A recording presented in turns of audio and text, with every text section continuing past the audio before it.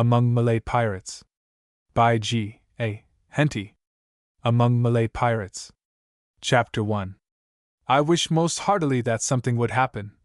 Harry Parkhurst, a midshipman of some 16 years of age, said to his chum, Dick Balderson, as they leaned on the rail of Her Majesty's gunboat Serpent, and looked gloomily at the turbid stream that rolled past the ship as she lay at anchor.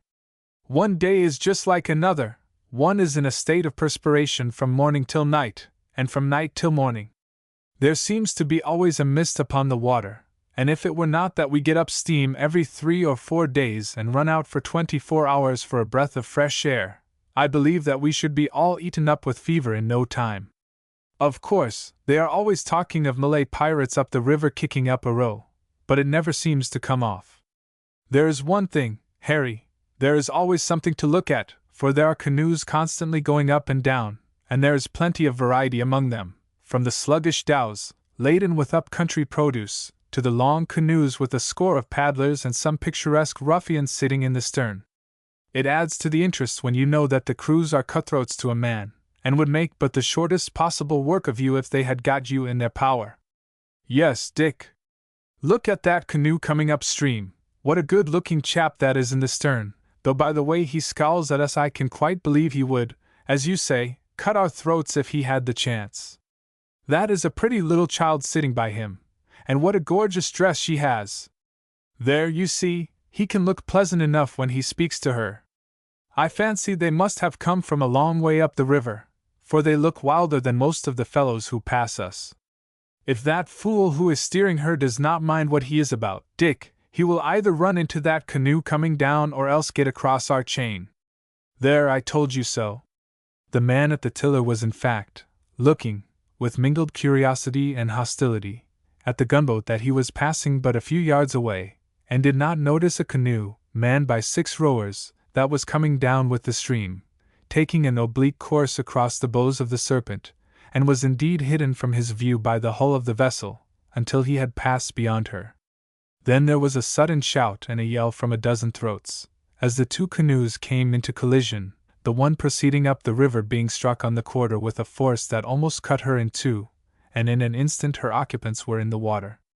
As the Malays were to a man almost as much at home in the water as on land, the accident would have had little effect beyond the loss of the boat and its contents, had it not been that the stern of the other craft struck the Malay chief with such force as to completely disable him, and he would have sunk at once had not 2 of the boatmen grasped him and kept his head above water.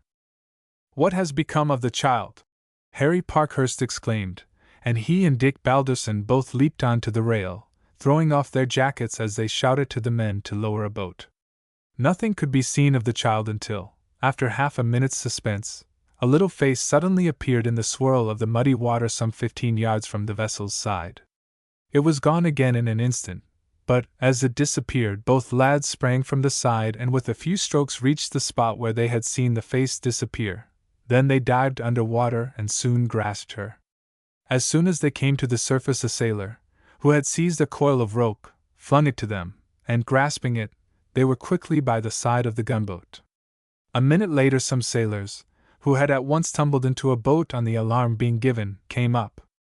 The child was first handed into it, then the midshipmen scrambled in, and, by their directions, 2 of the sailors, standing on the thwarts, lifted the child high above their heads to the hands of the men leaning over the bulwark.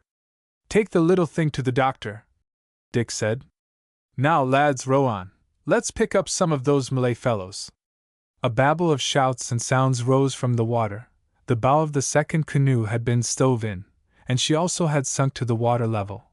A fierce fight was going on between several of the Malays.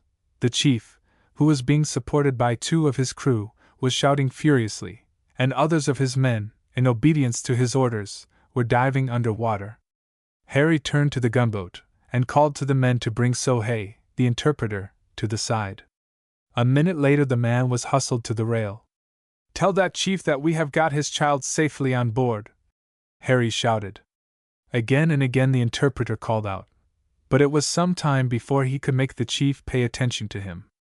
As the latter caught the purport of his words his face changed at once, and, after calling to his men to desist from their search, his head sank on to the shoulder of one of the men supporting him, and he evidently lost consciousness. "He is badly hurt, Dick. We had better get him on board, too."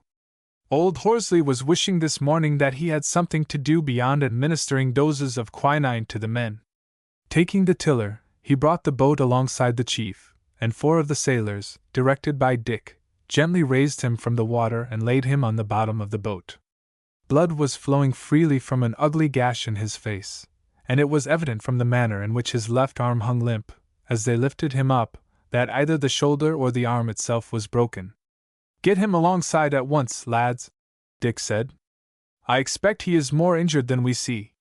The other fellows will be all right. They can all swim like fish." In 2 or 3 minutes the injured man was laid down under an awning over the foredeck of the cruiser, and the surgeon at once came up. "How is the child, doctor?" "She is still insensible," he said, "but she will soon be all right. I can't discover any injury, and I think it likely that it was the sudden shock, and perhaps a knock against the side of the boat, that stunned her, for I have no doubt she could swim, small as she is. This is a much more serious affair. He has an ugly gash in his temple, his collarbone is broken, and," he went on, as he passed his hands down the patient's side, "he has 2, if not more ribs broken. Well, we will leave him to you, doctor. There are a lot of these fellows in the water, and I suppose they must be brought on board until we can get a boat to take them ashore." In a few minutes 18 Malays were brought to the side, and the 2 canoes, which were floating level with the water, were towed up and fastened by a rope to the stern of the gunboat. Even when safely on deck, the 2 parties were still so infuriated that they had to be separated and placed under guards apart from each other. 3 or 4 had been killed by the stabs of the deadly crisis, and their bodies could be seen floating astern. Several of those rescued had wounds more or less severe. "We should not have much chance with those fellows in the water, Mr. Parkhurst," an old sailor said to Harry. "No, indeed, Davis. They could swim round and round us, and our cutlasses would be very little good against those ugly-looking crises. If we were to leave them to themselves, they would fight to the death, and, after all, it was no one's fault in particular. Mr. Balderson and I were watching them. One was crossing the ship's bow just as the other came out from her side, and they were into each other before either had time to hold their boat up. That chap the doctor is bandaging up was in a nice taking about his child, sir. It was a lucky job that you and Mr. Balderson happened to catch sight of her." "Yes, poor little thing. It was only just a glimpse we got of her face, but as we were looking for her, and ready to dive, it was enough. Lucky we are inside the bar, Mr. Parkhurst, or the sharks would have had half the fellows. I did not think of it at the time, Davis, and it would not have made any difference if I had. We were only in the water a couple of minutes, and the Malays were making noise enough to frighten away any number of sharks. You will have the job of washing out our trousers again. We had only put them on clean half an hour before." "That ain't no matter, sir, especially if you go down and change at once.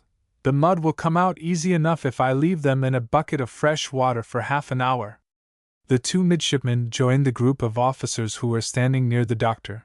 The latter had, on closer examination, announced that 4 of the ribs were broken. He had finished his work just as the lads came up. News had been brought up by the steward that the little girl had opened her eyes. While he was speaking, the Malay conversed rapidly with the interpreter. "What is he saying, Sohei?" the captain asked. "He is asking why his daughter is not here, and if she is hurt, and how she came to be saved," the man replied. "Me tell him she come up to see him soon. The doctor says she no hurt." 2 minutes later the doctor reappeared, carrying the child in his arms. She looked round fearlessly at the white faces until her eye fell upon her father, when she slipped out of the doctor's arms like an eel and ran to him. The grim features of the Malay lit up with a pleasant smile as he held out his right hand to her. She was a strange little figure, for the doctor had not waited to obtain any suitable garments for her, but had wrapped her up in one of the signal flags, which the child herself had wound round her waist and over her shoulder like a native sarong. "You tell him, Sohei, that he must not talk to her," the doctor said. "If he keeps quiet, he will get well in short time. If he talk, he'll many days. But I will let him say a few words to her now." The Malay's eyes passed over the group of officers and rested on the two midshipmen, whose wet clothes showed that they were the officers who had, as the interpreter had told him, dived in and rescued the child. He said something to the interpreter. "Malay man want to speak to you, young gentleman," the man said. "He wished to thank you." "Oh, tell him there is nothing to thank us for," Harry said hastily. "It was nothing more than taking a bath." "Yes, officer, but he wishes to speak to you." Somewhat reluctantly, the two lads approached the side of the injured man.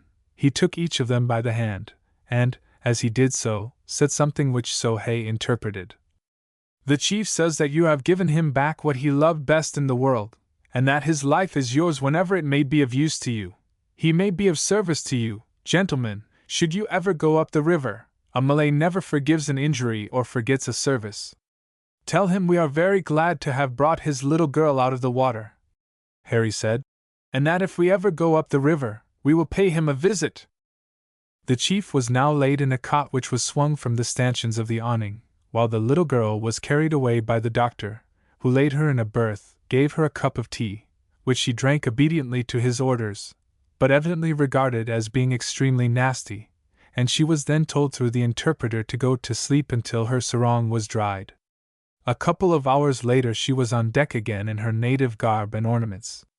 The interpreter pointed out to her the two midshipmen who had rescued her, and she at once went up to them, and slipping her hands into theirs, began to prattle freely. They were unable to understand what she said, but they took her round the ship, showing her the guns, and introduced her to Ponto, the captain's great Newfoundland, who submitted gravely to be patted by her, to Jacko, the monkey, who was by no means disposed to be friendly, but chattered and showed his teeth, and to Julius Caesar, the Negro cook, who grinned from ear to ear, and presented her with some cakes from a batch which he had just made for the captain's table. The rest of the Malays had already left the ship. 2 native boats had been hailed, and in these the 2 parties of Malays had taken their places, and, with their boats towing behind, had been rowed away, the captain giving strict instructions that they were to be landed on opposite sides of the river. The little maid speedily became a general pet on board the Serpent, and was soon the proud possessor of several models of ships, 2 patchwork quilts, several carved tobacco boxes, and other specimens of sailors' handiwork. Small as she was, she had evidently a strong idea of her own importance, and received these presents and attentions with a pretty air of dignity which at once earned for her the title of the princess. On the 2nd day after the accident, the chief's boat came off from the shore, the damage having been speedily and neatly repaired. Little Bahi stood on the top of the accommodation ladder as they approached, and addressed them with great asperity, using much gesticulation with her arms. "What is she saying, Sohei?" Dick Balderson asked. "She is telling them that they are bad men to let the boat be run down, that she is very angry with them, and they will all be punished." The men looked very crestfallen under their little mistress' reproaches, and held up their hands in a deprecating manner, while the helmsman stood up and, after salaaming deeply, entered upon a long explanation, which ended in his asking if he might come on board to see his chief. Permission was at once granted by the captain, upon the request being interpreted to him. When he mounted the steps, Bahi led him to the side of her father's cot. The doctor, however, interposed. "Tell him he must not talk," he said to the interpreter. "The chief is ill and must not be allowed to excite himself. But he can say a few words if he wants to." The cot had been lowered to within a few inches of the deck in order that the chief might watch his daughter as she trotted about and romped with Ponto, who had now quite taken her into his friendship. The chief's face expressed alarm when he first saw the great dog, but when he saw how gentle the animal was, and how, when one of the sailors placed the child on his back, it walked gravely up and down the deck, wagging its tail as if pleased with its novel burden, he was satisfied that no harm could come to her from this formidable-looking animal. He had first spoken a few words sharply to the man in answer to his excuses, and indeed, had the helmsman been minding his business instead of looking at the ship, the collision might have been prevented. But Hassan Jebash was at the present moment so well contented with the recovery of his child that he accepted the man's excuses, and the latter went back to his boat evidently greatly relieved. In a few days the chief began to show signs of impatience, and through the interpreter constantly demanded of the doctor when he would be well enough to leave. You asked him, Sohei, whether he wishes to be able to lead his tribe in battle again, or to go through life unable to use a kris or hurl a spear. In another 10 days, if he remains quiet, he will be able to go, and in a couple of months will be as strong and active as ever, if he will but keep quiet until the bones have knit. Surely a chief is not like an impatient child, ready to risk everything for the sake of avoiding a little trouble. The chief, on this being translated to him, scowled angrily. Tell him it is of no use his scowling at me, Sohei. I am not doctoring him for my own amusement, but for his good, and because he is the father of that little child.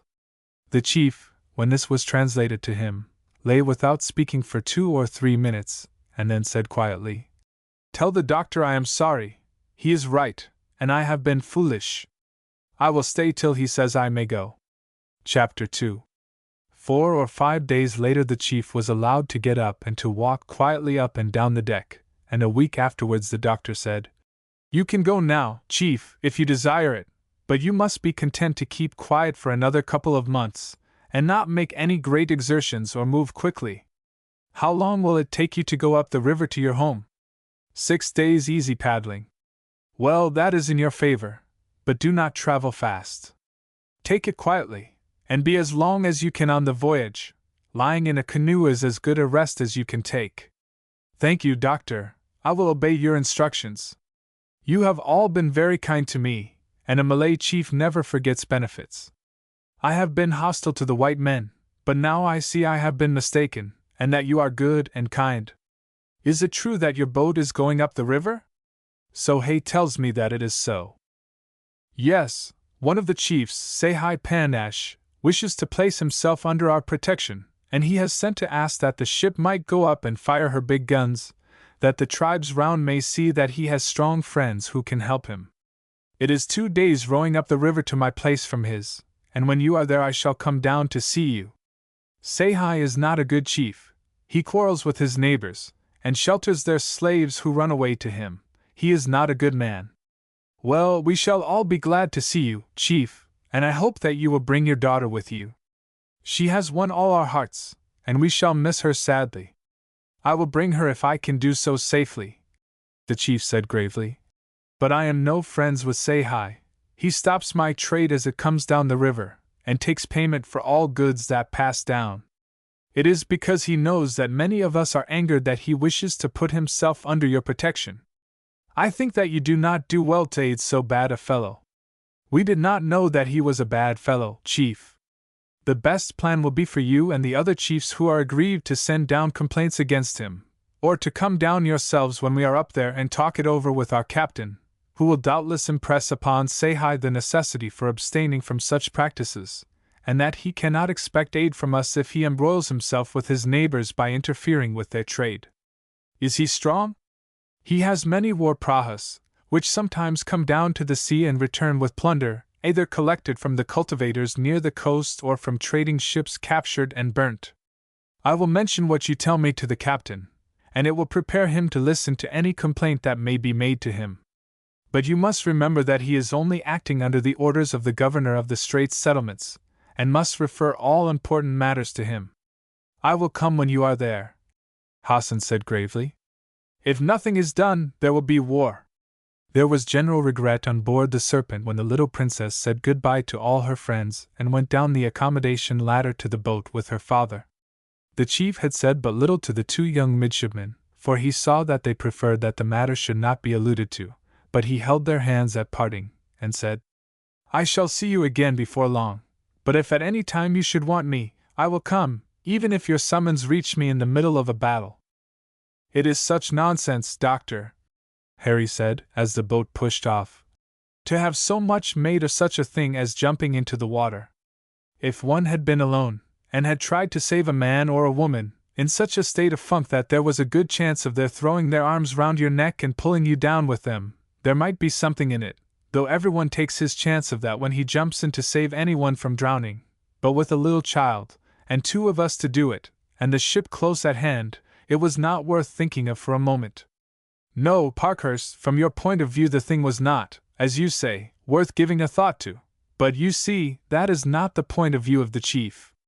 To him it is nothing whether your exploit was a gallant one or not, or whether you ran any danger. The point simply is, his child would have been drowned had you not seen her and fished her out, and that it is to you that he owes her life. I think you have reason to congratulate yourselves on having made a friend who may be very useful to you. It may be that there will be trouble up the river, and if so, he might possibly be of real service to you. But in any case he may be able to give you some good hunting and fishing, and show you things that you would never have had an opportunity of seeing without his friendship and assistance. I did not think of that, Doctor. Yes, that would certainly be a great thing. I can assure you I look at it in that light myself, Parkhurst, and I am looking forward to paying him a visit, as, under his protection, I should get opportunities of collecting which I could never have in the ordinary way, for, unless they are greatly maligned, one could not trust oneself among the Malays without some special protection. But they are not savages, Doctor. Hassan is a perfect gentleman in manner, and in that silk jacket of his and handsome sarong he really looks like a prince. I could not help thinking that all of us looked poor creatures by his side. They certainly cannot be called savages, though from our point of view many of their customs are of a very savage nature. Piracy is very general among those living on the seacoast or on the great rivers, but it must be remembered that it is not so very many centuries ago that a toll was demanded of all passers-by by the barons having castles on the Rhine and other navigable rivers. The crews of wrecked ships were plundered on every coast of Europe, our own included, not so very long ago, and in the days of Elizabeth. Drake and Hawkins were regarded by the Spaniards as pirates of the worst class, and I fear that there was a good deal of justice in the accusation. But the Malays are people with a history. They believe themselves that they were the original inhabitants of the island of Sumatra. However, it is certain that in the 12th century they had extended their rule over the whole of that island and many of its neighbors, and in the 13th had established themselves on this peninsula and had founded an empire extending over the greater part of the islands down to the coast of Australia. They had by this time acquired the civilization of India, and their sultans were powerful monarchs. They carried on a great trade with China, Hindustan, and Siam, and their maritime code was regulated and confirmed, as early as 1276, by Muhammad Shah. How is it that they have come to such grief, Doctor? Principally by the fact that they had the feudal, or you may call it the tribal, system. Each petty chief and his followers made war on his neighbors if he was strong enough, and as some tribes conquered others, the empire became split up into an indefinite number of clans, whose chiefs paid but a very nominal allegiance to the Sultan. So islands broke off from the empire until it had practically ceased to exist, and the Malays were a people united only by similar customs and language, but in no other respect, and were, therefore, able to offer but slight resistance on the arrival of the Dutch and Portuguese in these regions. Still, the upper classes preserve the memory of their former greatness. The people are intelligent, and most of the trade in this part of the world is carried on by them. They are enterprising, and ready to emigrate if they see a chance of improving their fortunes. You know we saw many of them at the Cape when we touched there. Nominally they are Mohammedans in religion, but they do not strictly observe the ordinances of the Quran, and their Mohammedanism is mixed up with traces of their original religion. Ah, that explains why the chief's name was Hassan. I wondered that a Malay should have a Mohammedan name. They are not much like Arabs in figure. Of course, Hassan is a very fine-looking man, and some of the other chiefs we saw at Penang were so, but most of them are shorter than we are, and very ugly. Yes, in figure and some other points they much resemble the Burmese, who are probably blood relations of theirs. The chiefs are finer men, as you will always find in the case in savage or semi-savage peoples, for, of course, they have the pick of the women, and naturally choose the best-looking. Their food, too, is better and their work less rough than that of the people at large. The sons and daughters of the chiefs naturally intermarry, and the result is that in most cases you will find the upper classes taller, better formed, lighter in color, and of greater intelligence than the rest of the people. This would be specially the case in a trading people like the Malays. Their ships would bring over girls purchased in India, just as the ruling classes in Turkey used to obtain their wives from Circassia, and this, no doubt, has helped to modify the original Malay type. Thank you, Doctor. I think I shall like the Malays now I know something about them. Is it true that they are so treacherous? I don't know, Parkhurst. Doubtless they are treacherous in their wars. That is to say that they consider any means fair to deceive an enemy. But I do not think that they are so, beyond that. The Dutch have never had any very great difficulty with them, nor have we in the portion of the peninsula where we have established our rule. Of course, I know little about them myself, as I have only been out here a few months, but I am told that as traders they can be trusted, and that the word of a Malay chief can be taken with absolute confidence. Of course, among the majority of the people of the peninsula we are regarded with jealousy and hostility. They dread that we should extend our dominion over them, and it is not surprising that they should by every means in their power strive to prevent our coming far inland. The chiefs on the rivers are, as a rule, specially hostile. In the first place, because their towns and villages are more accessible to us, and they know more of our power than those dwelling in the hill country, and secondly, because they depend largely upon the revenue that they derive from taxing all goods passing up and down, and which they not unreasonably think they might lose if we were to become paramount. No doubt there is much that Hassan said of Sahai that is true and is applicable to other chiefs who have placed themselves under our protection, namely, that they have so injured trade by their exactions as to incur the hostility of their neighbors. Of course, I am not speaking of such men as the Rajas of Johore and Perak, who are enlightened men, and have seen the benefits to be derived from intercourse with us. Their people are agriculturists, and they are really on a par with the protected states in India. There is a great future before the country. Gold is found in many of the rivers, tin is probably more abundant than in any other part of the world, and the exports are now very large. There are immense quantities of valuable timber, such as teak, sandalwood, and ebony. The climate is, except on the low land near the rivers, very healthy. Nutmegs, cloves, and other spices can be grown there, and indigo, chocolate, pepper, opium, the sugarcane, coffee, and cotton are all successfully cultivated. Some day, probably, the whole peninsula will fall under our protection, and when the constant tribal feuds are put a stop to, the forests cleared, and the ground cultivated, as is the case in our own settlement of Malacca, it will be found one of the most valuable of our possessions. Any amount of labor can be obtained from China, and it is probable that the races who inhabit the mountainous districts, who are said to be industrious and peaceable, will also readily adapt themselves to the changed conditions. They are not Malays like the people of the lowlands, but are a black race with curly wool, like the natives of Africa, and probably inhabited the whole peninsula before the arrival of the Malays.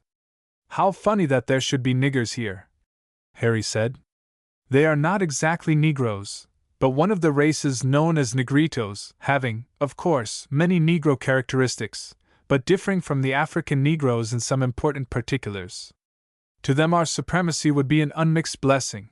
Their products would reach the coast untaxed, and they would obtain all European goods at vastly cheaper rates.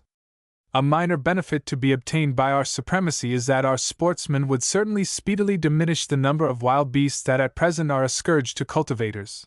The tigers would be killed down, the elephants captured and utilized, and the poor people would not see their plantations ravaged, but would be able to travel through their forests without the constant danger of being carried off by tigers and panthers, and possibly be able to cross their rivers without the risk of being snapped up by alligators, though, doubtless, it would take some time before this would be brought about.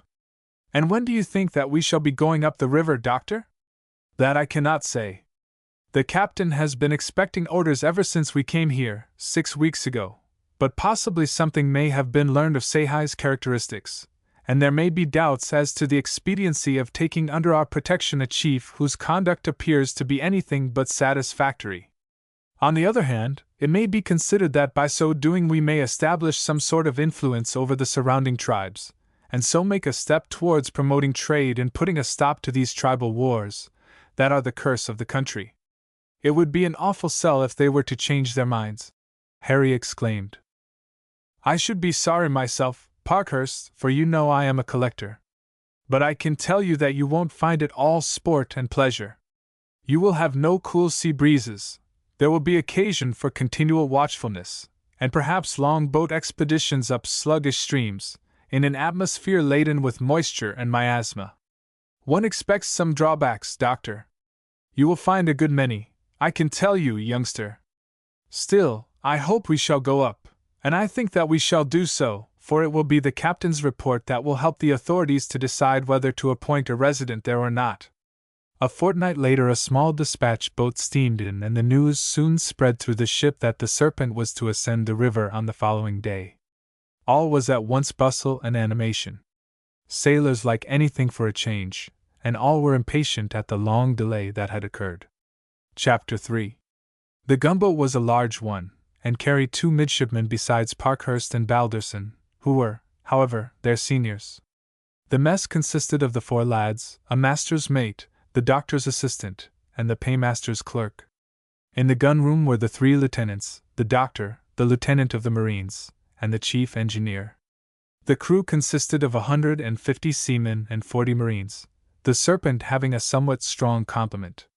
She had been sent out specially for service in the rivers, being of lighter draught than usual, with unusually airy and spacious decks, and so was well fitted for the work. The conversation in the junior mess of the Serpent was very lively that evening.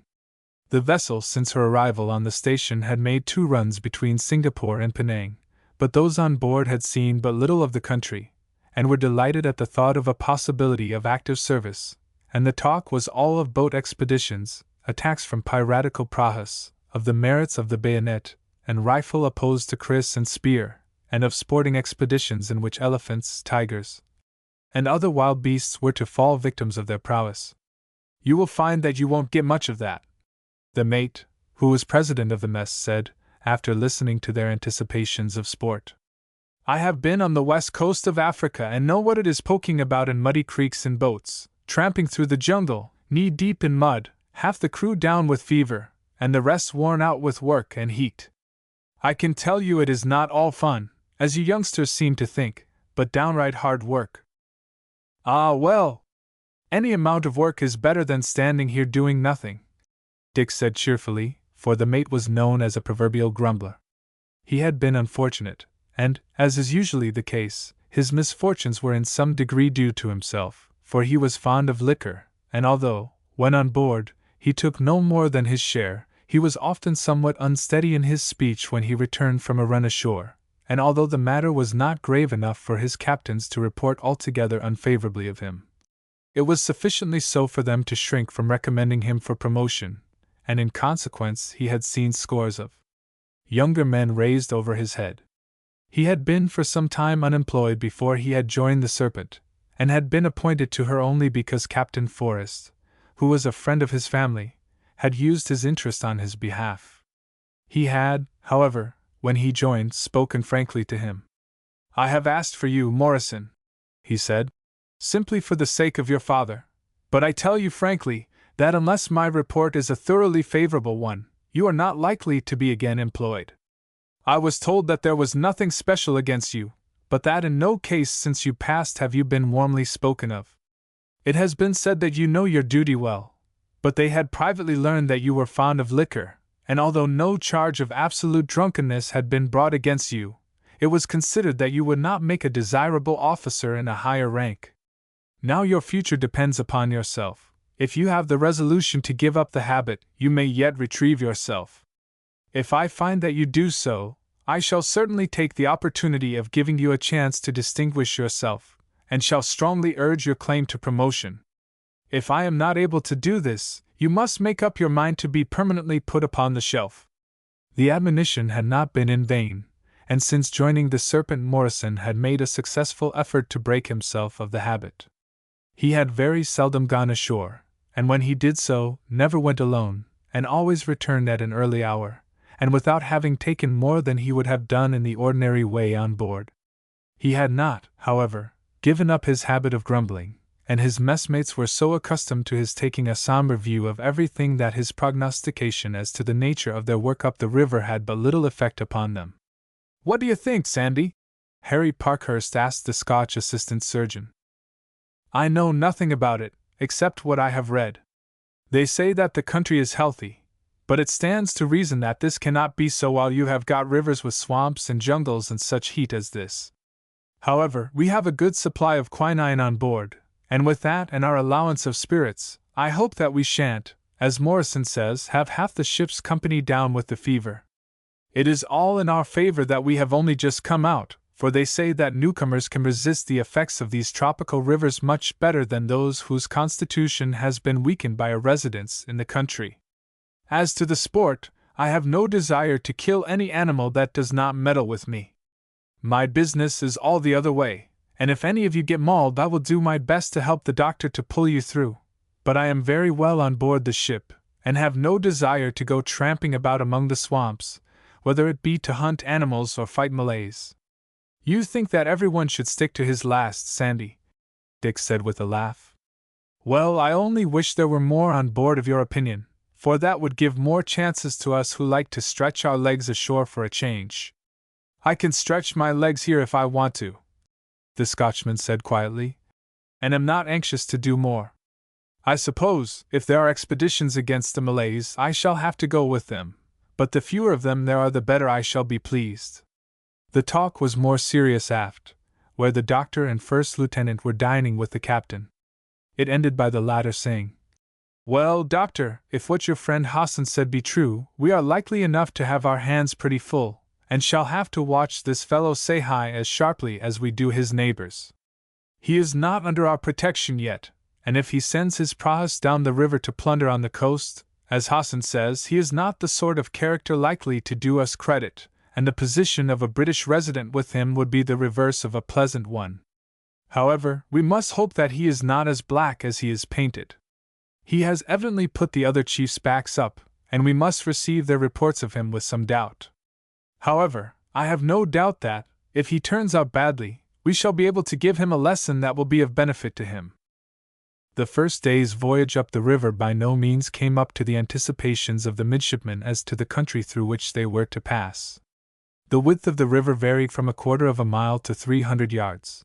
The banks on each side were lined with mangroves, presenting a dreary and monotonous aspect. Progress was slow, the steam launch going ahead and sounding the depth of water, the captain having but little faith in the assertion of the native pilot that he was perfectly acquainted with every bank and shallow. Being now the dry season, the tops of many of these shoals were dry, and numbers of alligators were lying half in and half out of the water, basking in the sun. Several of the officers who possessed rifles amused themselves by shooting at these creatures, but it was very rarely that any attention was paid to their firing, the balls glancing off the scaly armor without the alligators appearing to be conscious of anything unusual. There was more amusement in watching how, when the swell of the steamer rushed through the shallow water and broke on the shoals, the reptiles turned and scrambled back into the river, evidently alarmed at this, to them, strange phenomenon. I should not care about bathing here, Davis, Harry Parkhurst remarked to the old sailor. You are right, sir. I would rather have a stand-up fight with the Malays than trust myself for 2 minutes in this muddy water. Why, they are worse than sharks, sir. A shark does hoist his fin as a signal that he is cruising about, but these chaps come sneaking along underneath the water, and the first you know about them is that they have got you by the leg. Which is the worse, Davis, a bite from an alligator or a shark? Well, as far as the bite goes, Mr. Parkhurst, the shark is the worst. He will take your leg off, or a big un will bite a man in 2 halves. The alligator don't go to work that way.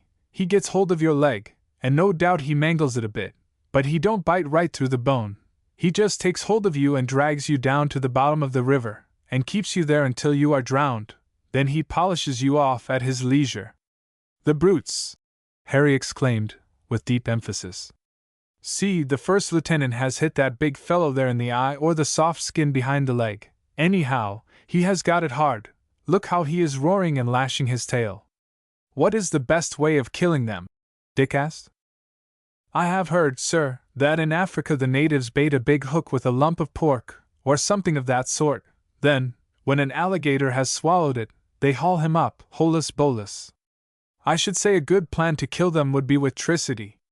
The last ship I was in, we had an officer of the marine artillery who knew about such things, and he put a big cartridge into a lump of pork, with 2 wires, and as soon as the shark had swallowed it he would touch a spring or something, and there would be an explosion. There was not as much fun in it as having a hook, but it was quicker, and he did not do it for sport, but because he hated the sharks. I heard say that he had had a young brother killed by one of them. He would sit there on the taffrail for hours on the lookout for them, with 3 or 4 loaded lumps of pork. Why, I have known him kill as many as a dozen in a day. I expect the best part of his pay must have gone in dynamite. He had a narrow escape one day. Somehow the thing went wrong, and in trying to set it right he fell over the taffrail. The shark had bolted the bait, but this was not enough for his appetite, and he went straight at the officer. He had had a young ensign sitting beside him, who had often watched his work, and knew how the thing went. I was standing near at the time, and he began twisting some screws and things as cool as a cucumber, though I could see as his hand shook a bit. Well, he got it right just in time, for the shark was not half a length away from the captain, and was turning himself over for a bite, when the thing went off, and there was an end of the shark. The captain was a bit shaken up, but he made a grab at the rope, and held on to it till we lowered a boat and picked him up. He had to be got up on deck in a chair, and it was 2 or 3 days before he was himself again. When he got round he set to work again more earnestly than ever, and I believe that if we had stopped in the West Indies long enough, there would not have been a shark left in those waters. It was a capital plan, Davis, and if we ever take possession of these rivers, we shall have to do something of that sort to get rid of the brutes.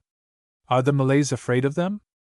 I don't know, Mr. Parkhurst, but I think they are. I had a chat with a mate I met in the Peril, which went home the day after we relieved them here.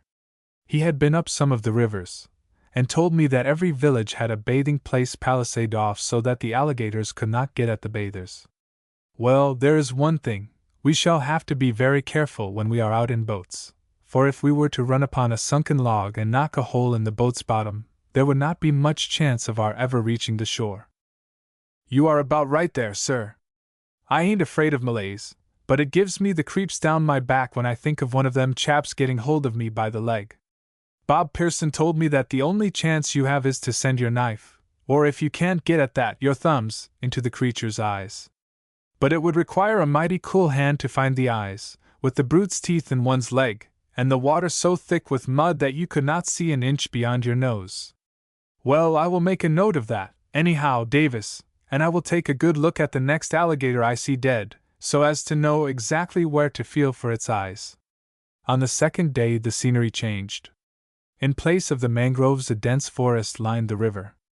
Birds of lovely plumage occasionally flew across it, and after they had anchored in the evening, the air became full of strange noises. Great beasts rose and snorted near the banks. Sounds of roaring and growling were heard in the wood, and the lads, who had been so eager before to take part in a hunt on shore, listened with something like awe to the various strange and often mysterious noises. "What in the world does it all mean, Doctor?" Dick Balderson asked, as the surgeon came up to the spot where the 4 midshipmen were leaning on the rail. "It means that there is a good deal of life in the woods. That splashing sound you hear with deep grunts and snorts is probably made by a hippopotamus wallowing in shallow water, but it may be a rhinoceros, or even a buffalo. That roar is either a tiger or a panther, and that snarling sound on the other bank is, no doubt, made by smaller animals of the same family, indulging in a domestic quarrel. Some of the other sounds are made by night birds of some kind or other and perhaps by monkeys, and I fancy that distant vibrating sound that goes on without intermission is a concert of a party of frogs." "What is that?" As a shrill cry as from a child, followed by a confused outburst of cries, chattering, and, as it seemed to them, a barking sound, followed. "I fancy that is the death cry of a monkey. Probably some python or other snake has seized it in its sleep, and the other noise is the outcry of its companions heaping abuse upon the snake, but unable to do anything to rescue their friend." "I don't think, Doctor," Harry Parkhurst said, in a tone that was half in earnest, "that I feel so anxious as I did for sport in the forest, and certainly I should decline to take part in it after nightfall." "I can quite understand that, lad. At night all the sounds of a tropical forest seem mysterious and weird, but in the broad daylight the bush will be comparatively still. The nocturnal animals will slink away to their lairs, and there will seem nothing strange to you in the songs and calls of the birds. I should recommend you all to take a sound dose of quinine tonight. I have a 2.5-gallon keg of the stuff mixed, and any officer or man can go and take a glass whenever he feels he wants it. It would be good for your nerves, as well as neutralize the effect of the damp rising from the river. I should advise you who are not on the watch to turn in early. It is of no use your exposing yourselves more than is necessary to the miasma.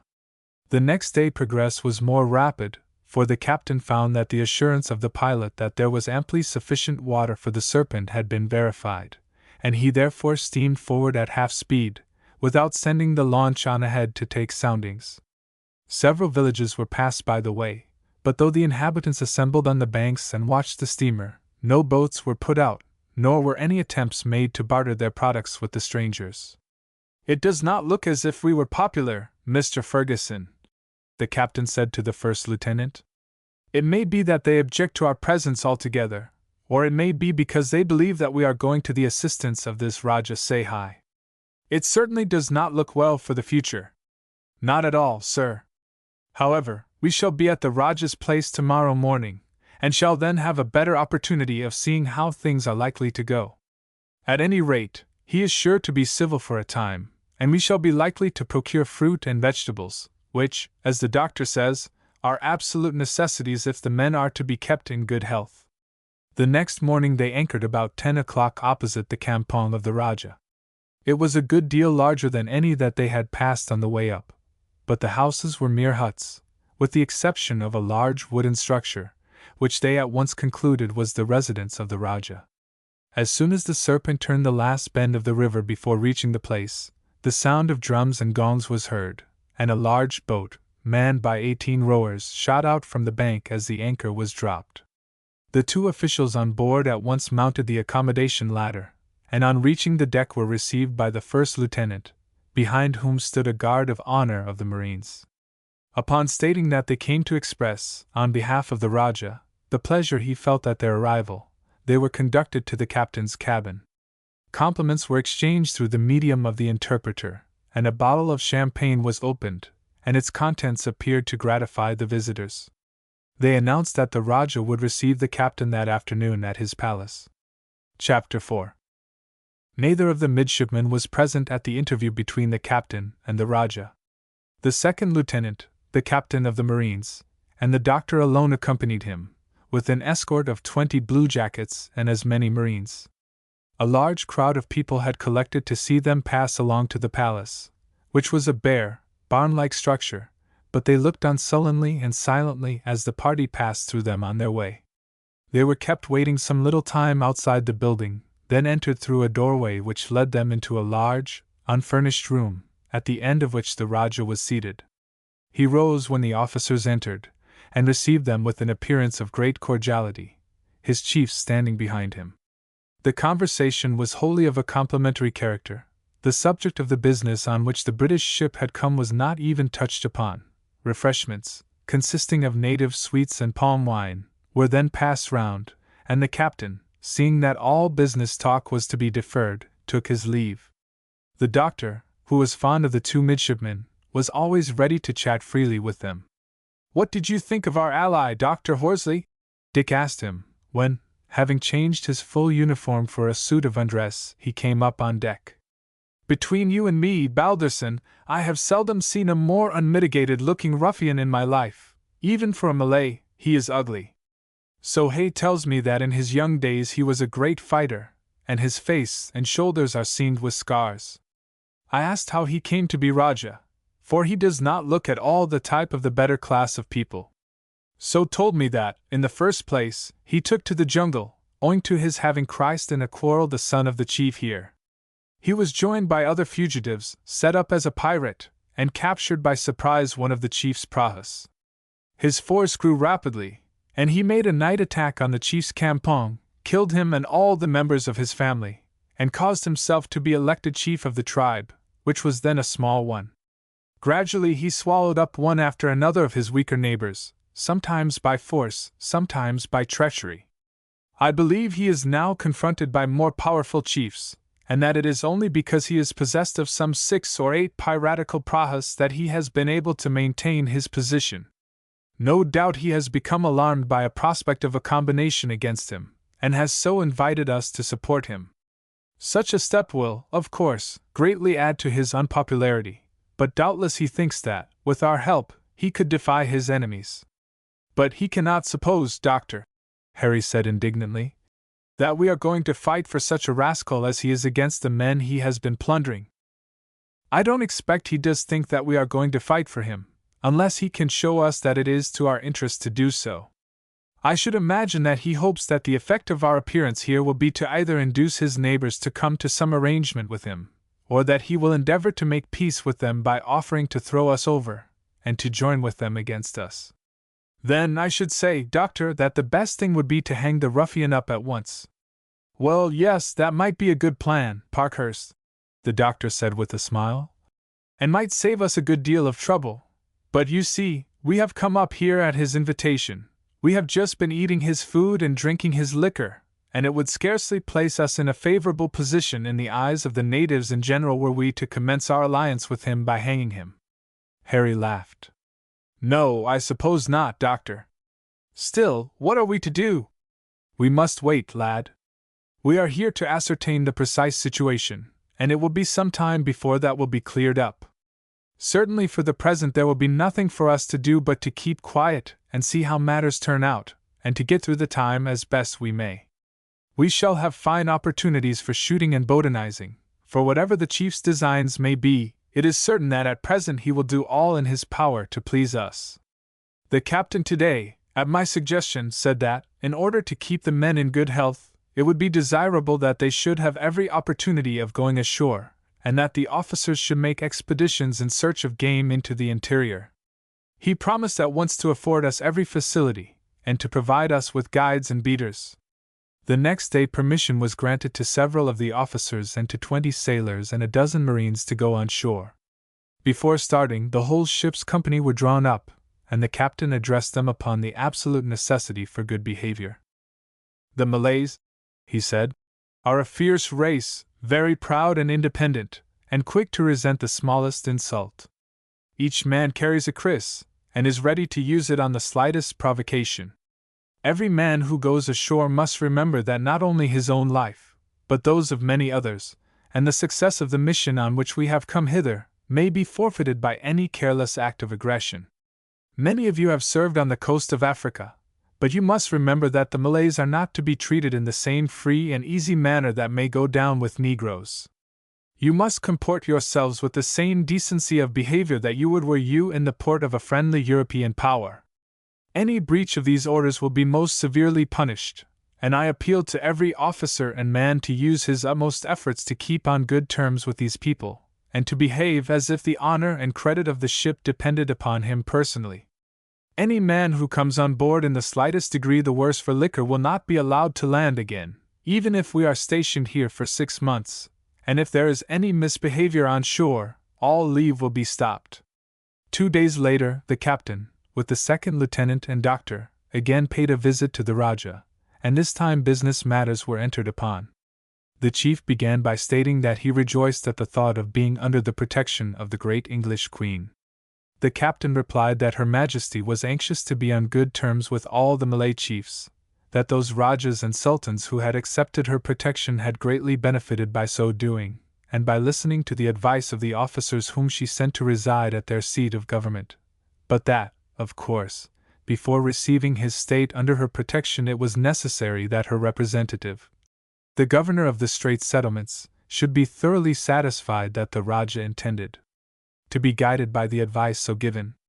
He said that it was thoroughly necessary this should be understood, for that the allegiance offered to the Queen could not be lightly thrown off. If a chief once owned her as his sovereign, he could not change his mind afterwards, and should he disobey the advice and orders of the resident, he would be liable to be dethroned, and his government bestowed upon one better fitted for it.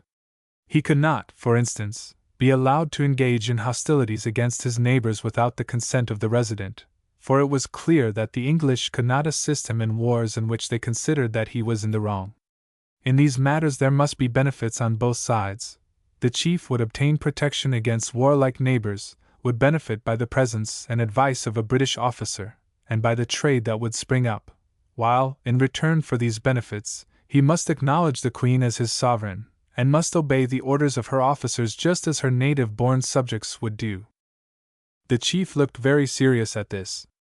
"Cannot," he asked at last, "a chief obtain the protection of the British, and afterwards remain as an ally of theirs?"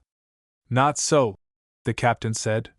"He cannot come to us when he is in danger and ask us to send ships and men to aid him, and afterwards, when the danger has passed, wish us good morning, and give us nothing in return for the benefits he had received." "What orders would a resident give?" the Rajah asked, after a pause. "He would give such orders as would be necessary for the good of the state. Without interfering in matters of home government, he would not allow acts of tyranny and cruelty that would imperil the peace of the state, and perhaps bring about a rising.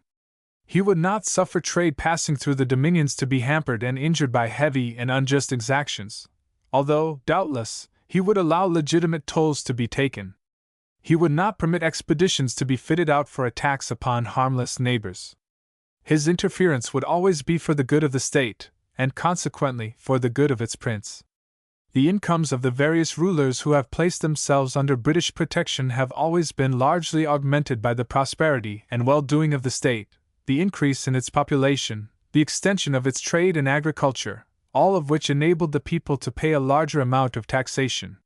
You see, Rajah, we force no one to place himself under our protection. We war with no one unless, by attack upon ourselves or upon princes under our protection, he compels us to punish him, and in extreme cases, to take possession of his dominions. I am explaining all this to you because I wish you thoroughly to understand what your position will be if the Queen takes you under her protection, which she certainly will not do unless it is found that you are likely, on your part, to carry out faithfully the obligations you have assumed in return for that protection." When this had been translated to the Rajah by the interpreter, the chief sat for some time silent. It was evident that he was ill-pleased, and that he had reckoned upon obtaining the British aid without undertaking any responsibilities whatever. "And the officer who will come up," he said at last, "would he reside on shore?" "Certainly he would. A portion of ground would be allotted for the residency. On this a fort would be erected, which would be manned by a small force for his protection, and he might either reside in the fort or in a residence erected for him close to it, and under shelter of its guns. The fort would, of course, be used for the protection of the town against enemies, as well as for the protection of the officer against any rising on the part of your people, in which case you, as well as himself, would find a refuge in it." "Then I should no longer be a ruler," the Rajah said angrily. "I should not be able to order those who offended me to be punished." "Not at all," the captain replied quietly. "Your powers as a ruler would not be interfered with in any way, as long as they were properly exercised. You would have the power of executing ill-doers in accordance with the custom of your country, but the murder of a person who had committed no crime whatever is not to be permitted, and anything like wholesale cruelty and tyranny would be sternly repressed." For some time the Rajah sat without speaking, then he said, with an evident effort of self-control, "I must think all this over, it is all new to me." "By all means do so," the captain replied. "The matter is an important one, and you will do well to consider it in all lights before you take a step that, once taken, cannot be undone." "I don't like the fellow's looks, Doctor," the captain said. "He intended to use us as a cat's paw against his neighbors. I think that he is a thoroughly bad lot, sir, and if he accepted the terms, I should be very sorry to be appointed resident, for I should not feel that my life was worth a day's purchase. Well, there is nothing to do but to wait until we get a definite answer from him, and my instructions are that, if I find that he is not a desirable man to have to deal with, I am to enter into negotiations with other Rajas, and to endeavor to do something to open the trade of the river and to render it safe for merchants who come up to trade. If Hassan's account of this man's doings is correct, he is the main cause of the falling off in the trade, and moreover, the author of the piracies of which we have had so many complaints. Indeed, it is possible that when the governor learns the true state of things, I may get an order to present an ultimatum to this fellow and to sink his piratical craft." At any rate, we may make up our minds to be here for some time. On the following day a message was received from the Rajah, saying that if any of the officers wished to go on excursions for sport, guides would be placed at their disposal, and that all who wished to do so could at any time travel through the country without the slightest fear of molestation. For some time affairs remained in the same condition. The doctor went daily on shore with butterfly and beetle nets, tin boxes, and other paraphernalia. He was generally accompanied by a couple of bluejackets, and always took a native guide to prevent the risk of being lost in the jungle, and also because the man was able to take him to places where villages had stood, and it was in these clearings that insect life, especially among the Lepidoptera, was most abundant. The Malay he first engaged was a young fellow who proved so intelligent and willing that he was permanently retained for the service as long as the serpent remained on the station. The officers obtained no sport with big game, for although at night the forest was full of sounds, showing the number of wild animals that abounded, these never were met with during the daytime, and it would have been hopeless endeavoring to penetrate the thick jungle in search of them. There was, however, an abundance of birds, for the most part of brilliant plumage, and the doctor was delighted with the spoils they brought in, while the messes were kept well supplied with jungle fowl and other edible birds. The natives, learning from the guide of the doctor's passion for insects, brought in large numbers for sale, and he was able to purchase a great many specimens altogether new to science. The two midshipmen made excursions with their guns whenever they could get leave. Davis and 2 other sailors always accompanied them, as the captain's orders were strict that no officer or man should go outside the limits of the campong unless accompanied by 2 armed seamen. Sometimes they took a native canoe and went up the river fishing, but as an abundance of fish could be caught by lines from the ship's side, they only did this as a change, and often in the cool of the evening they lay lazily in the canoe, while the fishermen were employed rowing them up one or other of the numerous streams which flowed into the river. The doctor's prognostications as to the health of the crew were only partially verified, for the precautions taken, if they did not secure a perfect immunity against fever, at least greatly diminished the number of those who suffered from it. The abundance of fish either caught from the ship or purchased from the natives formed a wholesome diet, aided by the fruit, of which the natives brought off a very large quantity. It was very varied, and much of it delicious. The mangosteens were specially appreciated, and those who could overcome their repugnance to the disgusting odor of the durians found them delicious eating. Besides these were custard apples, bananas, and many other kinds of fruit. All were very cheap and, upon the doctor's suggestion, a supply was purchased daily for the use of the ship's company, and the sailors, who had no other use for their money, laid out no small portion of their pay on these luxuries. The captain had taken every opportunity, when boats passed up the river, to send messages and presents to the chiefs of the tribes higher up, with assurances that he had not come up as an enemy, but that he desired to be on good terms with all, and would gladly see any of them who would come down to pay him a visit, and would guarantee their safe return without molestation on the part of Sahai. No answers had, however, been received to these overtures, and a proposal he made to the Rajah to send some of the ship's boats up the river to endeavor to bring about an understanding between him and his neighbors was received with extreme disfavor. Chapter 5. So far, nothing had been seen of the Rajah's prahas. When questioned on the subject, he replied that they were all down on the coast, trading with the natives, but it was so improbable that they should have been sent away while the Rajah was in fear of an attack by his neighbors that no credence was given to the assertion. The ship's boats often went out for long rows on the river, ostensibly, as the captain told the Rajah, who inquired suspiciously as to the meaning of these excursions, for the sake of giving the crews active exercise, but principally in order to take soundings of the river, and to investigate the size and positions of the creeks running into it. One day the gig and cutter had proceeded farther than usual. They had started at daybreak, and had turned off into what seemed a very small creek, that had hitherto been unexplored, as from the width of its mouth it was supposed to extend but a short distance into the forest. The master's mate was in command of one boat, the second lieutenant of the other. Harry Parkhurst accompanied the latter. After pushing through the screen of foliage that almost closed the entrance to the creek, the boats rowed on for some distance. For half a mile the width was but some 15 yards, and the trees met in an arch overhead, then it widened considerably. "This is just the sort of place," the lieutenant said to Harry, "where the Rajah's prahas may be hidden away. We had best go along as noiselessly as possible. If we were to come upon them suddenly they might fire upon us, and that would bring on a general row. If we should catch sight of them, it would be best to take the news to the captain, and let him act as he thinks fit." He ordered the men to cease rowing until the gig came alongside. "Mr. Morrison," he said, "it seems to me that this is a likely place for the prahas to be hidden. We had better try and discover if this is the case, without being ourselves seen. Therefore have all the oars, except 4, laid in, and let the men muffle those with their stockings, and be most careful to dip them into the water without making a splash. Let absolute silence be preserved in the boat. I will lead the way as before, and if I hold up my hand stop rowing instantly." "Aye, sir," the mate replied. The same precautions were taken by the cutter, and the boats proceeded noiselessly. Presently the stream narrowed again, until it seemed that they were approaching its termination, and the boats stopped rowing. "I fancy we have come to the end of it, Mr. Morrison," the lieutenant said in a low voice. "I am afraid so too, sir.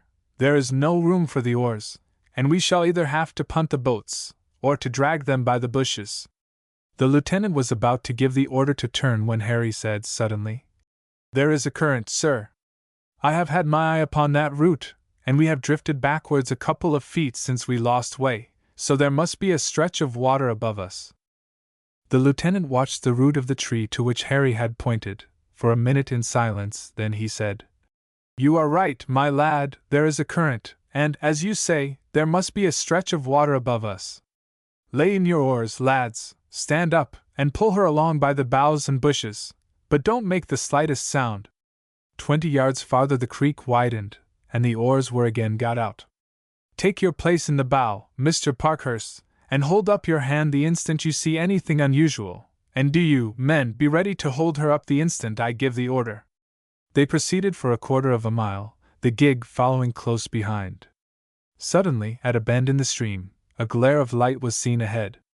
Harry held up his hand, and passed the word down in a whisper that just ahead the creek widened into a broad sheet of water. The lieutenant stopped the gig by holding up his hand, passed the order for the men to lay in their oars noiselessly, and told the coxswain to keep in well under the bushes on the left-hand side. Then he made his way forward, and joined Harry, telling the men to pull the boat forward by means of the branches overhead which were well within reach, but to avoid breaking even a twig. In a minute or two the bow of the boat arrived at the end of the screen of bushes, and a low exclamation broke from the lieutenant and Harry simultaneously. They were looking out onto an almost circular pool some 200 yards in diameter. In the center were moored 6 prahas. 2 of them lay broadside onto the creek, the other 4 were in a line behind these, and it seemed that their broadsides were directed to the opposite side of the pool, for the other 2 boats were in the way of their firing at the creek. They were long, low vessels, rowing some 20 oars on each side. Each carried a number of small brass guns, and they were evidently full of men, for numbers could be seen on deck, and boats were passing to and fro between them and a small village at the edge of the pool. Having taken in all the details of the scene, the lieutenant passed the word for the mate to leave his own boat and join him. When he did so, he whispered to him, "I thought it was as well that you should have a view of these fellows' position too, Morrison, as it would be of use to you if you have to take a boat in to attack them." 2 minutes later the boats were drawn back again to the open water in their rear, and rowed as noiselessly as before down the creek, no word being spoken until they were half a mile away from the pool. "That is a snug hiding place, Mr. Morrison," the lieutenant said. "It is indeed, sir. Who would have thought the scoundrels were so close to us, or that they lay up this narrow creek, which I have passed half a dozen times and never thought worth examining? I should not have dreamt that one of those craft could have passed through. I doubt whether they did pass through. They hardly could have done so without breaking down a good many of these branches, and we must have seen signs of that. I think they must have got into that pool by some creek coming in on the opposite side. You see 4 out of the 6 boats were anchored in line so as to bring their broadsides to bear on some point opposite to them, while the other 2 guarded them against any attack from this side. Naturally, they thought it unlikely that any boat would come up here, and so directed their main attention to the other opening. The next thing to find out will be where the other stream joins the river, otherwise, as soon as we make our appearance, they will escape that way, and there is not the least doubt that they could row away from our fastest boats. However, it is a great thing that we have discovered their whereabouts without their having the least notion that we have done so, and I am sure the captain will be very pleased when he hears that we have found them. It will give him the whip hand over that lying rascal, say hi. Captain Forrest smiled grimly when the lieutenant made his report of the discovery that he had made. Thank you, Mr. Hopkins, that is a very valuable discovery. Just at present matters have not come to a point when we can turn it to account. The next thing will be to find out where the other passage comes out. It will be a serious business to attack them in the boats alone. These prahas carry a tremendous lot of men, and the Malays will fight desperately. I do not say that we might not succeed, but we should lose a lot of men in the attempt.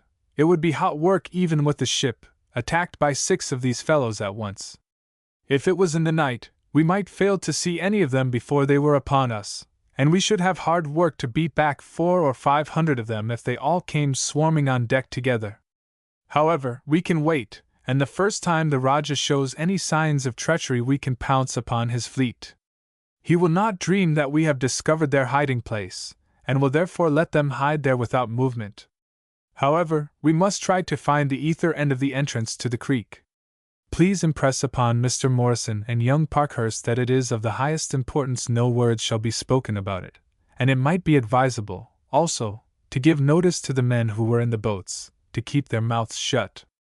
I have no reason to believe that the interpreter is not faithful to our interests, but it is just as well not to trust anyone. Moreover, it may be that some of these Malays who come on board with fruit may have been for a time at Singapore or Penang, and picked up a little English, and a chance word might let them know that we have discovered the prahas. I wonder why our friend Hassan has not turned up. Dick Balderson said to his chum one day, after they had been lying for a month opposite the town. I expect something has occurred to keep him, Harry said. I am quite convinced that he would have come if he could.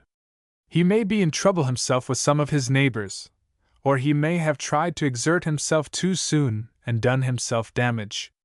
I am quite convinced that he meant what he said. At any rate, till this business here comes to a head, we are not likely to be able to go up and pay a visit to him. No, I am quite sure that the captain would not let us go now, and indeed, I would not ask him, even if I were sure he would, for we may get to blows with the Rajah any day.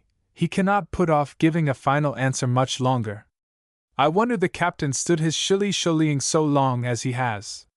It was but 2 evenings after this that, as the 2 midshipmen were leaning against the bulwarks, watching the reflection of the stars in the sluggish stream, a native sampan stole silently out from the shadow of the shore and dropped down alongside the Serpent. So noiseless was the movement that the 2 men on the lookout in the bow did not notice it, and the midshipman thought it was a shadow of some dark object floating downstream, when it came alongside and a man stood up. "Hello?" Harry said. "You must not come alongside like this. What do you want?" "Dick, Harry, Doctor, come from Hassan." "Oh, that is it. All right, come on board."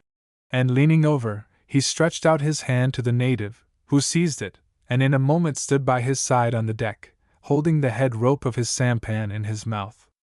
"Davis," Harry said to the sailor who was standing 2 paces away, "just go down to the wardroom, and tell the doctor, with my compliments, that I shall be obliged if he will come on deck at once. Say that it is something particular." A minute later the doctor appeared. "I was just in the middle of a rubber, Dick, and if you have not an uncommonly good reason for calling me up I will make you smart for it, the first time you get under my hands. Whom have we got here?" "He is a messenger from Hassan. He mentioned our names and yours." "Ah, I am glad of that," the doctor said, rubbing his hands together. "They have been chaffing me in the wardroom about it, and prophesying that I should never hear of him again." "Well, what does he say?" "He has not said anything except our names, Doctor, and that he comes from Hassan. I don't suppose he knows any more English, and I thought we had better consult you, whether it would be best to send for Sohei. He may have brought some message of importance." "Right, lad. I think the most prudent thing will be to tell the captain first. It may only be a message to say why he has not come, or it may be a matter of some importance. I will go to him at once." 2 or 3 minutes later he returned. "You are to bring him to the captain's cabin. Here, Davis, pass the word forward that the captain wants to see Sohei in his cabin." Harry touched the native, who had been standing quietly by his side, and signed him to accompany them, and with Dr. Horsley and Dick went direct to the cabin. "So your friend has sent a message at last, lad?" Captain Forrest said. "I am glad of that, for I own that I had doubts whether we should hear any more of him." "You come from the Chief Hassan?" The captain, who had been working at the Malay language, with the interpreter, since he had arrived at the mouth of the river, asked in that tongue. The man's face brightened. "Yes, my lord," he said. "Is he well?" "The chief is quite well. I wish I knew enough to question him without Sohei's interference, but I shall only make a mess of it, and perhaps get a wrong idea altogether of his message. Now, Sohei," he broke off as the interpreter entered, "you will ask this man the questions exactly as I put them, and tell me his answer word for word. It may be of importance. Now ask him first what message he brings from his chief to the officers." The question was put, and the native, speaking slowly and quietly, and evidently repeating a lesson that he had learned by heart, said, "The chief sends his greeting to his 3 friends Harry, Dick, and Doctor, also to Captain. He is well in body, he is cured, and can throw a spear and lead his men to battle. He has sent 4 messengers one after another, but none have returned with an answer. They have no doubt been Christ. Now he sends me. Tell him that no messenger has arrived until now," the captain said, when this was interpreted to him. The man nodded. "All Christ. I travel at night, hide in trees all day, float down at night in shadow of bushes, and have got through safe. Chief Hassan says not been able to come down. Other chiefs very angry because English warship come. Send message to Hassan to join them. When he say no, they threaten to kill him and destroy tribe when warship go away. 2 of Raja Sehai's prahas go up and down river, stop all boats. Sehai send message to all chiefs, say that English war boat here. English come take his country, and after they done that take the countries of the others, make themselves kings of the river. He asked them to join him in killing English, every man, then he would have no more quarrel with them, no trouble trade any more. Be good friends with all neighbors. Some chiefs say one thing, some another. Some more afraid of Raja than of English, some think better have English here than Raja. Hassan says must take great care. Sehai very treacherous, attack when they do not expect it. He thinks his prahas can easily take English ship, but Hassan says Sehai wants the other chiefs to aid, so that if the English send up more ships, then can all join him in fighting them. Hassan says he will do what he can. He has 8 war canoes, but no good against prahas. They run at canoes, and cut them in half, but will come to help if English attack. He does not know where prahas are. Begs captain to attack these first. It is they that make Sehai master of the river. If they destroyed, other chiefs not afraid of Sehai, and he might get some of them to join against him. Hassan said tell Harry and Dick and Doctor he does not forget their kindness, and will do what he can to watch over them. Such is Hassan's message. Ask him when he is going back to his chief," the captain said. "He go now," the interpreter said, after asking the question. "He get as far as he can before morning. He's sure many eyes watch ship night and day to see that no message comes, or any word of what Raja is doing. He float downstream in sampan some distance, then paddle to opposite bank, then keep in shadow of bushes up the river, and hide away till night comes again. Very well, then, tell him that he is to thank his master for sending us warning, that we had already found out that what he told us before he went away was true, and that Sehai is a very bad man. Say that we are not afraid of prahas, and will make short work of them when we get a chance. Tell him we will take great care, and not let ourselves be surprised, and that when we have finished with this fellow here, the ship will come as far up the river as she can go, and show the chiefs that the English have no evil intentions against them, and will send his 3 friends with a strong boat party to pay him a visit. By the way, ask the man if he knows this part of the country. Yes, Captain, he says that he has been since his boyhood a boatman, and has worked for some years with a trader, who used to go up the creeks and trade with the villagers. Ask him if he knows a creek that turns off from the river 4 or 5 miles above this. It is a very small one, but it leads into a pool on which is a large village. The man nodded at once, when the question was put, then spoke for a minute or two. He says, Captain, that he knows the pool and village, but he has never been up the small creek that you speak of. Did not know that a boat could get through. He has been there by a large creek that runs into the other branch of the river, the one that turns off 12 miles below this. From that river it is an hour's paddle and a sampan to the pool. How should we know the entrance? The captain asked. Entrance difficult to find, the native replied. Strip of land runs out from both sides, covered with trees. One goes a little beyond the other, so that anyone who did not know it would pass the entrance without noticing it. It is just wide enough for a large craft to go in and out. There is a village stands 100 yards below the entrance. It would be known by a big tree that grows before a large house close to the bank. The water is deep on that side. You have only, after passing the village, to keep close inshore, and you will then see the entrance to the creek. It is called Alligator Creek, because, more than any place, it swarms with these creatures. Thank you, the captain said. Will you tell the chief that I say you have rendered me a valuable service? He opened a case in which he kept presents intended for the chiefs, and took out a brace of handsome pistols, a powder flask, and a bullet mold. Take these, he said, in token of the service you have rendered. When I see your chief, you shall be well recompensed for the risk that you have run in bearing me his message. The Malay looked longingly at the pistols, and then said, I came by order of my chief, and not for reward. Quite so. I understand that, and am not offering you a reward for that service, but for the information that you have given me, which may be of value if I have trouble with the Raja here. The man bowed and took the pistols offered. I will use them against your enemies, he said warmly. But all of us know the creek, for it is that which renders it so difficult for us to fight against Sahai. He is master of the water, and we cannot attack him without first crossing that creek. We should have to carry canoes with us, to do it, for the creek is too full of alligators for anyone to swim across, and our small canoes would have no chance of passing the creek when his war boats were there. The captain nodded when this was translated to him. Sahai's place, in fact, stands upon an island formed by the 2 branches of the river and this creek. As soon as he became master of the river, he could hardly be assailed, while at any time he could sally out and fall upon his enemies. Ask the man if he will take any refreshment before he goes. The man declined. He had, he said, sufficient fruit and dried fish for his journey back.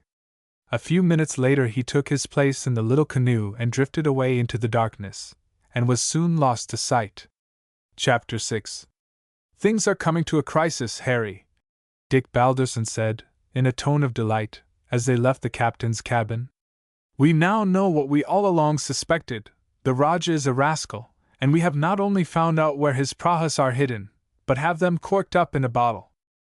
Nothing could be better, Dick, and I expect we shall have some pretty hot work. Of course the serpent cannot get up that creek, though she can place herself at the entrance and prevent their getting away.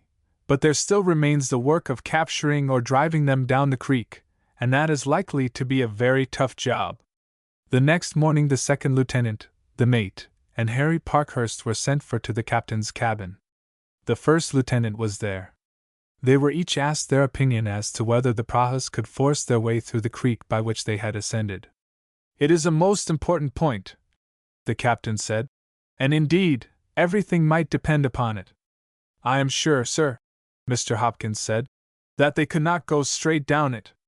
They might cut their way through, but it would be a work of considerable time, for with their masts they would have to clear away the branches to a considerable height.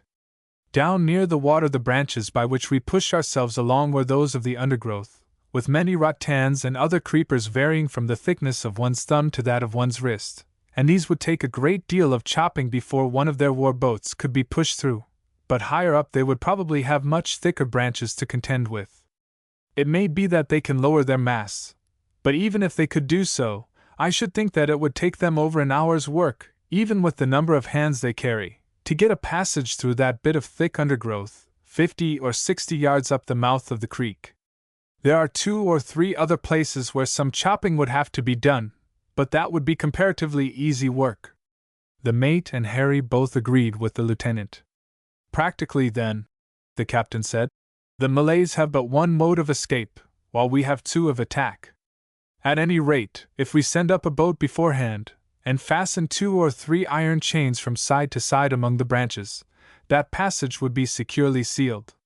Thank you, gentlemen, that is all I have to ask at present. It is a very difficult nut we have to crack, Mr. Ferguson, he went on, when he and the first lieutenant were alone.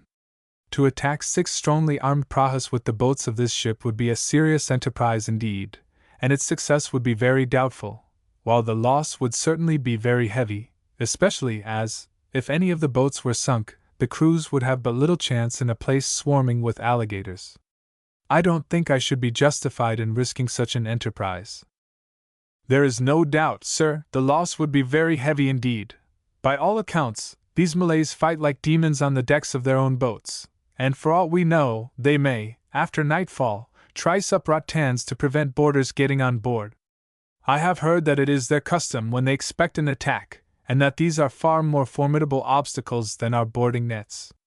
Of course, I should be quite ready to lead an attack should you decide upon making one, but I cannot conceal from myself that it would be a well-nigh desperate undertaking. I am glad that you are of that opinion, the captain said. There seems to me but one course, and that a difficult one, namely, to carry a couple of heavy guns through the forest to the edge of the pool. It would be a serious undertaking, and we should have to send a strong force to defend them, but if we could succeed in planting them in position, we should soon drive the Malays out of the pool. That would be a capital plan, Captain, if it could be managed. I suppose before we attempt it, you will take possession of this place, and capture the Rajah? That of course.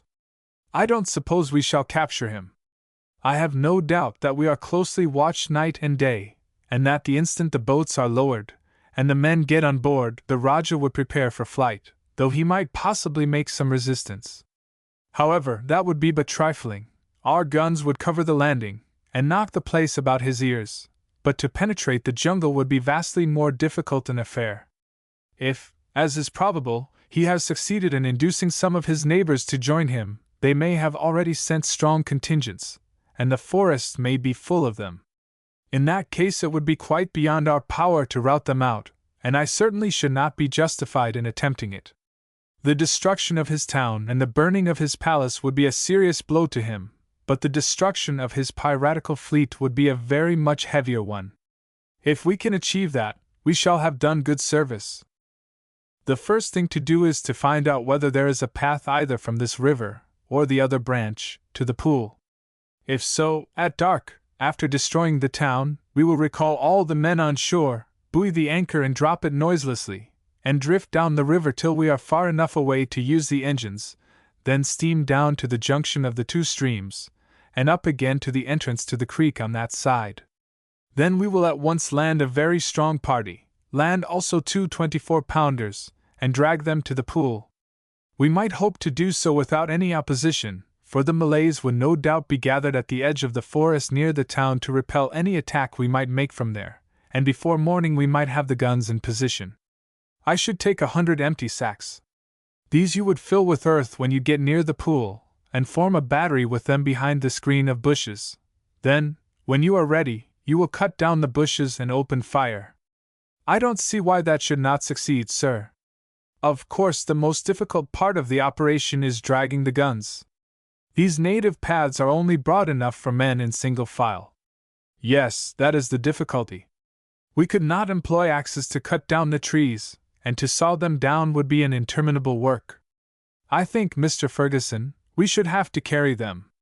I doubt if we could carry a 24-pounder, sir, but we might carry an 18. They have bamboos of almost any length here, and if we were to lash an 18-pounder between 2 of them, I should say that 10 men each side ought to be able to carry them, while as many more might take the gun carriage. We will get some bamboos today, Mr. Ferguson, and try the experiment of how many men will be required to carry a gun. But now I think of it, I fancy that it will be still easier to lay the guns down on a sledge-shaped piece of timber. These paths are smooth enough where the natives tread, and the men could haul the guns along with ropes. That would be better and easier, sir.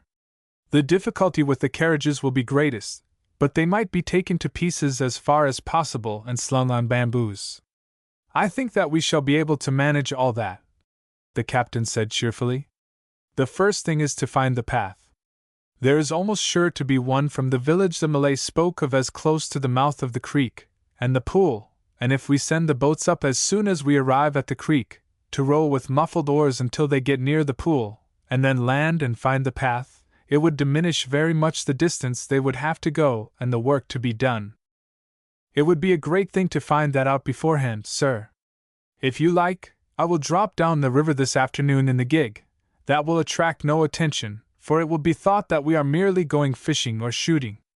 As soon as it is dark we will muffle the oars, and row up the other branch, find the mouth of the creek and row up it, first find how far it is to the pool, then drop down 1/4 of a mile and land, strike into the jungle, and look for the path. I should, of course, choose a point where the creek bends that way, for as the path no doubt goes straight from the village to the pool, it would be nearer the creek at a bend than it would be at any other point. If it is a sharp bend it might go quite close to it.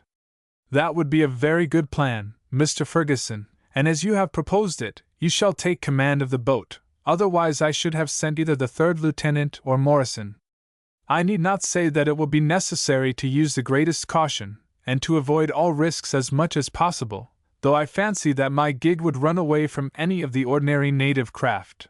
But of course, the great point is to avoid being noticed, for were one of our boats seen up the other river near the creek, the alarm would be given, and the prahus might at once shift their position, and make up the river, where we should have little chance of finding them again. I quite understand that, sir, and will be as careful as possible. I will take one of the midshipmen with me, either Mr. Parkhurst or Mr. Balderson.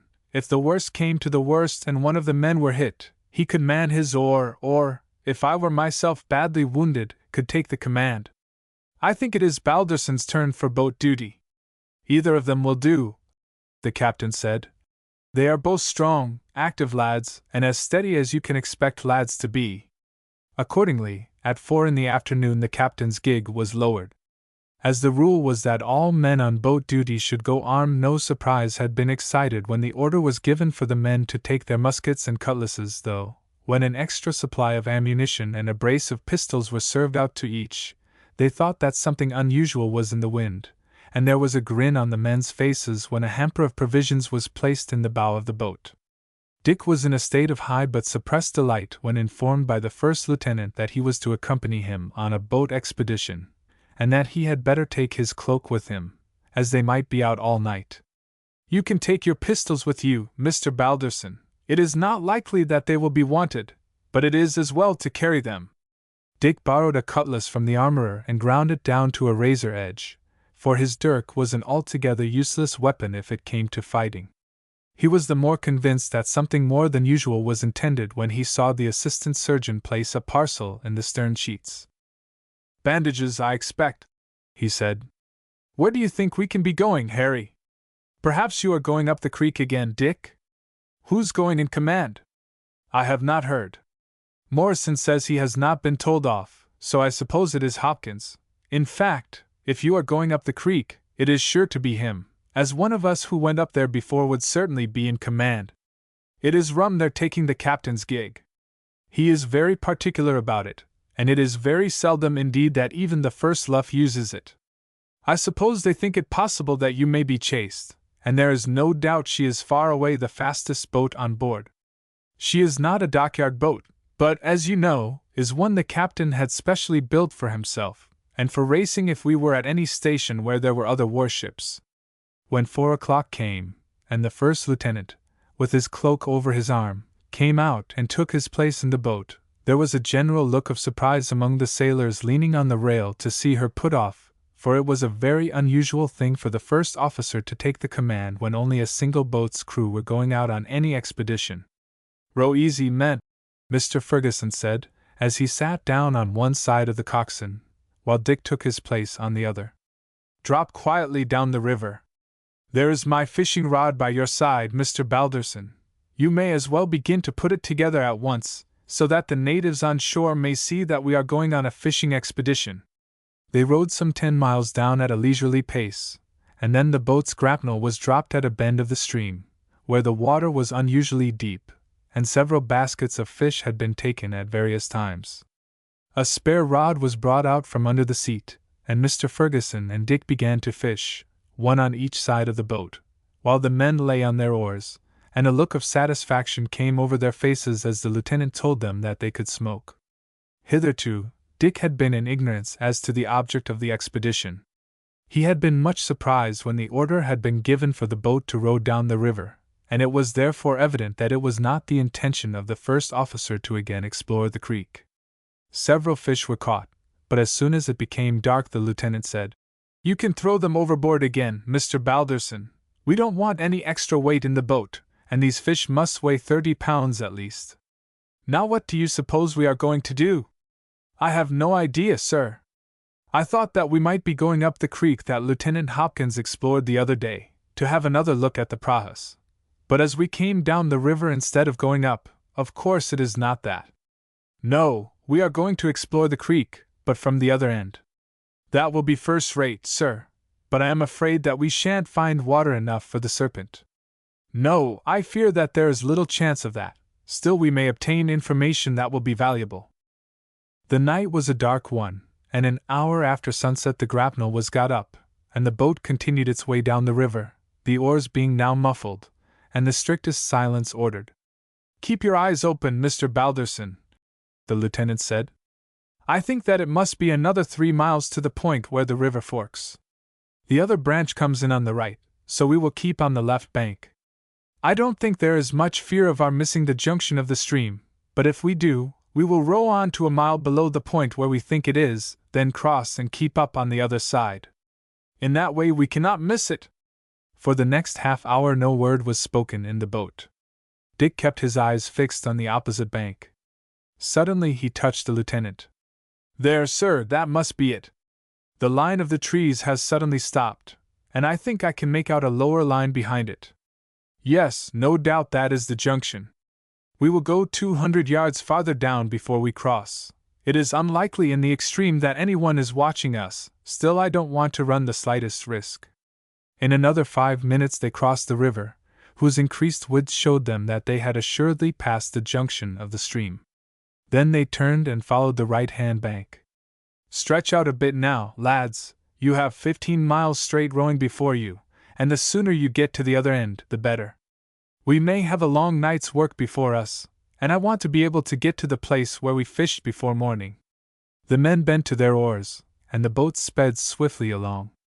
The current was very slight, and after 2 hours' rowing, the lieutenant judged that they must be but a short distance from the village Hassan's messenger spoke of. Accordingly, he told the coxswain to steer across to the other bank, and warned the men that the slightest splash of their oars might attract attention, and that they were to row easier for the present.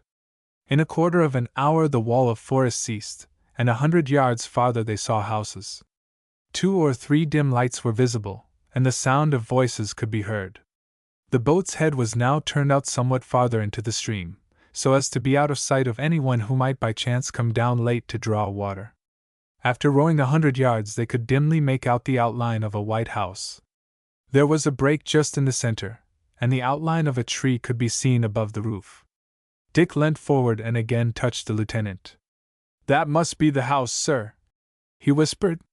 Mr. Ferguson nodded without speaking, and after the boat had gone another 100 yards, the line of forest could again be seen, and the boat was rowed into the bank, and 2 minutes later shot through a narrow channel and entered a creek some 40 yards wide. "Now you can give way again, lads." An hour's paddling in a sampan would mean about 3 miles, and after 20 minutes sharp rowing, the men were ordered to row easy again, and the lieutenant and Dick kept an anxious lookout ahead. The creek was here little more than 50 yards across, and accustomed as their eyes were to darkness, they presently saw that it widened out suddenly. The word was passed down for the men to paddle easily, and in 2 minutes the pool opened before them. They could not make out the prahus, lying as they did against the shadow of the trees on the farther side, but they could see a number of lights, apparently from swinging lanterns, and hear a loud murmur of voices. "Easy all," the lieutenant ordered now.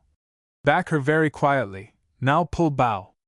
Noiselessly the boat was brought round, and its head directed to the right-hand bank. They had passed a sharp bend nearly half a mile back, and the lieutenant said, "Look out for a landing place at the deepest point of the curve, Harris." "Aye, sir," the coxswain said, standing up. A minute later he brought the boat alongside, at a point which was free from bushes, and where the bank was but 2 feet above the water's edge. Chapter 7. "Now, Mr. Balderson, take Harper and Winthorpe, and make your way through the jungle as noiselessly as possible. It is probable that the path runs within 50 yards of this point, possibly it is only half a dozen. When you have found it, send Winthorpe back to me with the news.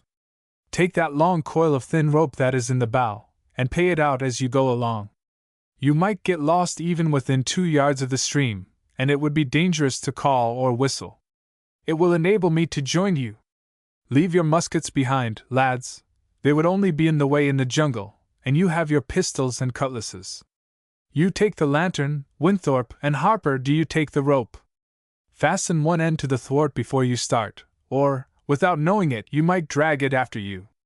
Dick led the way, the others following close behind, but as soon as they were among the trees, he was obliged to take the lantern, for the darkness was so intense that he could not see an inch before him and would have been torn to pieces by the thorny creepers had he tried to penetrate without a light.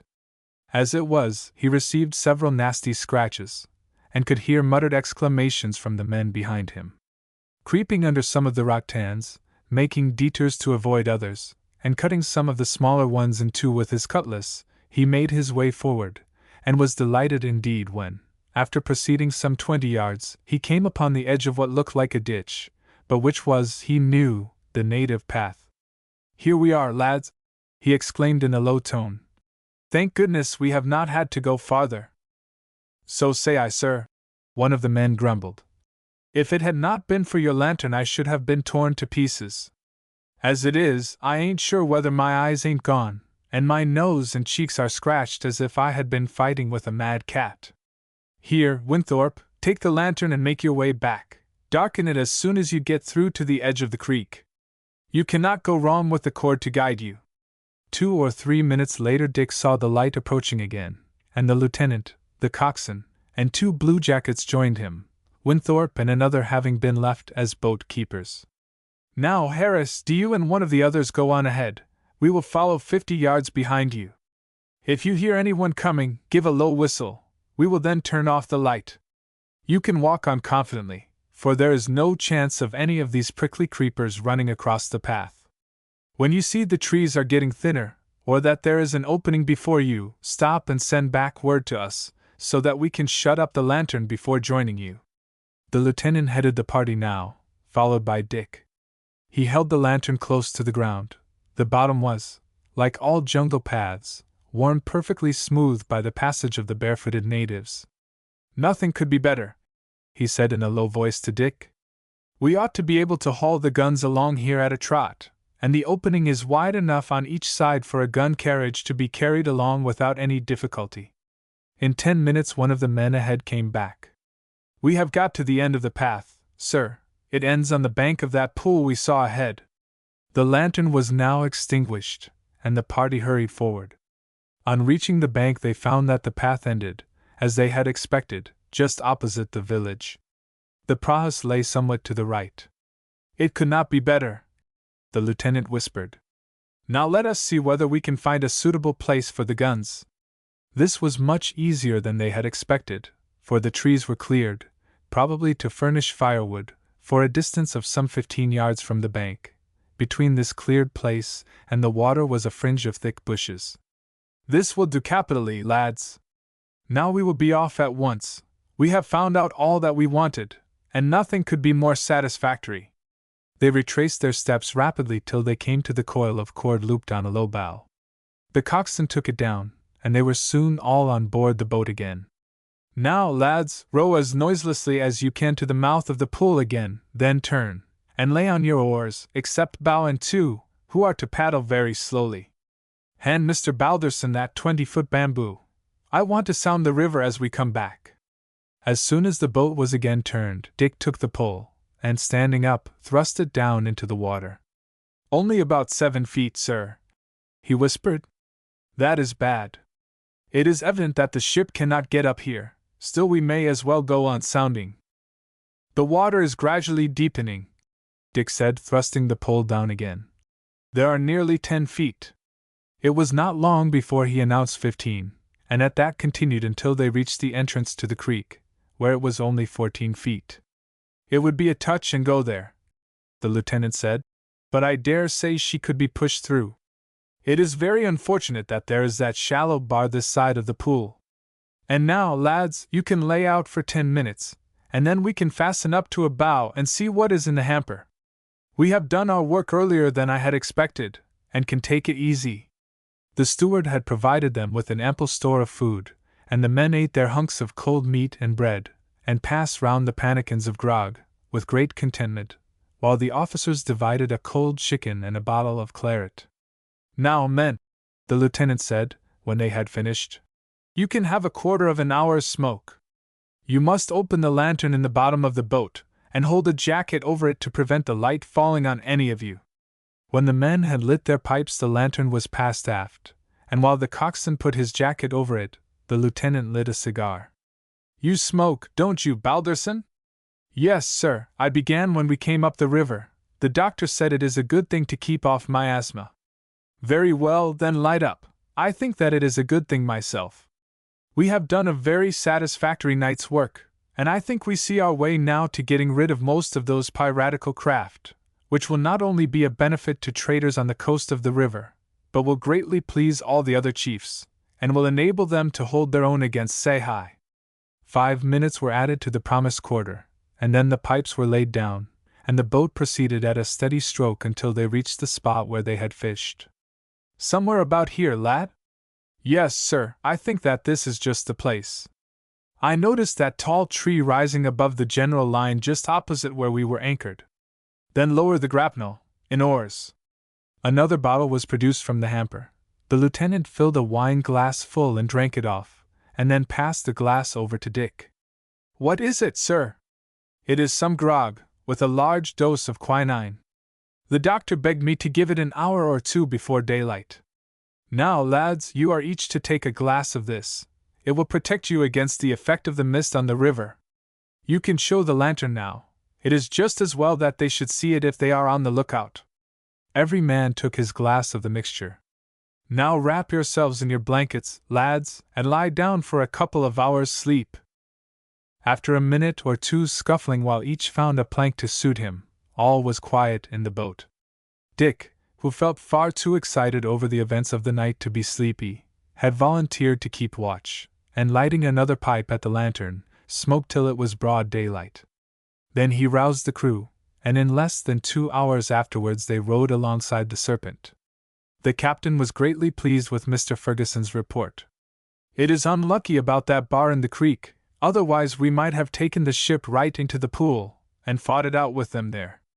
Still, it may be that this will be the best in the end, for we could hardly have counted upon sinking the whole of them, and once past us they would have been off like the wind, and though we might have followed some of them, the others would have made off, some one way and some another, whereas, by laying the vessel across the mouth of the creek, we have a good chance of catching them all as they come down.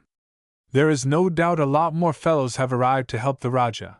We can see that there are a great many more about on the shore than there have been before. I think things will come to a crisis before many hours have passed. We have made out that men keep coming and going behind that row of 6 huts facing the river, and I should not be surprised if they are not hard at work establishing a battery there.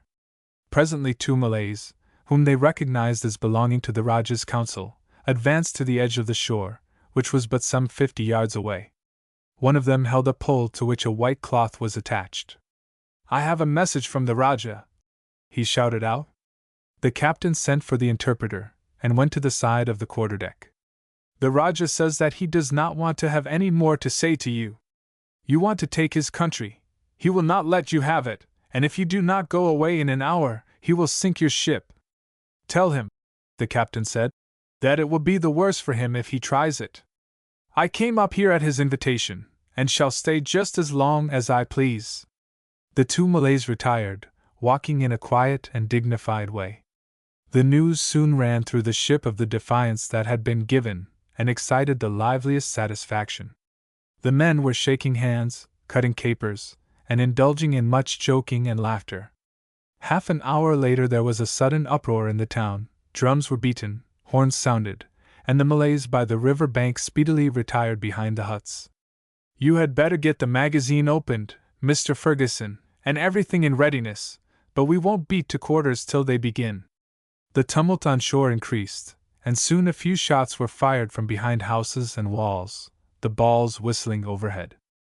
"There won't be much of that," the captain said, as he walked up and down the quarterdeck with the first lieutenant.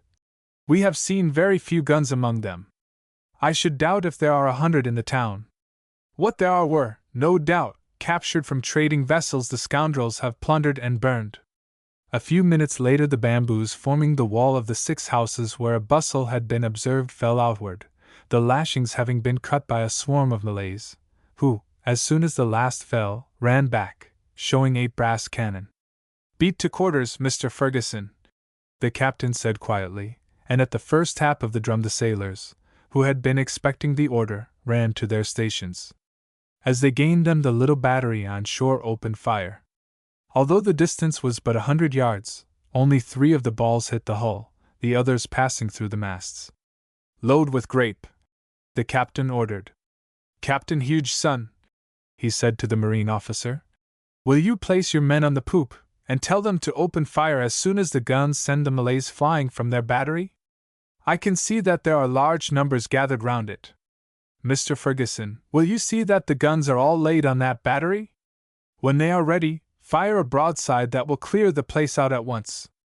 2 minutes later there was a crash as the whole of the guns on the starboard side were discharged at the same moment. The effect was tremendous, and the storm of grape swept away the whole of the buildings beneath which the guns were standing. 3 of these were dismounted, and not one of the men who had been crowded round them remained on his feet. Numbers were seen running away in all directions, and a volley from the marines brought several of these down. "There is an end to the attack," the captain said quietly. "Order the men to load with shell, and to direct their aim in the first place at the Rajah's palace. There is no occasion for rapid firing." Gun after gun sent its messenger into the palace, and in 3 or 4 minutes flames were seen rising from it. The order was then given to fire with grape at all the houses facing the water. In the meantime the men were called from their guns on the port side, and the boats lowered. The marines and all the sailors, save those serving the starboard guns, took their places in them, the first lieutenant taking the command, and on the word being given they dashed with a cheer towards the shore, and leaping out, formed up, and led by their officers ran forward, not a shot being fired by the Malays as they did so. The fire of the ship's guns was now directed towards the portion of the town facing the forest, as it was here that the Malays would probably be gathered. Port fires had been distributed among the landing party. As these were lost to sight as they entered the town, those on board ship watched eagerly for the sound of combat. Nothing, however, was heard for a minute or 2, then came a single shot, and then a rattle of musketry. "They are making a stand now," the captain said. "Mr. Hopkins, will you please go round and tell the gunners to be very careful in their aim? Let them watch the smoke rising among the houses, and aim a short distance beyond it. Impress upon them that it is better to fire too far than to risk hurting our own men." The order was obeyed. Soon flames were seen to rise beyond the spot where the fighting was going on, the resistance to the advance speedily ceased, and a dropping fire took the place of the sustained roll of musketry which, 5 minutes later, broke out again at the edge of the town facing the wood, and the fire of the guns was now directed against the edge of the forest, to which the Malays had evidently fled. In a few minutes smoke began to rise all round the place, showing that the men with port fires were at work, and in a quarter of an hour the bluejackets and marines were seen issuing from the houses and coming down to the shore. The place was by this time a sheet of fire, the lightly built huts, dried in the heat of the sun, catching like tinder, and blazing up in a fierce flame, that in a few minutes left no vestige behind it. The ship's fire had by this time ceased, and the sailors, as they looked out of the portholes, cheered as the boats came up. Their appearance was far less orderly than it had been when they put off from the ship, every man having carted off some sort of loot, sarongs, spears, krises, and other articles, some obtained from the huts, others thrown away by the Malays in their flight. There were, too, some articles of European manufacture, which had been carried off from the palace before the flames had obtained entire possession. These were in themselves strong proofs that the Rajah's prahas had been engaged in piratical attacks upon European craft, for they consisted of bales of silk, chronometers, watches, double-barreled guns, mirrors, and other articles which had evidently formed a portion of a ship's fittings. "Any casualties, Mr. Ferguson?" the captain asked, as the lieutenant stepped on board.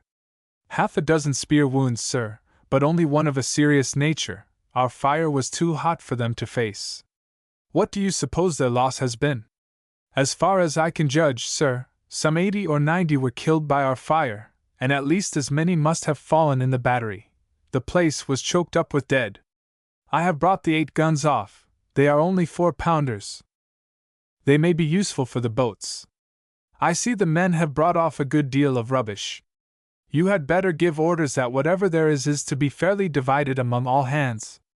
Any articles more valuable than the rest had better be put up to auction, and whatever they fetch also divided among the men."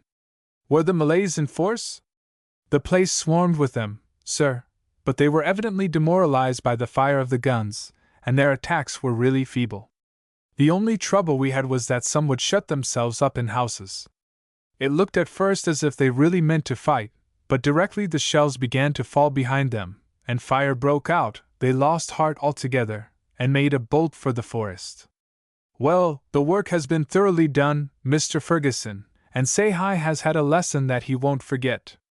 Now we have to tackle his fleet." "Everything is ready, sir. We have got the sledges made for the 2 guns, and a store of long bamboos for the carriages and anything else we may want to take with us. This will be a more serious business by a long way," the captain said. "The men had better take 100 rounds of ammunition with them, and it would be as well to take a few boxes of spare cartridges, and the men not occupied in dragging the cannon and carrying the carriages must take up as many rounds of shell as possible, and 8 or 10 rounds of grape for each gun. You have got the sacks ready for forming the battery. That will be absolutely necessary for the protection of the men firing. Each of the prahas has probably got at least half a dozen small guns, and it would be hardly possible to work our pieces unless the men were protected from their concentrated fire. Tell the chief engineer that steam must be got up by 6 o'clock. In the meantime, let a slow fire be kept up towards the edge of the forest, just a shot every 5 minutes, which will be enough to show them we are still here, and have not done with them yet.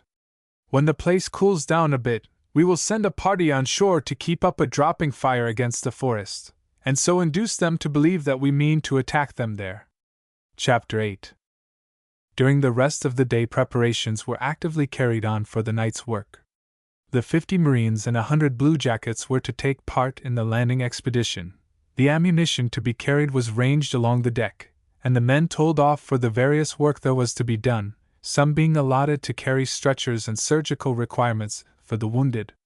The first lieutenant was to command the party, having with him the third lieutenant, the master's mate, and the 2 senior midshipmen, besides, of course, the marine officers.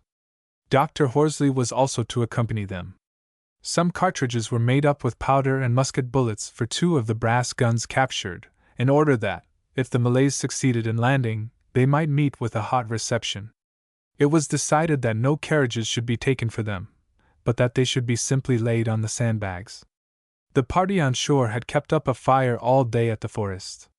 The yells of defiance which at times rose showed that the Malays were in great force all round its edge. Towards evening all on shore returned to the ship. As soon as it became absolutely dark, the anchor chain was unshackled, and a buoy being attached to the end, it was noiselessly lowered into the water. Then the screw began to revolve, and the vessel gradually backed down the river. All lights had been extinguished, and no sound from the forest showed that the movement had been observed. A mile lower down the ship was turned, the screw began to revolve more rapidly, and at half speed she ran down to the junction of the two branches of the river, and steamed up the other arm until within half a mile or so of the village at the mouth of the creek. Then a light anchor was let go, the boats were lowered, and the landing party took their places in them. The oars were all muffled, and keeping close to the right bank of the river, they rowed up until past the village, and then crossing, entered the mouth of the creek, and rowed up it until they reached the spot where the landing had been effected on the previous night. Half a dozen men provided with well-greased saws first landed under Dick Balderson's command, and cleared a passage 6 feet wide to the path. Then the landing began in earnest. The guns were first put on shore, and carried bodily to the path. The rest of the Marines and the bluejackets then landed, each carrying, in addition to his arms and ammunition, a gun cartridge, or a box of rifle ammunition, and a couple of empty sacks. As fast as they landed, they proceeded up the path. Dick Balderson led the way, and the men were directed to step as closely as they could to each other. As they arrived near the pool, each deposited his burden, and then went back to assist to drag up the guns and carriages. Scarcely a sound was heard during the operation. Their feet fell noiselessly on the soft earth of the track, and no one a few yards away would have guessed that 150 men were engaged in laborious toil. There was far more noise than there had been the night before on board the prahus, an incessant jabber being maintained, and voices rang high in excitement as the men discussed the destruction of the town and the orders that had been received for a portion of them to land on the following morning and take part in the annihilation of the whites if they entered into the forest. As soon as the 2 heavy guns were placed upon their carriages, just behind the screen of bushes, the greater portion of the men were sent back as far as the point where they had landed, there to fill the sacks with earth from the bank of the river, a number of shovels having been brought for the purpose. Several large bundles of bamboos, cut into lengths 6 feet long, and sharpened at both ends, had been among the articles taken up to the battery, and while most of the men were engaged filling and carrying the sacks of earth, some were employed in constructing chevaux de frise, 10 paces on each side of the spot where the battery was being constructed. The bamboos were set diagonally 1.5 feet into the soft earth, and bound together by being lashed to strong poles running along them. These fences extended from the edge of the bushes by the water to the trees. The forest behind was so thick and entangled with creepers that there was little fear of an attack being made from that quarter. Accustomed to work in the darkness, the sailors had no difficulty in carrying out the operation, and before morning broke the battery was complete. It was 6 feet high on the side facing the water, with 2 embrasures for the guns, 4 feet high on the sides covered by the chevaux de frise. The front face was 25 feet in length, the sides 40. Morning was breaking as the work was finished, and bread and cold meat were served out, with a full ration of grog. By the time these were consumed it was broad daylight, for there is little twilight so near the equator. "Now for it, Dick," Harry Parkhurst said, as the lieutenant gave the signal for all to rise and take their places. Filing out of the battery, the Marines lined the bank on one side, and the sailors, other than those who were to work the guns, on the other. Some of the sailors climbed over the front wall, and with their jackknives cut away the boughs in front of the guns. There was silence on board the prahus, where the Malays had dropped off to sleep a couple of hours before daylight. Mr. Ferguson himself superintended the laying of the guns, seeing that each was most carefully trained upon the waterline of a prahu. As the distance was some 70 or 80 yards, he had little doubt that the 2 vessels aimed at would be sunk at once. When he was thoroughly satisfied, he drew back and gave the order to fire. The 2 reports sounded as if one, and were mingled with the explosion of shells as they struck the prahus exactly on the waterline. There was a momentary silence, and then a wild hubbub of yells of surprise and fury, while a loud cheer broke from the British, as they saw the success of the shots. Almost instantly the 2 craft struck began to settle down, and in a minute disappeared, the water being covered with the heads of the crew, who were swimming to the other prahus. The guns of these had evidently been kept loaded, for before the 2 18-pounders were again ready, a fire was opened by the 4 craft, 1 or 2 balls striking the sandbags, while the rest went crashing into the forest behind. Every shot from the British guns struck the prahus, but none effected such damage as the first two fired. "They are taking to their boats, Ferguson," the doctor, who was standing beside him, said. "Yes, but I fancy they have no thought of giving it up at present. They are going to make a dash at us. They can still work their guns and spare any amount of men to attack us." The next minute, indeed, a dozen boats, crammed with men, shot round from behind the prahus. "Grape now," the lieutenant ordered, while, at the same moment, the marines and seamen, who had hitherto been silent, opened fire from under the bushes, beneath which they were enabled to obtain a view of what was going on. Two of the boats were sunk by the discharge of the grape, but the others, without checking their course, pushed on. "Quick, lads, give them another round before it is too late." The guns were loaded with incredible quickness, and two more of the boats were shattered, their swarthy occupants striking out for the shore, making for the most part towards the battery, as did the boats. 20 of the sailors and as many marines were at once called in from the bank to aid in the defense of the battery, and a desperate conflict was presently raging here and along the bank, the Malays swarming up, striving to force their way up through the embrasures, or to climb the sandbags, but as fast as they did so, they were cut down or bayoneted by its defenders. Those trying to land at other points were impeded by the bushes, and numbers were killed, but they pressed on so furiously that at last Mr. Ferguson, who had been moving backwards and forwards along the line, thought it best to call the men in, and in a minute or two the whole party were collected in the little fort, and ranged along the sides. With furious yells the Malays came on, and although swept by volleys of musketry reached the bamboos, which they strove in vain to pluck up or climb. In the meantime the 18-pounders had never ceased their fire, the sailors working them steadily, regardless of the fight that was going on either flank. Here the little brass guns did good service. Each time they were fired the recoil sent them tumbling from the top of the sandbags, only, however, to be seized, sponged, and loaded by the 4 sailors in charge of each, and then lifted to their place again, crammed with bullets to the muzzle, in readiness to check the next charge of the Malays. Suddenly their yells redoubled, and were answered by similar shouts from the forest. "The Rajah's troops have come up," the first lieutenant said to the marine officer. "Our position is getting serious. Do you think that we could make our way back to the boats without great loss? We have sunk 2 of their craft, have badly damaged the others, and inflicted very heavy loss on them. It would be a very risky operation, but it might be done, Ferguson. Listen!" There was a fresh outburst of shouts, this time on the path by which they had come. Evidently a number of the newly arrived Malays had struck into it by some other track from the town. "That settles it," the lieutenant said shortly. "We must fight it out here. It is lucky we have a fair stock of ammunition, and can keep it up for some hours yet. You see, the sailors have not had to use their pistols yet, and they will astonish those fellows if they do manage to scale the sandbags." For another half-hour the fighting continued. Again and again the Malays fell back, but only to return to the attack with fresh fury, and the defenders had been obliged to betake themselves more than once to their pistols. The 2 heavy guns were now removed from their position to the sides, for the attack by boats had ceased entirely, and the destruction of the prahus was of less importance than the defense of the little fort from the attacks on its flanks.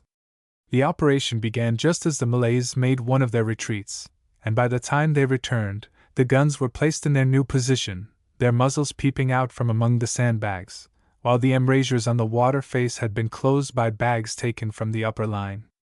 The effect of the fire at such close quarters was to drive the Malays flying into the forest.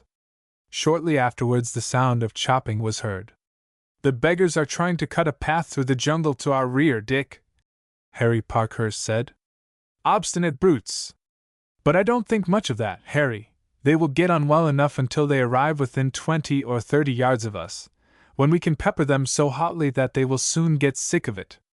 At this moment there was the report of a heavy gun, and a shell crashed through the forest 50 yards in the rear of the fort. Loud yells of rage and alarm rose from the Malays, while a hearty cheer broke from the defenders of the fort. Closely following, came the sound of another gun, and then a rain of grape, some of which whistled over the fort. "Keep yourselves well down behind the sandbags, men," Lieutenant Ferguson shouted. The captain knows that we have shelter, and will sweep the Malays out of the forest round us. That shot must have done great execution among the Malays on the path between us and the boats. The guns of the ship kept up a heavy fire, searching the wood for some distance round with shell, and pouring volleys of grape into the trees near the battery. Presently the fire ceased. "I fancy they have all bolted, Dick," his comrade said. "After the first 5 minutes we have not heard a sound. I wonder what the prahus are doing." A minute later the lieutenant said, "Mr. Morrison, take a dozen men and make your way along the path until you get to the boats. I hope they have escaped. If they are within hail, go on board, and report to the captain that we have sunk 2 of the prahus, and that for the present the Malays who have been attacking us have made off. Say that large numbers of them have gone on board the 4 prahus, and that I am about to open fire upon them again." As soon as the mate had left, parties of men were set to work to shift the guns to their old positions, and fire was again opened upon the piratical prahus, who replied, as before, with their little guns. A very few minutes later a shell flew overhead, and fell in the water near where the craft were anchored. Another and another followed quickly. Intense excitement was manifest on board the prahus, and almost immediately their cables were cut, oars got out, and at a great rate they started down the creek. "The place has got too hot for them altogether, Harry. They think it better to run the gauntlet of the ship's guns than to be sunk at their moorings." Scarcely had the prahus issued from the pool, than the guns of the ship were heard. "I am afraid that some of them will get away, Harry. The beggars row so fast that there won't be time to give them more than one broadside as they pass. If the ship is aground, which is likely enough, for the captain pushed up farther than we thought possible, they will be pretty safe when they have once got past her." Presently the guns were heard to fire in rapid succession. Loud yells and cries followed, then came shouts of triumph and defiance. Then all was still, save that a few cannon shot were discharged at regular intervals. "They have got one of the guns round to fire over the stern, Dick. There, it has stopped now. Evidently the prahus have got round the next corner. It is a pity that any of them should have escaped, and they would not have done so if the Serpent had remained at the mouth of the creek. But I suppose the captain became anxious at the continuation of the heavy firing here, and so came up to our help. It is lucky he did so, for, though we might have beaten them off, they were in such tremendous force that I fancy it would have gone hard with us in the long run." "I was beginning to think so myself, Harry." Dr. Horsley had been busy enough from the time that the fighting began in earnest. 10 men had been killed by balls that had passed through the embrasures, or by kriss or lance wounds, and 28 others had been more or less severely wounded. A quarter of an hour after the firing ceased, Captain Forrest himself, with the mate, rowed into the pool in one of the cutters, and landed at the end of the path close to the battery. "I congratulate you on your success, Mr. Ferguson," he said, shaking hands with the first lieutenant. "It has been a very hot affair, and by Mr. Morrison's report it was just as well that I decided to change my plan and come up to your aid, though it has resulted in 2 of the prahus getting away." "Then you sank 2 of them, sir?" "No, indeed, we only sank 1. The 3rd went down just after we saw her come out from the pool. Certainly we had not hit her, so that the honor of accounting for 3 out of 6 of the craft falls to you and your party. Well, Doctor, what is your report?" "I am afraid it is a bad one." "Serious, indeed," he went on, after he had received the figures. "Still it is much less than might have been expected from attacking such a host of pirates. I am glad to hear that none of the officers are dangerously wounded. Parkhurst had his forearm laid open with a cut from a kriss, and Balderson had one of their spears through his ear. Dr. Horsley said if it had been half an inch more to the left, it would probably have killed him. Lieutenant Summers of the Marines is more badly hurt, a spear having gone through the thigh. It cut an artery. Luckily the doctor was close to him at the moment, and clapped on a tourniquet, and then cut down to the artery and tied it. As he says, a delay of 2 minutes, and it would have been all up with the young fellow. Are the boats safe, sir?" "Yes, the boat keepers pushed off a little way when the firing began in the forest, and when they heard the shouts of a large party of the enemy coming along the path, they went out almost into the middle of the creek, and it was well they did, for many of the Malays came down through the path you cut, and would have riddled them with their spears had they been within reach. The boat keepers acted very wisely. All of them got into the gig and towed the other boats astern, so that if the Malays came along, either in their prahas or in their boats, they could have cut them adrift and made a race of it down to the ship. Well, I think that there is nothing more to be done here. The men may as well have a tot of grog served out, and then the sailors can march down to the landing place and bring up the boats, and take the guns and what ammunition you have left, on board. Mr. Morrison will go back with me to the ship. He has one of his arms broken by a ball from the prahas. I did not know that he was wounded, sir. He did not report it. I should not have sent him if I had known it. It is just as well as it is, Ferguson. It will give me an opportunity of specially recommending him for promotion in my report. The assistant surgeon temporarily bandaged his arm when he reached the ship. Is she afloat, sir? No. I want you back as soon as possible. We shall have to get out the anchors and heave on them. We put on a full head of steam and drove her 200 or 300 yards through the mud before she finally brought up. I wanted to get as near to you as possible, in order to clear the woods round you. By 2 o'clock the whole ship's company were on board again, and set to work to get her off, but it was not until after some hours' exertion that the Serpent was again afloat. She was at once turned round, steamed down to the mouth of the creek, and cast anchor opposite the village. Chapter 9. The party landed at the village the next morning, but found it entirely deserted.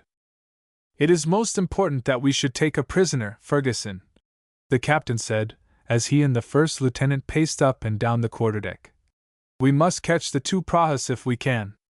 At present we don't know whether they have gone up or down the river, and it would be absolutely useless for us to wait until we get some clue to their whereabouts. After we have finished with them, we will go up the other branch, and try to find the 2 we know to be up there. I should not like to leave our work unfinished. Certainly not, sir. I am afraid, though, it is of no use landing to try to get hold of a prisoner. No doubt the woods are full of them. There are the townspeople and those who came to help them, and though many of those who tried to swim ashore from the sunken boats may have been taken by the alligators, still the greater portion must have landed all right. I should think, Mr. Ferguson, that it would be a good plan to send a party of 20 men on shore after nightfall and to distribute them, 2 men to a hut. Possibly 2 or 3 of the Malays may come down to the village before morning, either to fetch valuables they may have left behind, or to see whether we are still here. They may come tonight, or they may come sometime tomorrow, crawling through the plantations behind the houses. At any rate, I will wait here a day or 2 on the chance. Whom shall I send with the men, sir? You had better send Parkhurst and Balderson. They will have more authority among the men than the younger midshipmen. The men better take 3 days' cooked provisions on shore and 10 small kegs of water, 1 for each hut. I will give Parkhurst his instructions before he lands. Now, Mr. Parkhurst, he said, when the boat was lowered soon after dark, you must bear in mind that the greatest vigilance will be necessary. Choose 10 huts close together. 1 man in each hut must be always awake. There must be no talking above a whisper, and during the daytime no one must leave his hut on any account whatever. After nightfall you and Mr. Balderson will move from hut to hut, to see that a vigilant watch is kept. You must, of course, take watch and watch, night and day. You must remember that not only is it most important that a native should be captured, but you must be on your guard against an attack on yourselves. It is quite conceivable that a party may come down to see if there are any of us in the village.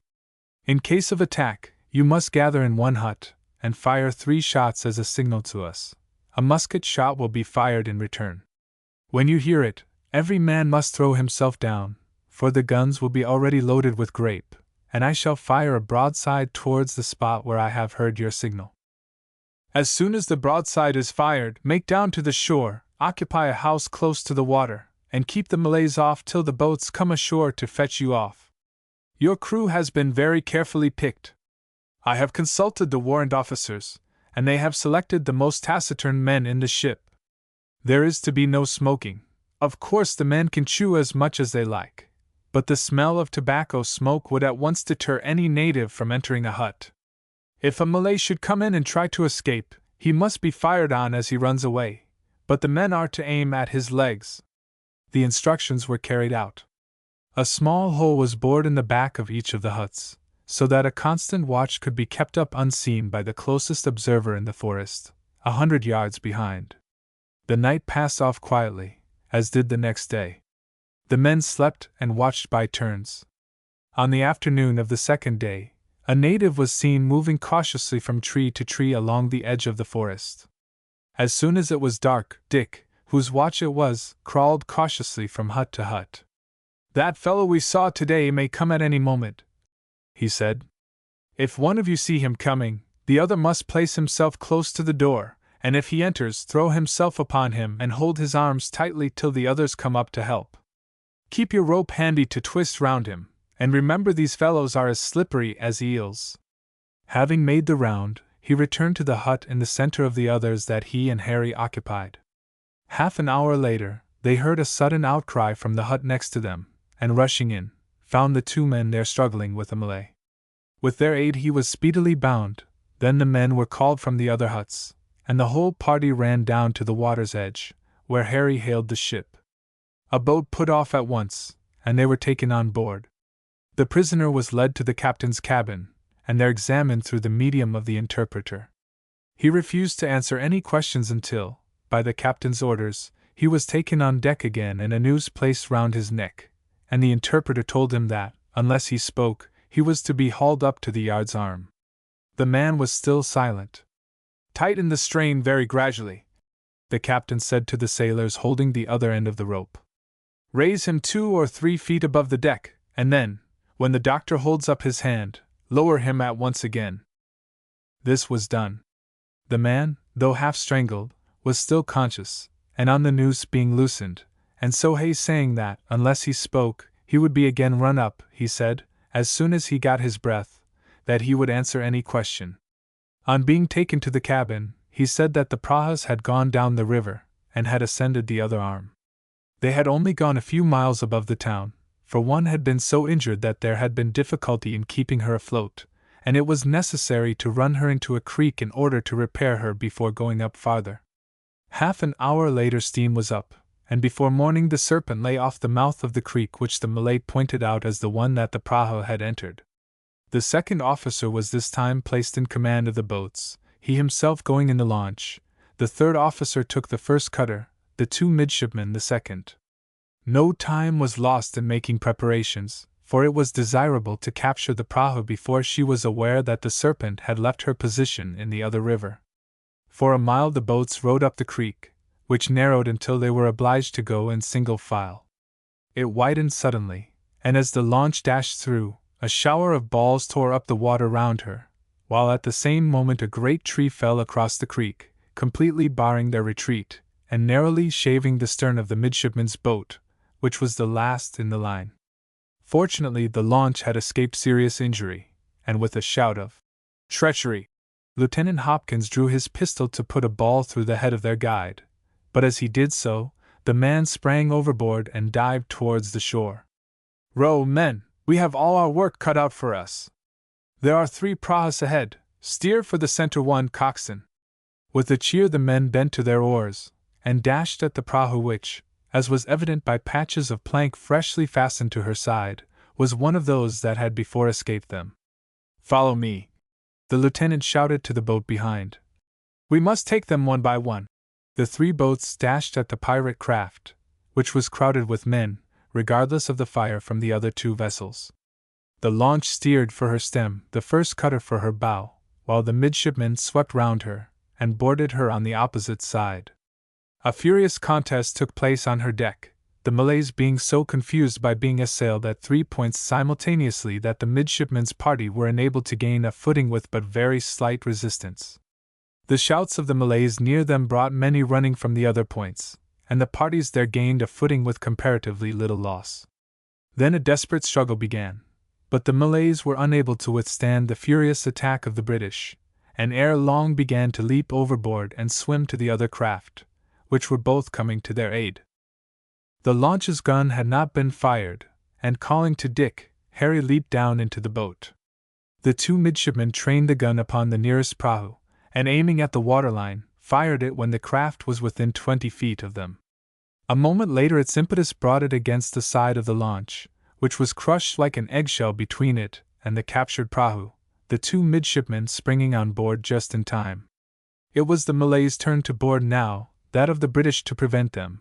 The musketry of the sailors and marines for a time kept the enemy off, but they strove desperately to gain a footing on board, until a loud cry was heard, and the craft into which the midshipmen had fired sank suddenly, and a loud cheer broke from the British.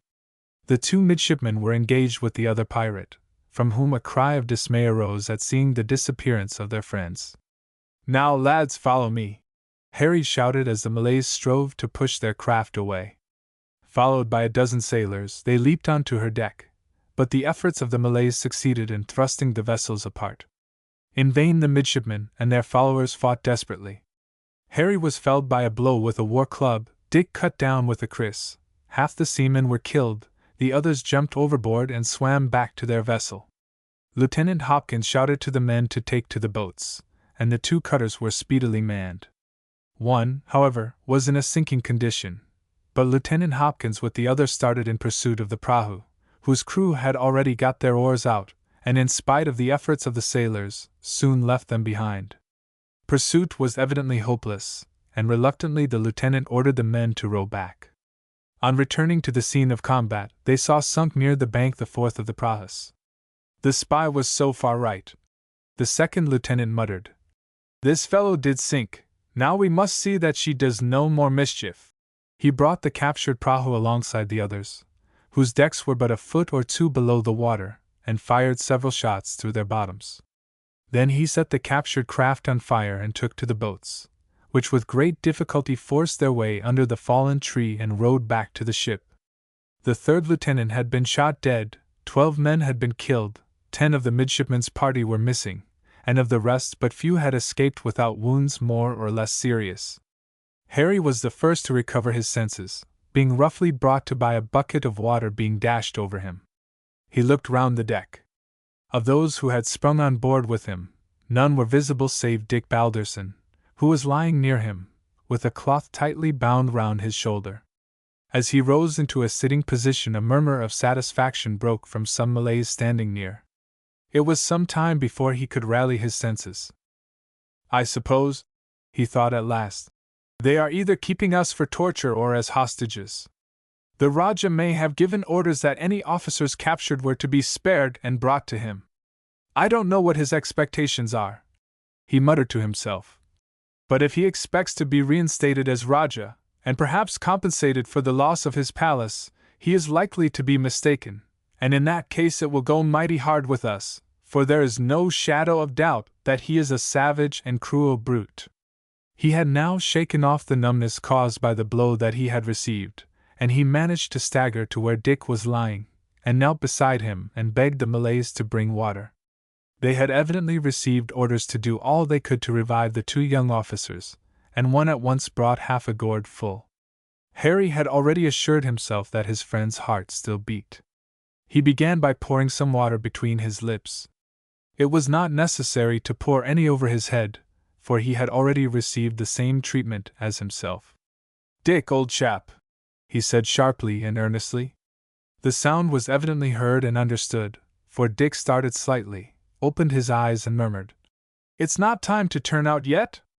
You are not in your hammock, Dick, you have been wounded, and we are both prisoners in the hands of these Malays. Try and pull yourself together, but don't move. They have put a sort of bandage round your shoulder, and I am going to try and improve it." "What is the matter with my shoulder?" Dick murmured. "Chopped with a kriss, old man.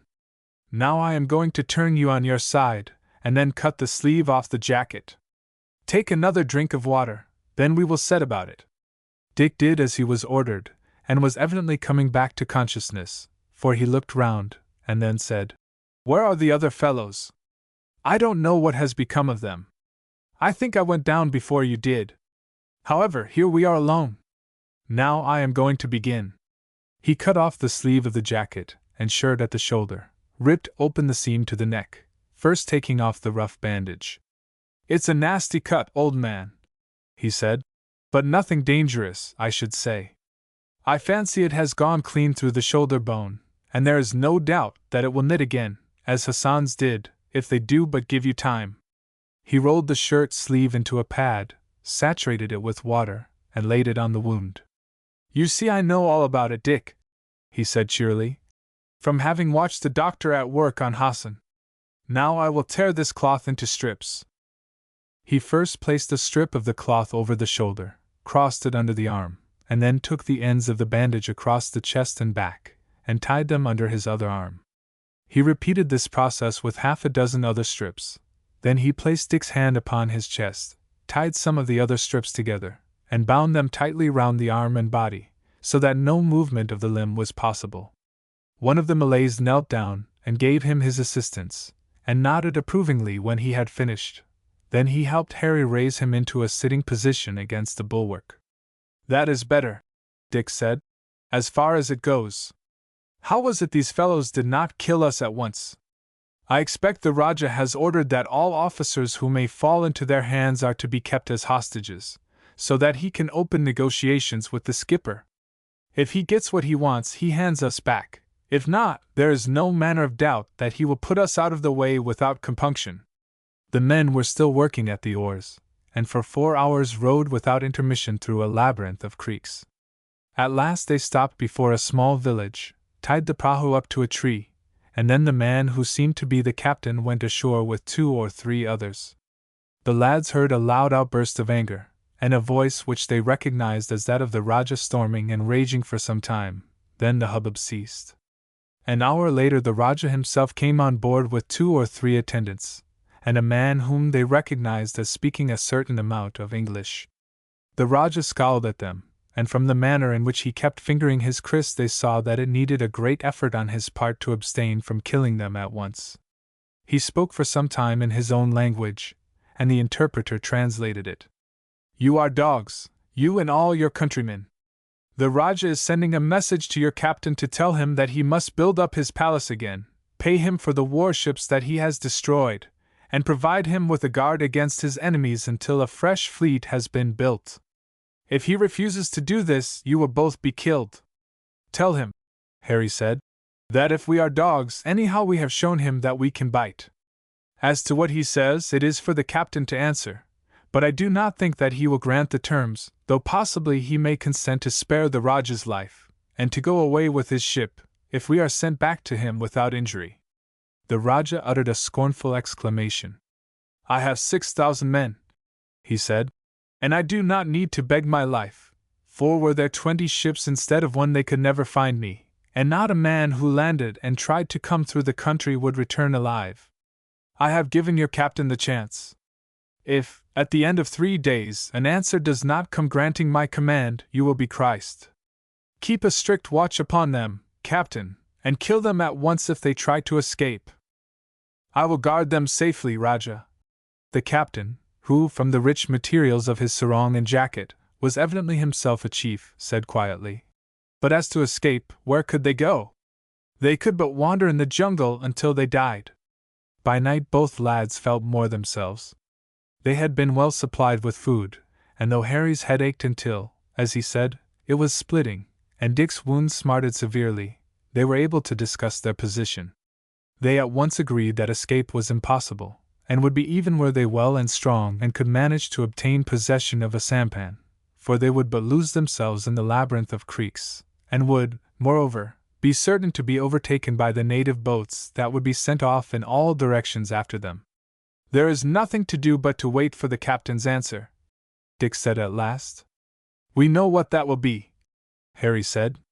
He will tell the chief that it would be impossible for him to grant his commands, but that he is ready to pay a certain sum for our release, that if harm comes to us, he will make peace with the chiefs who have assisted Sahai against us, on condition of their hunting him down and sending him alive or dead to the ships.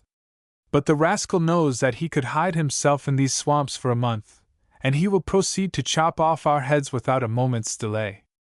We must keep our eyes open tomorrow, and endeavor to get hold of a couple of weapons. It is a deal better to die fighting than it is to have our throats cut like sheep.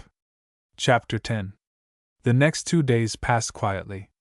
The lads were both a great deal better, and agreed that if, which would almost certainly not be the case, a means of escape should present itself, they would seize the chance, however hopeless it might be, for that at worst they could but be cut down in attempting it. No chance, however, presented itself. 2 Malays always squatted near them, and their eyes followed every movement. "Some time tomorrow the messenger will return," Harry said. "It is clear to me that our only chance is to escape before morning. Those fellows will be watchful till the night is nearly over. Now I propose that, just before the first gleam of daylight, we throw ourselves upon them suddenly, seize their krises, and cut them down, then leap on shore, and dash into the jungle. The night will be as dark as pitch, what with there being no moon and with the mist from the swamps. At any rate, we might get out of sight before the Malays knew what had happened. We could either go straight into the jungle and crawl into the thick bushes, and lie there until morning, and then make our start, or, what would, I think, be even better, take to the water, wade along under the bank till we reach one of those sampans 50 yards away, get in, and manage to paddle it noiselessly across to the opposite side, lift the craft out of the water, and hide it among the bushes, and then be off. The worst of it is the alligators, Harry." "Yes, but we must risk that. We shall have the krises, and if they seize either of us, the other must go down and try and jab his kris into the beast's eyes. I know it is a frightfully dangerous business, and the chances are 100 to 1 against our succeeding, but there is just a chance, and there is no chance at all if we leave it until tomorrow. Of course, if we succeed in getting over to the other side, we must wait close to the water until daylight. We should tear ourselves to pieces if we tried to make through the jungle in the dark. I tell you what would give us a better chance. We might take off 2 or 3 yards of that bandage of yours, cut the strip in half, and twist it into a rope. Then when those fellows doze off a little, we might throw the things round their necks, and it would be all up with them. But you see I have only one arm, Harry." "Bother it! I never thought of that." "Well, I might do the securing, one fellow first, and then the other. You could get close to him, and if he moves, catch up his kris and cut him down." "Yes, I could do that." "Well, anyhow, Harry, we can but try. Anything is better than waiting here hour after hour for the messenger to come back with what will be our death warrant." They agreed to keep awake by turns, and accordingly laid down as soon as it became dark, the Malays, as usual, squatting at a distance of a couple of paces each side of them. It was about 2 o'clock in the morning when Dick, who was awake, saw, as he supposed, one of the crew standing up a few yards away. He was not sure, for just at that moment the figure disappeared. What on earth could that fellow want to stand up for and lie down again? For I can swear he was not there half a minute ago. There is another farther on. He pinched himself to make sure that he was awake. Figure after figure seemed to flit along the deck and disappear. One of the guard rose and stretched his arms, put a fresh bit of some herb that he was chewing into his mouth, moved close to the prisoners to see if they were asleep, and then resumed his former position. During the time that he was on his feet, Dick noticed that the phenomenon which had so puzzled him ceased. A quarter of an hour later it began again. He touched Harry, keeping his hand on his lips as a warning to be silent. Suddenly a wild yell broke on the still air, and in an instant the deck was alive with men, and as the 2 Malay watchers rose to their feet, both were cut down. There were sounds of heavy blows, screams and yells, a short and confused struggle, and the fall of heavy bodies, while from the little village there were also sounds of conflict. The midshipmen had started to their feet, half bewildered at the sudden and desperate struggle, when a hand was laid on each of their shoulders, and a voice said, "English friends, Hassan has come." The revulsion of feeling was so great that for a minute neither could speak. Then Dick said, "Chief, we thank you with all our hearts. Tomorrow we should have been killed." The chief shook hands with them both warmly, having seen that mode of salutation on board ship. "Hassan glad?" he said. "Hassan watch all time, no let say hi kill friends. Friends save Hassan's child, he save them." Torches were now lighted. The deck was thickly encumbered with dead, for every one of the crew of the prahu had been killed. "Say hi killed too," the chief said. "Come and see." He swung himself on shore. The boys followed his example, 2 of the Malays helping Dick down. They went to the village, where a number of Malays were moving about. Torches had been brought from the ship, and a score of these soon lit up the scene. 2 of the Rajah's men had been killed outside their huts, but the majority had fallen inside. The chief asked a question of one of his followers, who pointed to a hut. This they entered, and by the light of the torches saw the Rajah lying dead upon the ground. Hassan said something to one of his men, who, with a single blow, chopped off the Rajah's head. "Send to chiefs," Hassan said. "If not see, not think dead. Much afraid of him. When know he dead, not fight any more, make peace quick." One of the men asked a question, and the lad's limited knowledge of the language was sufficient to tell them that he was asking whether they should fire the village. Hassan shook his head. "Many men," he said, waving his arm to the forest. "See fire, come fight. Plenty of fight been, no need for more." For a time he stood with them in front of the pool. A series of splashes in the water told what was going on. The prahu was being cleared of its load of dead bodies. Then several men filled buckets with water, and handed them up to the deck. The boys knew that an attempt was being made to wash away the blood. The process was repeated a dozen times.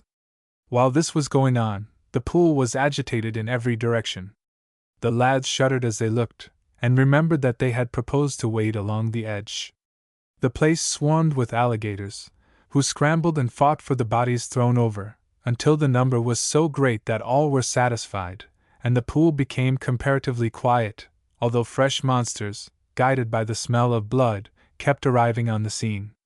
At last the chief said, "Come!" and together they returned to the prahu. The morning was now breaking, and but few signs remained of the terrible conflict of the night. At the chief's order, a large basket of wine, that had been found in the Rajah's hut, was brought on board, together with another, full of bananas and other fruit. "Well," Harry said, laughing, "we little thought, when we saw the champagne handed over to the Rajah, that we were going to have the serving of it." Hassan joined them at the meal. He had been given wine regularly by the doctor, and although he had evinced no partiality for it, but had taken it simply at the doctor's orders, he now drank a little to keep the others company. In a short time the whole of the chief's followers were gathered on deck, and the boys saw that they were no more numerous than the prahu's crew, and that it was only the advantage of surprise that had enabled them to overcome so easily both those on board the prahu and the Rajah's followers in the village. The oars were got out, and the prahu proceeded up the creek, in the opposite direction to which it had entered it. "Going to ship?" Harry asked, pointing forward. Hassan shook his head. "Going home," he said. "Sent messenger sampan tell captain both safe. Say hi killed, prahu taken. Must go home. Others angry because Hassan not join. May come and fight Hassan. Ask captain bring ship up river, messenger show channel, tell how far can go, then come in boats, hold great meeting, make peace." The lads were well satisfied. They had a longing to see Hassan's home, and perhaps, to do some shooting, and they thought that a few days' holiday before rejoining would be by no means unpleasant. They wished, however, that they had known that the sampan was leaving, so that they could have written a line to the captain, saying what had taken place, and that they could not rejoin.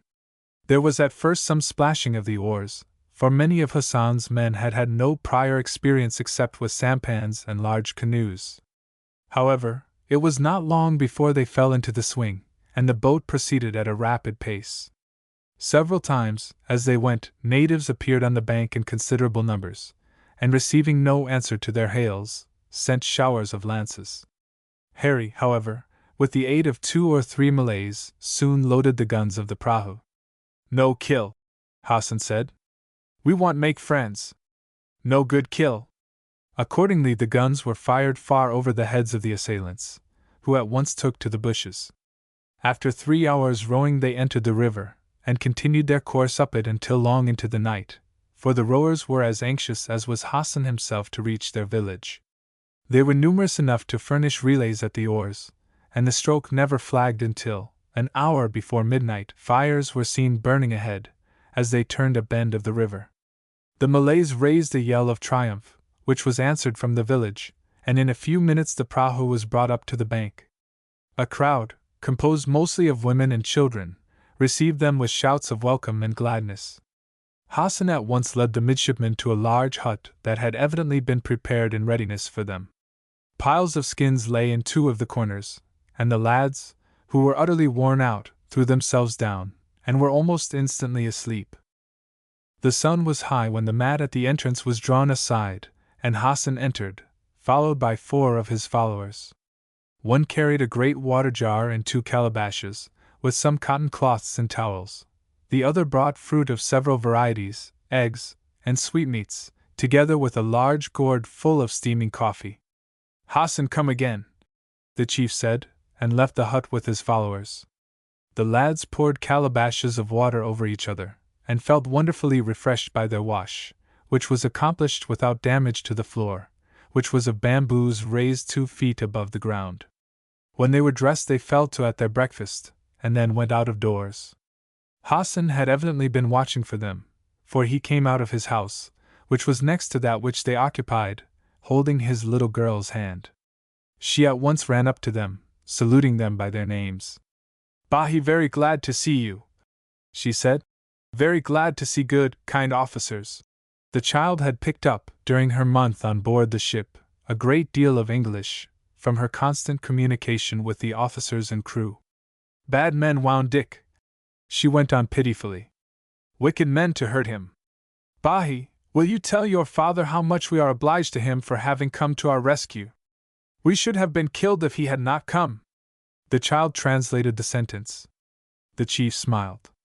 "Tell them," he said, "that Hassan is glad to have been able to pay back a little of the obligation he was under to them. Besides, Sahai Panash was my enemy. Good thing to help friends and kill enemy at the same time. Tell them that Hassan does not want thanks. They did not like him to thank them for saving you." The child translated this with some difficulty. Then he led the midshipmen round the village, and showed them the strong palisade which had evidently just been erected, and explained, through the child, that it had only been built before he left, as but 15 men were available for guarding the place in his absence. The next 4 days were spent in shooting expeditions, and although they met with no wild beasts, they secured a large number of bird skins for the doctor. On the 5th day a native ran in and said that boats with white men were coming. The midshipmen ran down to the bank, and saw the ship's 2 cutters and a gig approaching. The captain himself was in the stern of the latter, and the doctor was sitting beside him. A minute or 2 later they were shaking hands with the officers, and saying a few words to the men, who were evidently delighted to see them again. Just as the greetings were over, Hassan, in a rich silk sarong and jacket, came down towards them. He was leading his little daughter, and 6 Malays followed them. "Welcome, Captain," he said gravely. "Hassan very glad to see you. I'll come right now." "Thank you, Chief.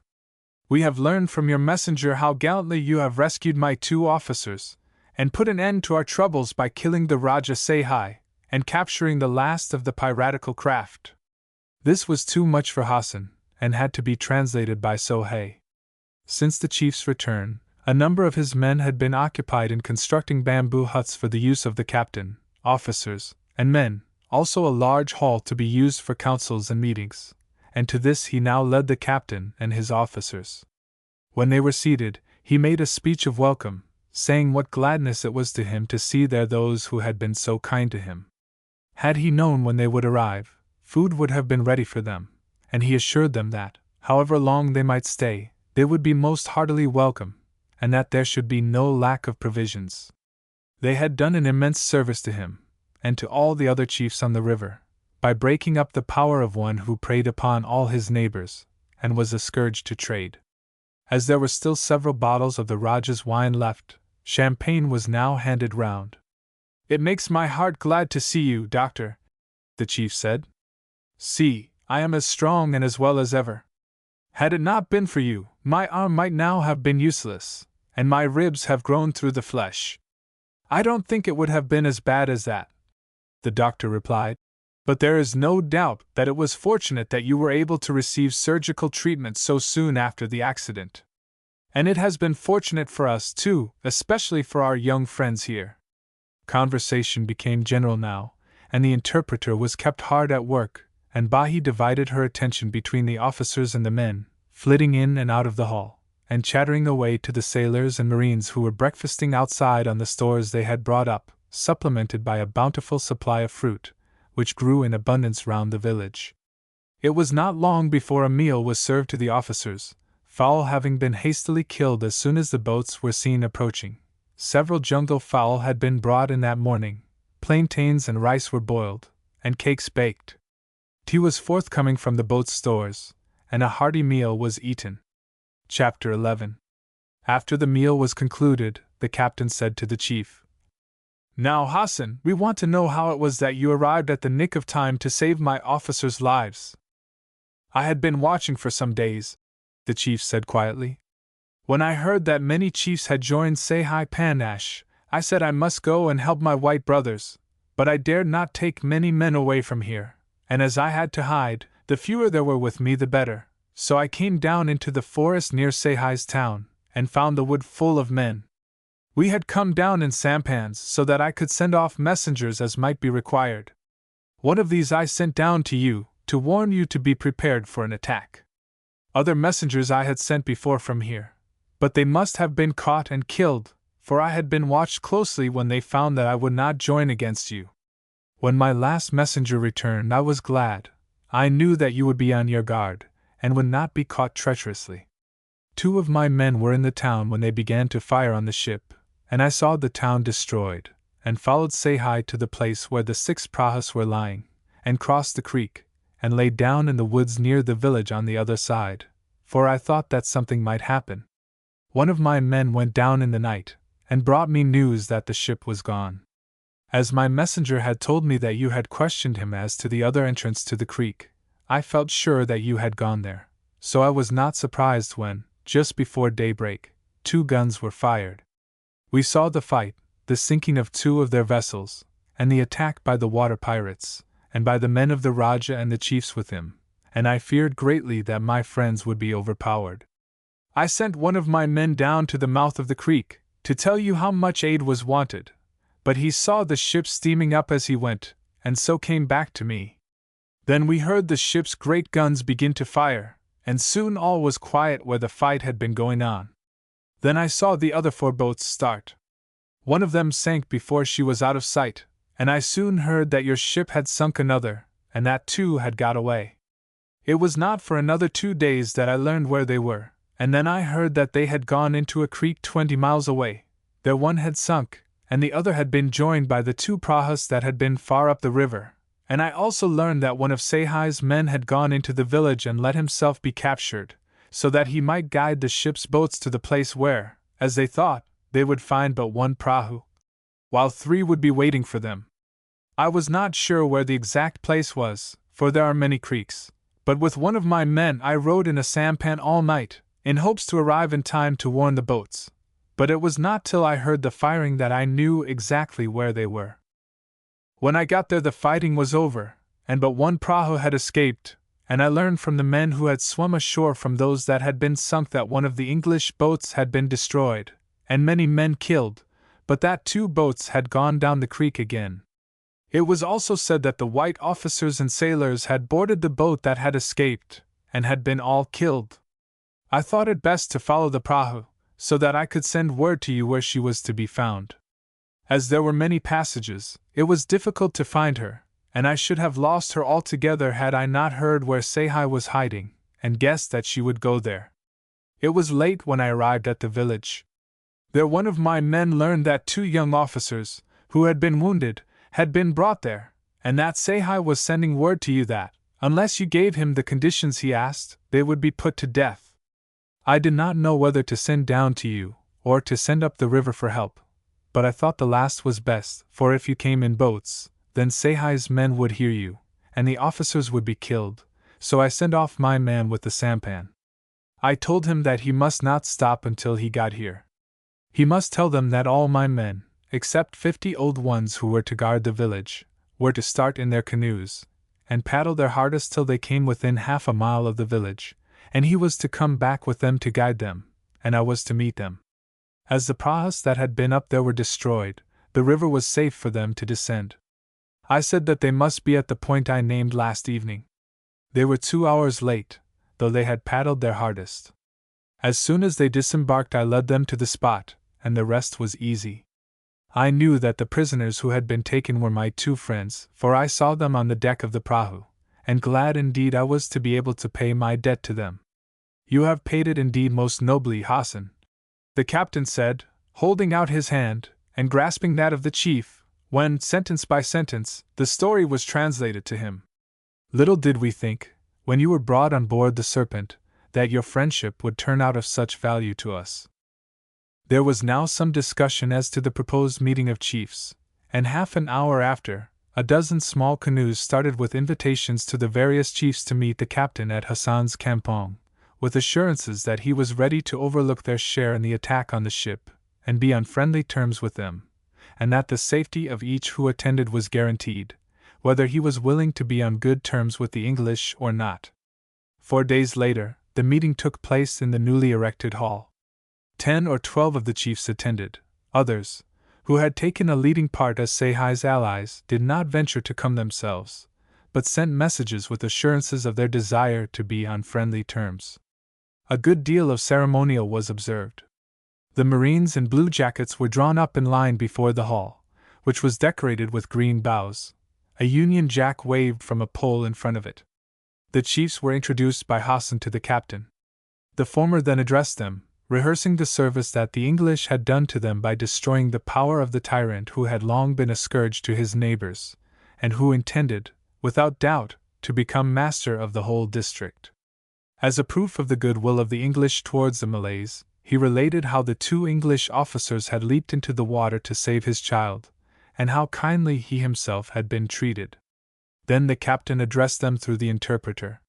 He told them that he had only been sent up the river by the governor in accordance with an invitation from Sehai, of whose conduct he was ignorant, to undertake the protectorate of his district, and that, on learning his true character, he at once reported to the governor that the Rajah was not a proper person to receive protection, as not only did he prevent trade and harass his neighbors, but was the owner of a number of piratical craft that often descended the river and plundered the coast. England, he went on, has no desire whatever to take under her protection any who do not earnestly desire it, and who are not willing, in return, to promote trade and keep peace with their neighbors, nor can she make separate arrangements with minor chiefs. It was only because she understood that Sehai ruled over a considerable extent of territory, and was all-powerful in this part, that his request was listened to. I shall shortly return down the river, he said, and have no thought or intention of interfering in any way with matters here. I wish to leave on good terms with you all, and to explain to you that it is to your interest to do all in your power to further trade, both by sending down your products to the coast, and by throwing no hindrance in the way of the products of the highlands coming down the river, charging, at the utmost, a very small toll upon each boat that passes up and down. It is the interest of all of you, of the people of the hills, and of ourselves, that trade should increase. Now that Sehai is dead and his people altogether dispersed and all his piratical craft destroyed, with the exception of the one captured by Hassan, there is no obstruction to trade, and you are free from the fear that he would one day eat you up. Be assured that there is nothing to be feared from us. You all know how greatly the states protected by us have flourished, and how wealthy their Rajas have become from the increase of cultivation and the cessation of tribal wars. If in the future all the chiefs of this district should desire to place themselves under English protection, their request will be considered, but there is not the slightest desire on the part of the governor to assume further responsibility, and he will be well satisfied indeed to know that there is peace among the river tribes, security for trade, and a large increase in the cultivation of the country and in its prosperity. There was a general expression of satisfaction and relief upon the face of the chiefs, as, sentence by sentence, the speech was translated to them, and one by one they rose after its conclusion, and expressed their hearty concurrence with what had been said. We know, one of them said, that these wars do much harm, but if we quarrel, or if one ill-treats another, or encourages his slaves to leave him, or ravages his plantations, what are we to do? That I have thought of, the captain said. I have spoken with the chief Hassan, and he has agreed to remove with his people to the spot where Seihai's town stood. There, doubtless, he will be joined by Seihai's former subjects, who cannot but be well pleased at being rid of a tyrant who had forcibly taken them under his rule. He will retain the prahu that he has taken, and will use it to keep the two rivers free of robbers, but in no other respect will he interfere with his neighbors. His desire is to cultivate the land, clear away the forest, and encourage his people to raise products that he can send down the river to trade with us. He will occupy the territory only as far as the creek that runs between the two rivers. I propose that all of you shall come to an agreement to submit any disputes that may arise between you to his decision, swearing to accept his judgment, whichever way it may go. This is the way in which the disputes are settled in our country. Both sides go before a judge, and he hears their statements and those of their witnesses, and then decides the case, and even the government of the country is bound by his decision. I don't wish you to give me any reply as to this. I make the suggestion solely for your own good, and it is for you to talk it over among yourselves, and see if you cannot all come to an agreement that will put a stop to the senseless wars, and enable your people to cultivate the land in peace, and to obtain all the comforts that arise from trade. A boat had been sent down to the ship, and this returned with a number of the articles that had been put on board her as presents for Seihai and other chiefs. These were now distributed. A feast was then held, and the next morning the chiefs started for their homes, highly gratified with the result of the meeting. On the following day, the British boats also took their way down the river, followed by the prahu, with a considerable number of Hassan's men, who were to clear away the ruins of Seihai's kampong, to bury the dead still lying among them, and to erect huts for the whole community. The Serpent remained for a week opposite the town, a considerable quantity of flour, sugar, and other useful stores being landed for the use of Hassan's people.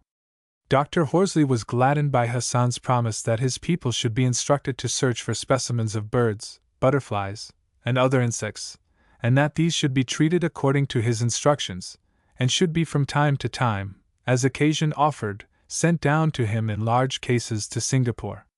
To the two midshipmen the chief gave krises of the finest temper. "I have no presents to give you worthy of your acceptance," he said, "but you know that I shall never forget you, and always regard you as brothers. I intend to send 12 of my young men down to Penang, there to live for 3 years and learn useful trades from your people. The doctor has advised me also to send Bahi, and has promised to find a comfortable home for her, where she will learn to read and write your language and many other useful things. It is hard to part with her, but it is for her good and that of her people. If you will write to me sometimes, she will read the letters to me and write letters to you in return, so that, though we are away from each other, we may know that neither of us has forgotten the other." Bahi and 12 young Malays were taken to Penang in the Serpent, where the doctor found a comfortable home for her with some friends of his, to whom payment for her board and schooling was to be paid by Hassan in blocks of tin, which he would obtain from boats coming down from the hills in exchange for other articles of trade. The Malays were placed with men of their own race belonging to the protected states, and settled as carpenters, smiths, and other tradesmen in Penang. 3 years later, they and Bahi were all taken back in the Serpent to their home. The river was acquiring considerable importance from the great increase of trade. They found Hassan's town far more extensive and flourishing than it had been in the time of its predecessor.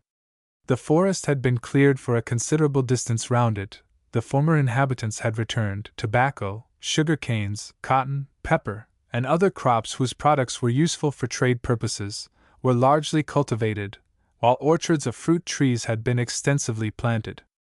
Hassan reported that tribal wars had almost ceased, and that disputes were in almost all cases brought for his arbitration. Owing to the abolition of all oppressive tolls, trade from the interior had very largely increased, a great deal of tin, together with spices and other products, now finding its way down by the river. Hassan was delighted with the progress Bahi had made, and ordered that 3 or 4 boys should at once be placed for instruction under each of the men who had learned trades at Penang.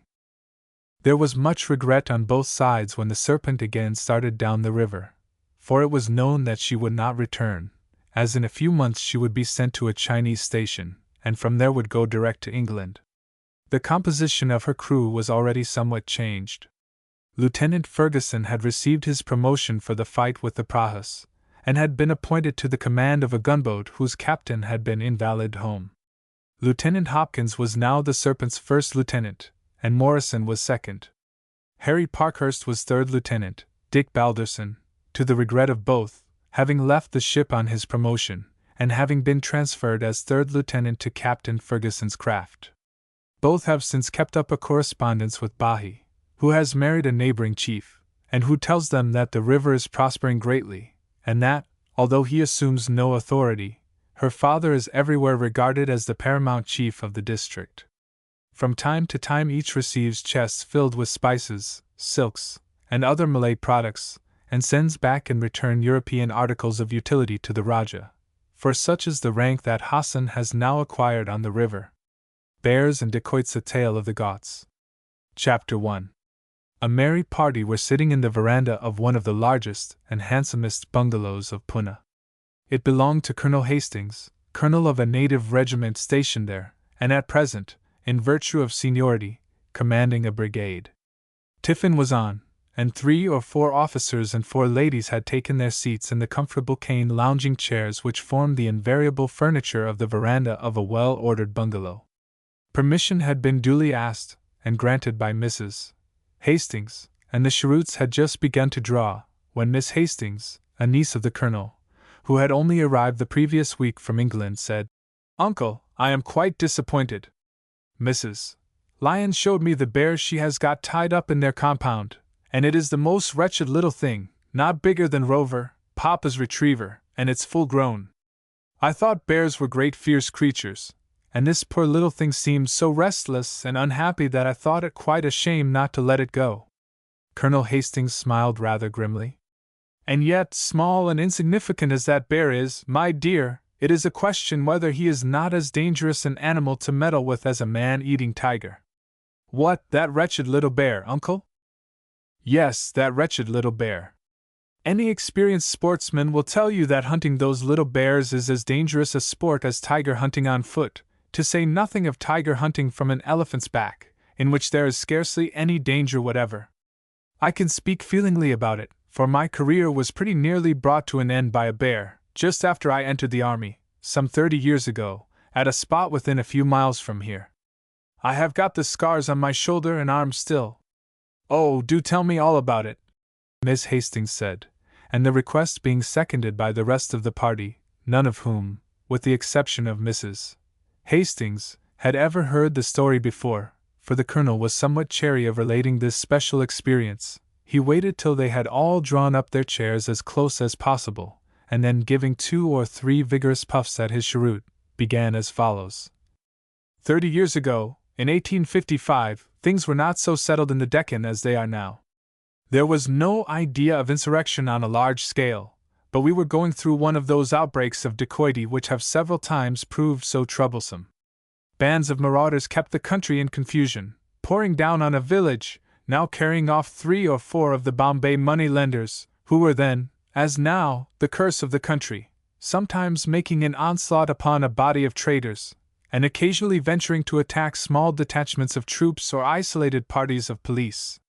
They were not very formidable, but they were very troublesome, and most difficult to catch, for the peasantry regarded them as patriots, and aided and shielded them in every way. The headquarters of these gangs of dacoits were the Ghauts.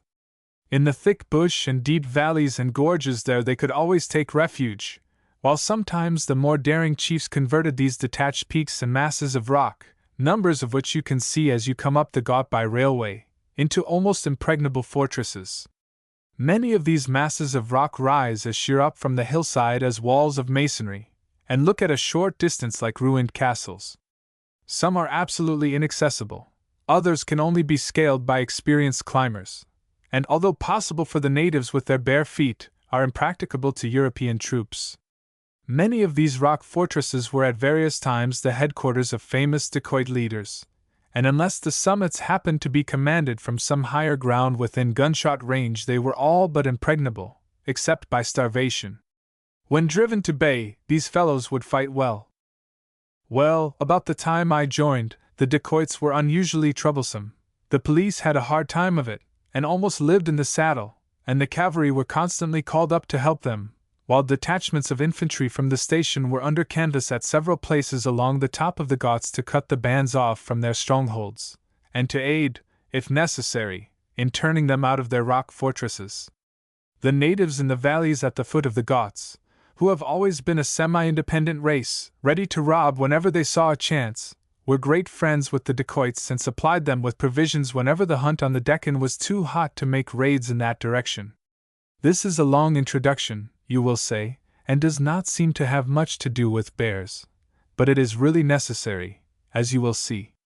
I had joined about 6 months when 3 companies of the regiment were ordered to relieve a wing of the 15th, who had been under canvas at a village some 4 miles to the north of the point where the line crosses the top of the Ghauts.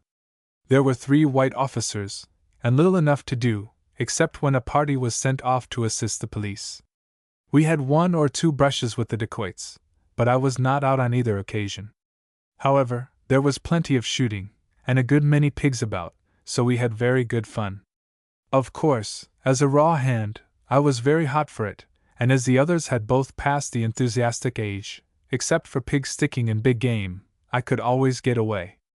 I was supposed not to go far from camp, because in the first place, I might be wanted, and in the second, because of the dacoits, and Norworthy, who was in command, used to impress upon me that I ought not to go beyond the sound of a bugle. Of course we both knew that if I intended to get any sport I must go further afoot than this, but I merely used to say, "All right, sir, I will keep an ear to the camp," and he on his part never considered it necessary to ask where the game which appeared on the table came from. But in point of fact, I never went very far, and my servant always had instructions which way to send for me if I was wanted, while, as to the dacoits, I did not believe in their having the impudence to come in broad daylight within a mile or 2 of our camp. I did not often go down the face of the Ghauts. The shooting was good, and there were plenty of bears in those days, but it needed a long day for such an expedition, and in view of the dacoits who might be scattered about, was not the sort of thing to be undertaken except with a strong party. Norworthy had not given any precise orders about it, but I must admit that he said one day, "Of course you won't be fool enough to think of going down the Ghauts, Hastings," but I did not look at that as equivalent to a direct order, whatever I should do now. The colonel put in, on seeing a furtive smile on the faces of his male listeners. "However, I never meant to go down, though I used to stand on the edge and look longingly down into the bush and fancy I saw bears moving about in scores. But I don't think I should have gone into their country if they had not come into mine. One day the fellow who always carried my spare gun or flask, and who was a sort of shikari in a small way, told me he had heard that a farmer whose house stood near the edge of the Ghauts, some 2 miles away, had been seriously annoyed by his fruit and corn being stolen by bears. 'I'll go and have a look at the place tomorrow,' I said. 'There is no parade, and I can start early. You may as well tell the mess cook to put up a basket with some tiffin and a bottle of claret, and get a boy to carry it over.' 'The bears not come in day,' Ramon said. 'Of course not,' I replied, 'still I may like to find out which way they come.' 'Just do as you are told.' The next morning, at 7 o'clock, I was at the farmer's spoken of, and there was no mistake as to the bears. A patch of Indian corn had been ruined by them, and 2 dogs had been killed. The native was in a terrible state of rage and alarm. He said that on moonlight nights he had seen 8 of them, and they came and sniffed around the door of the cottage. 'Why don't you fire through the window at them?' I asked scornfully, for I had seen a score of tame bears in captivity, and, like you, Mary, was inclined to despise them, though there was far less excuse for me, for I had heard stories which should have convinced me that, small as he is, the Indian bear is not a beast to be attacked with impunity.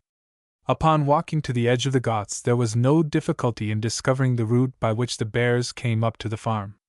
For a mile to the right and left the ground fell away as if cut with a knife, leaving a precipice of over 100 feet sheer down. But close by where I was standing was the head of a watercourse, which in time had gradually worn a sort of cleft in the wall, up or down which it was not difficult to make one's way. Further down this little gorge widened out and became a deep ravine, and further still a wide valley, where it opened upon the flats far below us. About half a mile down, where the ravine was deepest and darkest, was a thick clump of trees and jungle. "That's where the bears are?" I asked Rahman. He nodded. It seemed no distance. I could get down and back in time for tiffin, and perhaps bag a couple of bears. For a young sportsman, the temptation was great. How long would it take us to go down and have a shot or two at them? No good go down. Master come here at night, shoot bears when they come up. I had thought of that. But in the first place, it did not seem much sport to shoot the beasts from cover when they were quietly eating, and in the next place, I knew that Norworthy could not, even if he were willing, give me leave to go out of camp at night. I waited, hesitating for a few minutes, and then I said to myself, it is of no use waiting. I could go down and get a bear and be back again while I am thinking of it. Then to Rahman, "No, come along, we will have a look through that wood anyhow." Rahman evidently did not like it. "Not easy to find bear, Sahib. He very cunning." "Well, very likely we shan't find them," I said, "but we can try anyhow. Bring that bottle with you. The tiffin basket can wait here till we come back." In another 5 minutes I had begun to climb down the watercourse, the shikari following me. I took the double-barreled rifle and handed him the shotgun, having first dropped a bullet down each barrel over the charge. The ravine was steep, but there were bushes to hold on by, and although it was hot work and took a good deal longer than I expected, we at last got down to the place which I had fixed upon as likely to be the bear's home. "Sahib, climb up top," Rahman said. "Come down through wood. No good fire at bear when he above." I had heard that before, but I was hot, the sun was pouring down, there was not a breath of wind, and it looked a long way up to the top of the wood. "Give me the claret. It would take too long to search the wood regularly. We will sit down here for a bit, and if we can see anything moving up in the wood, well and good. If not, we will come back again another day with some beaters and dogs." So saying, I sat down with my back against a rock, at a spot where I could look up among the trees for a long way through a natural vista. I had a drink of claret, and then I sat and watched till gradually I dropped off to sleep. I don't know how long I slept, but it was some time, and I woke up with a sudden start. Rahman, who had, I fancy, been asleep too, also started up. The noise which had aroused us was made by a rolling stone striking a rock, and looking up I saw some 50 yards away, not in the wood, but on the rocky hillside on our side of the ravine, a bear standing, as though unconscious of our presence, snuffing the air. As was natural, I seized my rifle, cocked it, and took aim, unheeding a cry of "No, no, Sahib," from Rahman. However, I was not going to miss such a chance as this, and I let fly. The beast had been standing sideways to me, and as I saw him fall I felt sure I had hit him in the heart. I gave a shout of triumph, and was about to climb up when, from behind the rock on which the bear had stood, appeared another, growling fiercely. On seeing me, it at once prepared to come down. Stupidly, being taken by surprise and being new at it, I fired at once at its head. The bear gave a spring, and then, it seemed instantaneous, down it came at me. Whether it rolled down, or slipped down, or ran down, I don't know, but it came almost as if it had jumped straight at me. "My gun, Rahman," I shouted, holding out my hand. There was no answer. I glanced round and found that the scoundrel had bolted. I had time, and only just time, to take a step backwards, and to club my rifle, when the brute was upon me. I got one fair blow at the side of its head, a blow that would have smashed the skull of any civilized beast into pieces, and which did fortunately break the brute's jaw. Then in an instant he was upon me, and I was fighting for life. My hunting knife was out, and with my left hand I had the beast by the throat, while with my right I tried to drive my knife into its ribs. My bullet had gone through his chest. The impetus of his charge had knocked me over, and we rolled on the ground, he tearing with his claws at my shoulder and arm, I stabbing and struggling, my great effort being to keep my knees up so as to protect my body with them from his hind claws.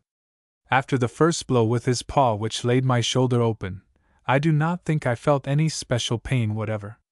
There was a strange faint sensation, and my whole energy seemed centered in the two ideas, to strike and to keep my knees up. I knew that I was getting faint, but I was dimly conscious that his efforts, too, were relaxing. His weight on me seemed to increase enormously, and the last idea that flashed across me was that it was a drawn fight. The next idea of which I was conscious was that I was being carried. I seemed to be swinging about, and I thought I was at sea. Then there was a little jolt and a sense of pain. A collision, I muttered, and opened my eyes. Beyond the fact that I seemed in a yellow world, a bright orange yellow, my eyes did not help me, and I lay vaguely wondering about it all, till the rocking ceased. There was another bump, and then the yellow world seemed to come to an end, and as the daylight streamed in upon me I fainted again. This time, when I awoke to consciousness, things were clearer. I was stretched by a little stream. A native woman was sprinkling my face and washing the blood from my wounds, while another, who had with my own knife cut off my coat and shirt, was tearing the latter into strips to bandage my wounds. The yellow world was explained. I was lying on the yellow robe of one of the women. They had tied the ends together, placed a long stick through them, and carried me in the bag-like hammock. They nodded to me when they saw I was conscious, and brought water in a large leaf, and poured it into my mouth. Then one went away for some time, and came back with some leaves and bark. These they chewed and put on my wounds, bound them up with strips of my shirt, and then again knotted the ends of the cloth, and lifting me up, went on as before. I was sure that we were much lower down the ghat than we had been when I was watching for the bears, and we were now going still lower. However, I knew very little Hindustani, nothing of the language the women spoke. I was too weak to stand, too weak even to think much, and I dozed and woke, and dozed again until, after what seemed to me many hours of travel, we stopped again, this time before a tent. 2 or 3 old women and 4 or 5 men came out, and there was great talking between them and the young women, for they were young, who had carried me down. Some of the party appeared angry, but at last things quieted down, and I was carried into the tent. I had fever, and was, I suppose, delirious for days. I afterwards found that for fully a fortnight I had lost all consciousness, but a good constitution and the nursing of the women pulled me round. When once the fever had gone, I began to mend rapidly. I tried to explain to the women that if they would go up to the camp and tell them where I was they would be well rewarded, but although I was sure they understood, they shook their heads, and by the fact that as I became stronger 2 or 3 armed men always hung about the tent, I came to the conclusion that I was a sort of prisoner. This was annoying, but did not seem serious. If these people were dacoits, or, as was more likely, allies of the dacoits, I could be kept only for ransom or exchange. Moreover, I felt sure of my ability to escape when I got strong, especially as I believed that in the young women who had saved my life, both by bringing me down and by their careful nursing, I should find friends. Were they pretty, uncle? Mary Hastings broke in. Never mind whether they were pretty, Mary, they were better than pretty. No, but we should like to know, uncle. Well, except for the soft, dark eyes common to the race, and the good temper and light-heartedness, also so general among Hindu girls, and the tenderness which women feel towards a creature whose life they have saved, whether it is a wounded bird or a drowning puppy, I suppose they were nothing remarkable in the way of beauty, but at the time I know that I thought them charming. Chapter 2. Just as I was getting strong enough to walk, and was beginning to think of making my escape, a band of 5 or 6 fellows, armed to the teeth, came in, and made signs that I was to go with them. It was evidently an arranged thing. The girls only were surprised, but they were at once turned out, and as we started I could see 2 crouching figures in the shade with their cloths over their heads. I had a native garment thrown over my shoulders, and in 5 minutes after the arrival of the fellows found myself on my way. It took us some 6 hours before we reached our destination, which was one of those natural rock citadels. Had I been in my usual health I could have done the distance in an hour and a half, but I had to rest constantly, and was finally carried rather than helped up. I had gone not unwillingly, for the men were clearly, by their dress, dacoits of the Deccan, and I had no doubt that it was intended either to ransom or exchange me. At the foot of this natural castle were some 20 or 30 more robbers, and I was led to a rough sort of arbor in which was lying, on a pile of maize straw, a man who was evidently their chief. He rose and we exchanged salams. "What is your name, Sahib?" he asked in Maratha. "Hastings," Lieutenant Hastings, I said. And yours? Sivajee Punt, he said. This was bad. I had fallen into the hands of the most troublesome, most ruthless, and most famous of the dacoit leaders. Over and over again he had been hotly chased, but had always managed to get away, and when I last heard anything of what was going on, 4 or 5 troops of native police were scouring the country after him.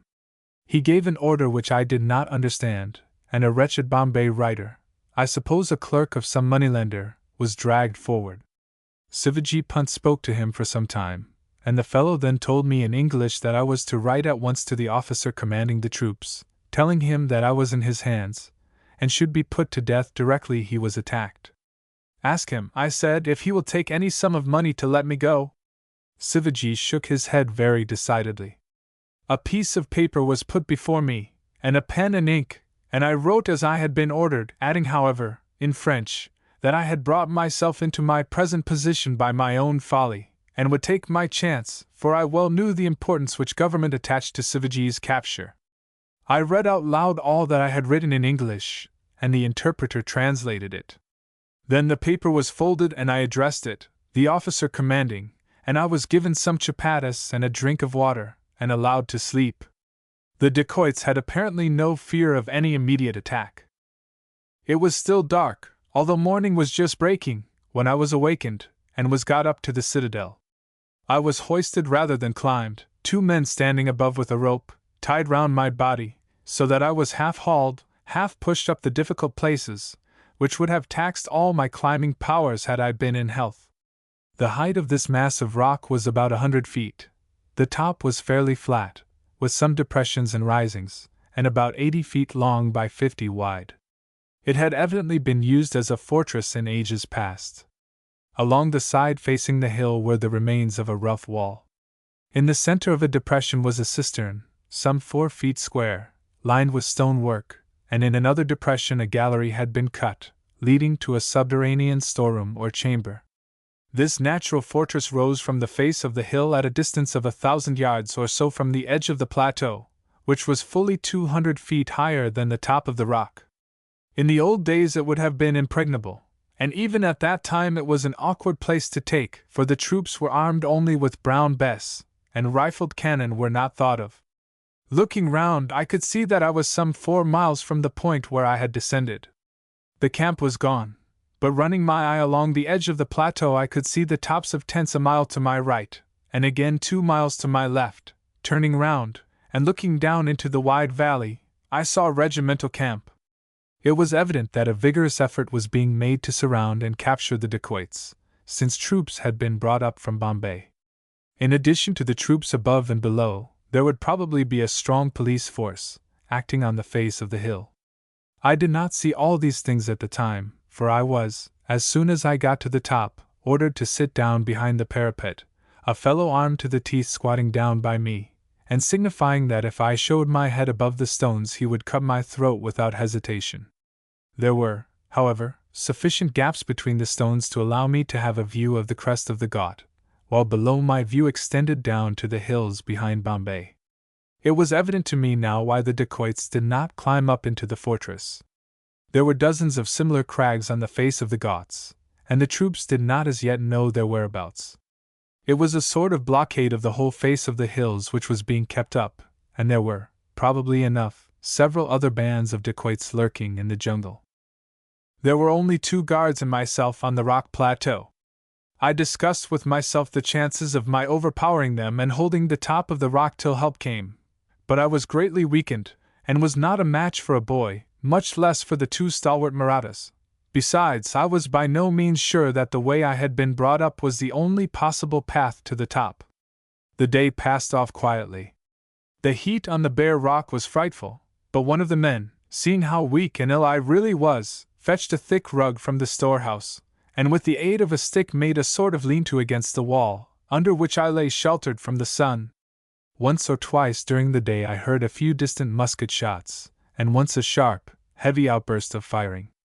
It must have been 3 or 4 miles away, but it was on the side of the Ghat, and showed that the troops or police were at work. My guards looked anxiously in that direction, and uttered sundry curses. When it was dusk, Sivaji and 8 of the dacoits came up. From what they said, I gathered that the rest of the band had dispersed, trusting either to get through the line of their pursuers, or, if caught, to escape with slight punishment, the men who remained being too deeply concerned in murderous outrages to hope for mercy. Sivaji himself handed me a letter, which the man who had taken my note had brought back in reply. Major Knapp, the writer, who was the second in command, said that he could not engage the government, but that if Lieutenant Hastings was given up the act would certainly dispose the government to take the most merciful view possible, but that if, on the contrary, any harm was suffered by Lieutenant Hastings, every man taken would be at once hung. Sivaji did not appear put out about it.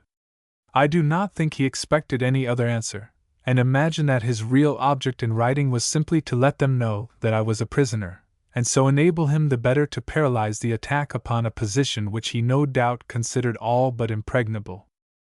I was given food, and was then allowed to walk as I chose upon the little plateau, 2 of the dacoits taking post as sentries at the steepest part of the path, while the rest gathered, chatting and smoking, in the depression in front of the storehouse. It was still light enough for me to see for some distance down the face of the rock, and I strained my eyes to see if I could discern any other spot at which an ascent or descent was possible. The prospect was not encouraging. At some places the face fell sheer away from the edge, and so evident was the impracticability of escape that the only place which I glanced at twice was the western side, that is the one away from the hill. Here it sloped gradually for a few feet. I took off my shoes and went down to the edge. Below, some 10 feet, was a ledge onto which with care I could get down, but below that was a sheer fall of some 50 feet.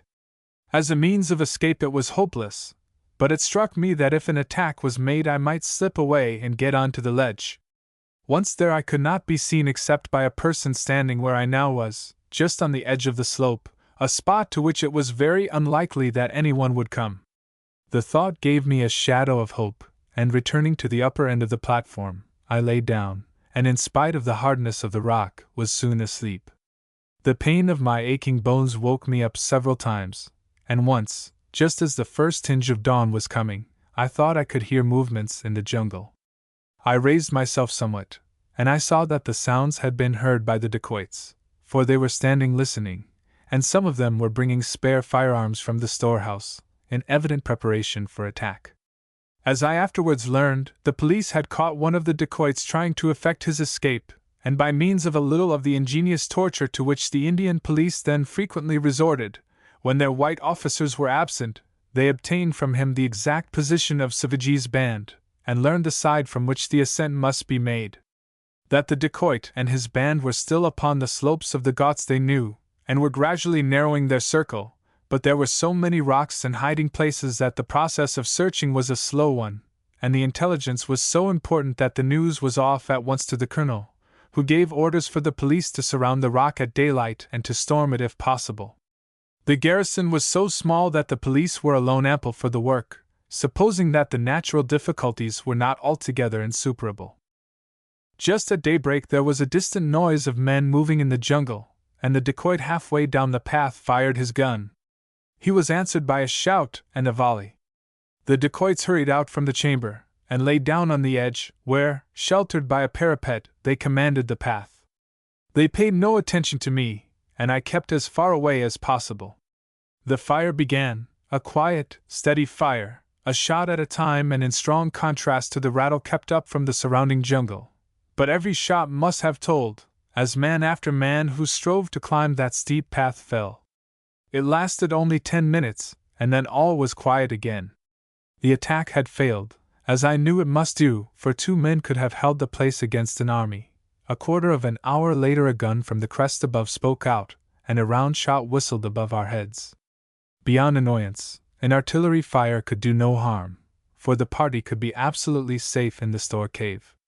The instant the shot flew overhead, however, Sivaji Punt beckoned to me, and motioned me to take my seat on the wall facing the guns. Hesitation was useless, and I took my seat with my back to the dacoits and my face to the hill. One of the dacoits, as I did so, pulled off the native cloth which covered my shoulders, in order that I might be clearly seen. Just as I took my place, another round shot hummed by, but then there was a long interval of silence. With a field glass, every feature must have been distinguishable to the gunners, and I had no doubt that they were waiting for orders as to what to do next. I glanced round and saw that, with the exception of one fellow squatted behind the parapet some half-dozen yards away, clearly as a sentry to keep me in place, all the others had disappeared. Some, no doubt, were on sentry down the path, the others were in the store beneath me. After half an hour's silence, the guns spoke out again. Evidently the gunners were told to be as careful as they could, for some of the shots went wide on the left, others on the right. A few struck the rock below me. The situation was not pleasant, but I thought that at 1,000 yards they ought not to hit me, and I tried to distract my attention by thinking out what I should do under every possible contingency. Presently I felt a crash and a shock, and fell backwards to the ground. I was not hurt, and picking myself up saw that the ball had struck the parapet to the left, just where my guard was sitting, and he lay covered with its fragments. His turban lay some yards behind him. Whether he was dead or not I neither knew nor cared.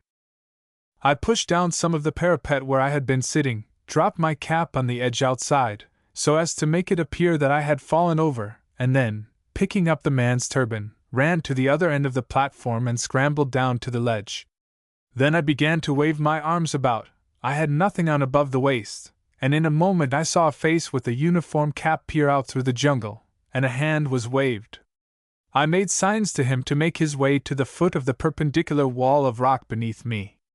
I then unwound the turban, whose length was, I knew, amply sufficient to reach to the bottom, and then looked round for something to write on. I had my pencil still in my trousers pocket, but not a scrap of paper. I picked up a flattish piece of rock and wrote on it, "Get a rope ladder quickly, I can haul it up. 10 men in garrison. They are all under cover. Keep on firing to distract their attention." I tied the stone to the end of the turban and looked over. A non-commissioned officer of the police was already standing below. I lowered the stone, he took it, waved his hand to me, and was gone. An hour passed, it seemed an age. The round shot still rang overhead, and the fire was now much more heavy and sustained than before. Presently I again saw a movement in the jungle, and Norworthy's face appeared, and he waved his arm in greeting. 5 minutes more and a party were gathered at the foot of the rock, and a strong rope was tied to the cloth. I pulled it up. A rope ladder was attached to it, and the top rung was in a minute or two in my hands. To it was tied a piece of paper with the words, "Can you fasten the ladder?" I wrote on the paper, "No, but I can hold it for a light weight." I put the paper with a stone in the end of the cloth, and lowered it again. Then I sat down, tied the rope round my waist, got my feet against 2 projections, and waited. There was a jerk, and then I felt someone was coming up the rope ladder. The strain was far less than I expected, but the native policeman who came up first did not weigh half so much as an average Englishman. There were now 2 of us to hold. The officer in command of the police came up next, then Norworthy, then a dozen more police. I explained the situation, and we mounted to the upper level. Not a soul was to be seen. Quickly we advanced and took up a position to command the door of the underground chamber, while one of the police waved a white cloth from his bayonet as a signal to the gunners to cease firing. Then the officer hailed the party within the cave. "Sivajee Punt! You may as well come out and give yourself up. We are in possession, and resistance is useless." A yell of rage and surprise was heard, and the dacoits, all desperate men, came bounding out, firing as they did so. Half of their number were shot down at once, and the rest, after a short, sharp struggle, were bound hand and foot. That is pretty well all of the story, I think. Sivajee Punt was one of the killed. The prisoners were all either hung or imprisoned for life. I escaped my blowing up for having gone down the Ghauts after the bear, because, after all, Sivajee Punt might have defied their force for months had I not done so. It seemed that scoundrel Rahman had taken back word that I was killed. Norworthy had sent down a strong party, who found the 2 dead bears, and who, having searched everywhere without finding any signs of my body, came to the conclusion that I had been found and carried away, especially as they ascertained that natives used that path. They had offered rewards, but nothing was heard of me till my note saying I was in Savagee's hands arrived. And did you ever see the women who carried you off? No, Mary, I never saw them again. I did, however, after immense trouble, succeed in finding out where it was that I had been taken to. I went down at once, but found the village deserted.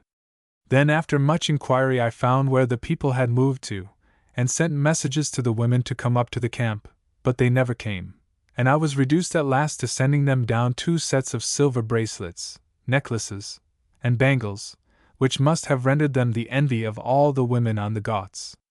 They sent back a message of grateful thanks, and I never heard of them afterwards. No doubt their relatives, who knew that their connection with the dacoits was now known, would not let them come. However, I had done all I could, and I have no doubt the women were perfectly satisfied.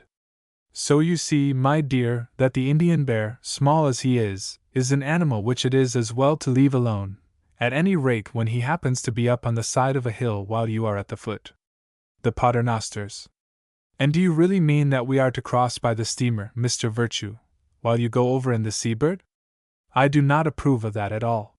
Fanny, why do you not rebel, and say we won't be put ashore? I call it horrid, after a fortnight on board this dear little yacht, to have to get on to a crowded steamer, with no accommodation and lots of seasick women, perhaps, and crying children. You surely cannot be in earnest?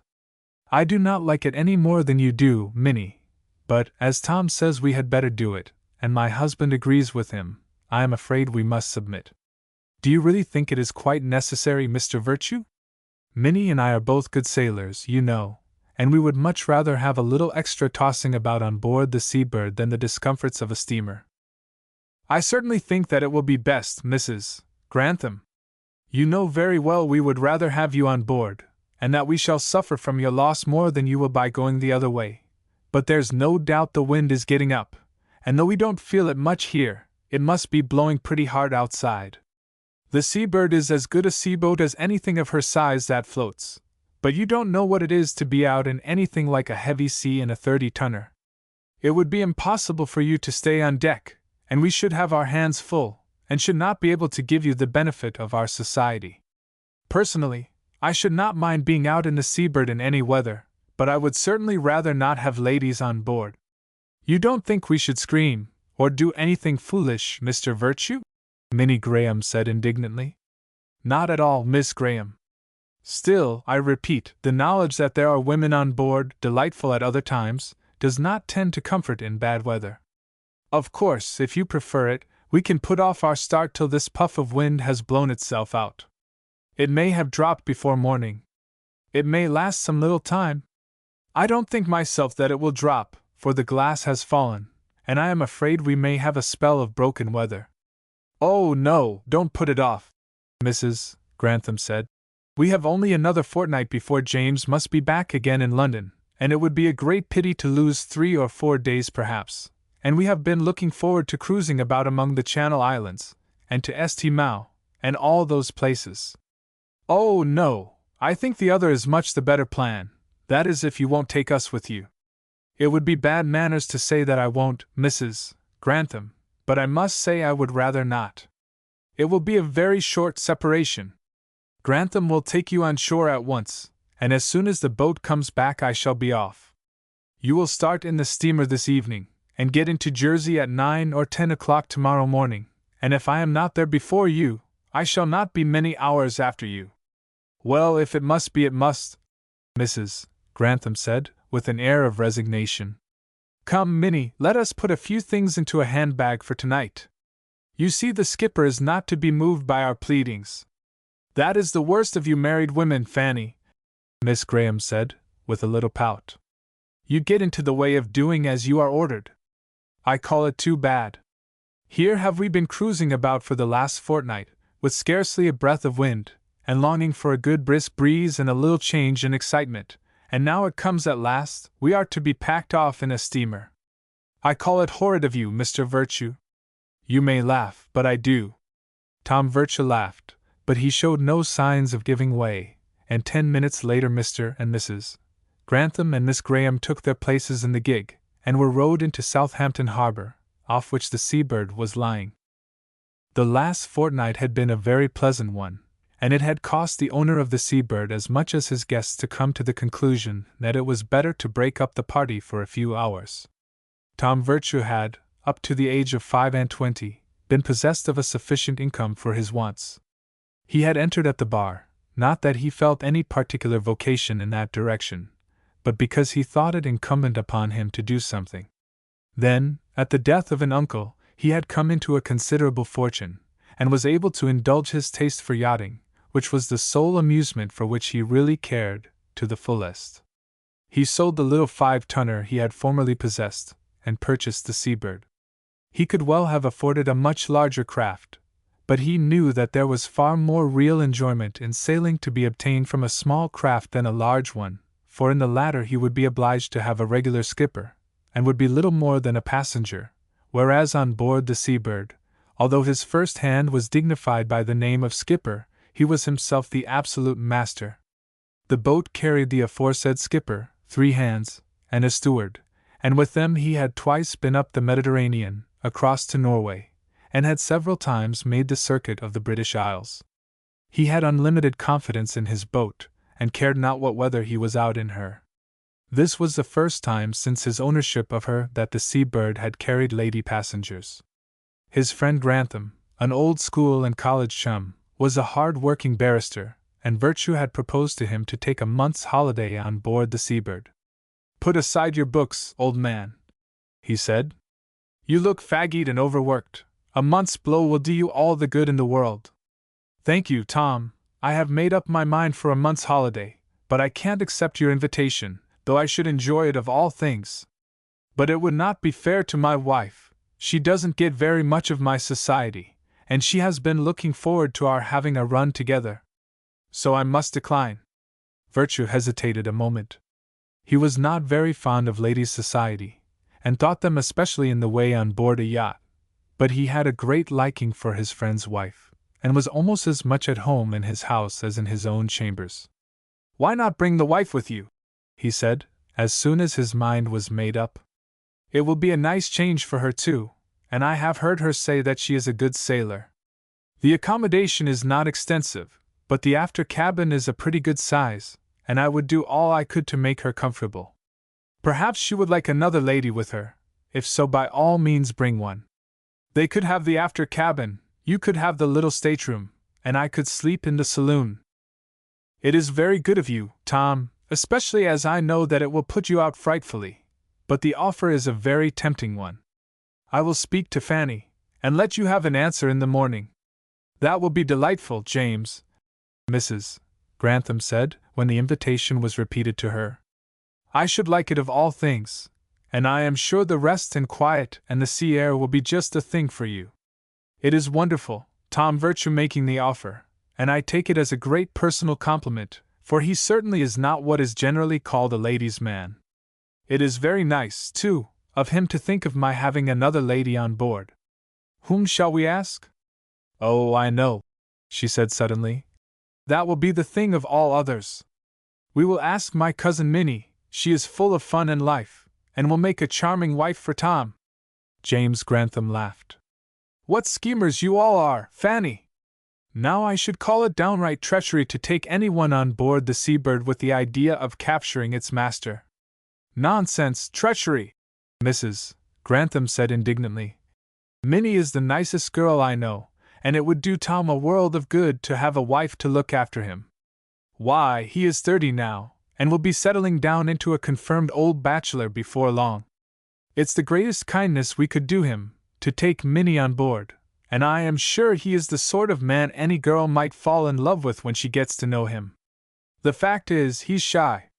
He never had any sisters, and spends all his time in winter at that horrid club, so that really he has never had any women's society, and even with us he will never come unless he knows we are alone. I call it a great pity, for I don't know a pleasanter fellow than he is. I think it will be doing him a real service in asking Minnie, so that's settled. I will sit down and write him a note.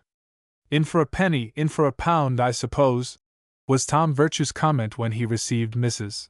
Grantham's letter, thanking him warmly for the invitation, and saying that she would bring her cousin, Miss Graham, with her, if that young lady was disengaged. As a matter of self-defense, he at once invited Jack Harvey, who was a mutual friend of himself and Grantham, to be of the party. Jack can help Grantham to amuse the women, he said to himself. That will be more in his line than mine. I will run down to Cowes tomorrow and have a chat with Johnson. We shall want a different sort of stores altogether from those we generally carry, and I suppose we must do her up a bit below. Having made up his mind to the infliction of female passengers, Tom Virtue did it handsomely, and when the party came on board at Ryde they were delighted with the aspect of the yacht below. She had been repainted, the saloon and ladies' cabin were decorated in delicate shades of grey, picked out with gold, and the upholsterer, into whose hands the owner of the Sea-Bird had placed her, had done his work with taste and judgment, and the ladies' cabin resembled a little boudoir. Why, Tom, I should have hardly known her, Grantham, who had often spent a day on board the Sea-Bird, said. I hardly know her myself, Tom said rather ruefully. But I hope she's all right, Mrs. Grantham, and that you and Miss Graham will find everything you want. It is charming, Mrs. Grantham said enthusiastically. It's awfully good of you, Tom, and we appreciate it, don't we, Minnie? It is such a surprise, too, for James said that while I should find everything very comfortable, I must not expect that a small yacht would be got up like a palace. So a fortnight had passed. They had cruised along the coast as far as Plymouth, anchoring at night at the various ports on the way. Then they had returned to Southampton, and it had been settled that as none of the party, with the exception of Virtue himself, had been to the Channel Islands, the last fortnight of the trip should be spent there. The weather had been delightful, save that there had been some deficiency in wind, and throughout the cruise the Sea-Bird had been under all the sail she could spread. But when the gentlemen came on deck early in the morning a considerable change had taken place. The sky was grey and the clouds flying fast overhead. We are going to have dirty weather, Tom Virtue said at once. I don't think it's going to be a gale, but there will be more sea on than will be pleasant for ladies. I tell you what, Grantham, the best thing will be for you to go on shore with the two ladies, and cross by the boat tonight. If you don't mind going directly after breakfast I will start at once, and shall be at St. Helier's as soon as you are. And so it had been agreed, but not, as has been seen, without opposition and protest on the part of the ladies. Mrs. Grantham's chief reason for objecting had not been given. The little scheme on which she had set her mind seemed to be working satisfactorily. From the first day Tom Virtue had exerted himself to play the part of host satisfactorily, and had ere long shaken off any shyness he may have felt towards the one stranger of the party, and he and Miss Graham had speedily got on friendly terms. So things were going on as well as Mrs. Grantham could have expected. No sooner had his guests left the side of the yacht than her owner began to make his preparations for a start. What do you think of the weather, Watkins? He asked his skipper. It's going to blow hard, sir, that's my view of it, and if I was you I shouldn't up anchor today. Still, it's just as you likes, the Sea-Bird won't mind it if we don't. She has had a rough time of it before now, still, it will be a case of wet jackets, and no mistake. Yes, I expect we shall have a rough time of it, Watkins, but I want to get across. We don't often let ourselves be weather-bound, and I am not going to begin it today. We had better house the topmast at once, and get 2 reefs in the mainsail. We can get the other down when we get clear of the island. Get number 3 jib up, and the leg of mutton mizzen, put 2 reefs in the foresail. Tom and his friend Harvey, who was a good sailor, assisted the crew in reefing down the sails, and a few minutes after the gig had returned and been hoisted in, the yawl was running rapidly down Southampton waters. We need hardly have reefed quite so closely, Jack Harvey said, as he puffed away at his pipe. Not yet, Jack, but you will see she has as much as she can carry before long. It's all the better to make all snug before starting, it saves a lot of trouble afterwards, and the extra canvas would not have made 10 minutes difference to us at the outside. We shall have pretty nearly a dead beat down the Solent. Fortunately the tide will be running strong with us, but there will be a nasty kick up there. You will see we shall feel the short choppy seas there more than we shall when we get outside. She is a grand boat in a really heavy sea, but in short waves she puts her nose into it with a will. Now, if you will take my advice, you will do as I am going to do, put on a pair of fisherman's boots and oilskin and sou'wester. There are several sets for you to choose from below. As her owner had predicted, the sea-bird put her bowsprit under pretty frequently in the Solent. The wind was blowing half a gale, and as it met the tide it knocked up a short, angry sea, crested with white heads, and Jack Harvey agreed that she had quite as much sail on her as she wanted. The cabin doors were bolted, and all made snug to prevent the water getting below before they got to the race off Hurst Castle, and it was well that they did so, for she was as much under water as she was above. I think if I had given way to the ladies and brought them with us they would have changed their minds by this time, Jack, Tom Virtue said with a laugh. I should think so, his friend agreed. This is not a day for a fair-weather sailor. Look what a sea is breaking on the shingles. Yes, 5 minutes there would knock her into matchwood. Another 10 minutes and we shall be fairly out, and I shan't be sorry. One feels as if one was playing football, only just at present the seabird is the ball and the waves the kickers. Another quarter of an hour and they had passed the Needles. That is more pleasant, Jack, as the short, chopping motion was exchanged for a regular rise and fall. This is what I enjoy, a steady wind and a regular sea. The seabird goes over it like one of her namesakes. She is not taking a teacupful now over her bows. Watkins, you may as well take the helm for a spell, while we go down to lunch. I am not sorry to give it up for a bit, for it has been jerking like the kick of a horse. That's right, Jack, hang up your oilskin there. Johnson, give us a couple of towels. We have been pretty well smothered up there on deck. Now what have you got for us? There is some soup ready, sir, and that cold pie you had for dinner yesterday. That will do. Open a couple of bottles of stout. Lunch over, they went on deck again. She likes a good blow as well as we do, Virtue said enthusiastically, as the yawl rose lightly over each wave. What do you think of it, Watkins? Is the wind going to lull a bit as the sun goes down? I think not, sir.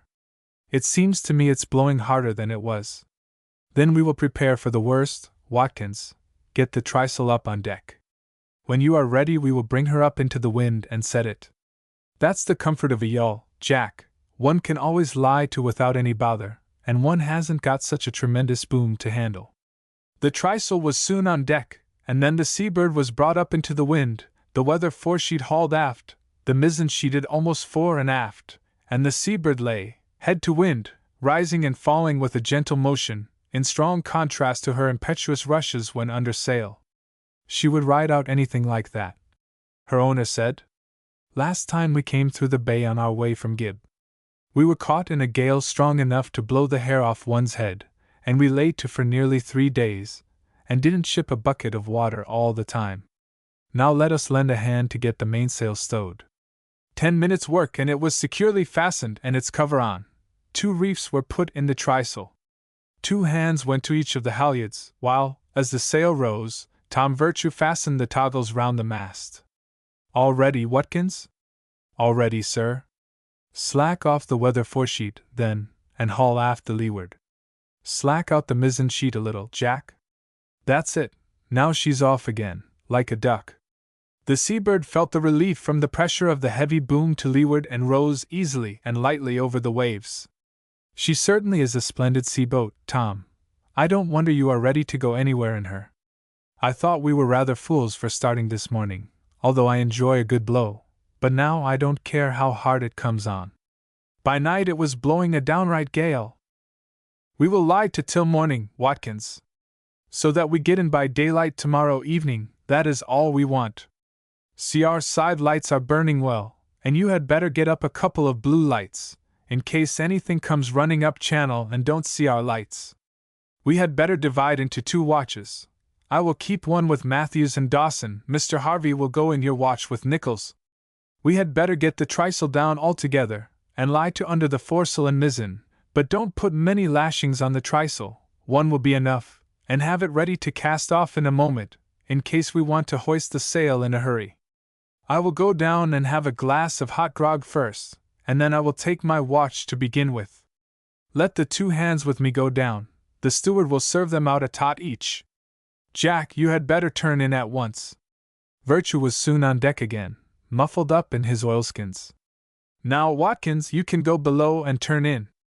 I shan't go below tonight, sir, not to lie down.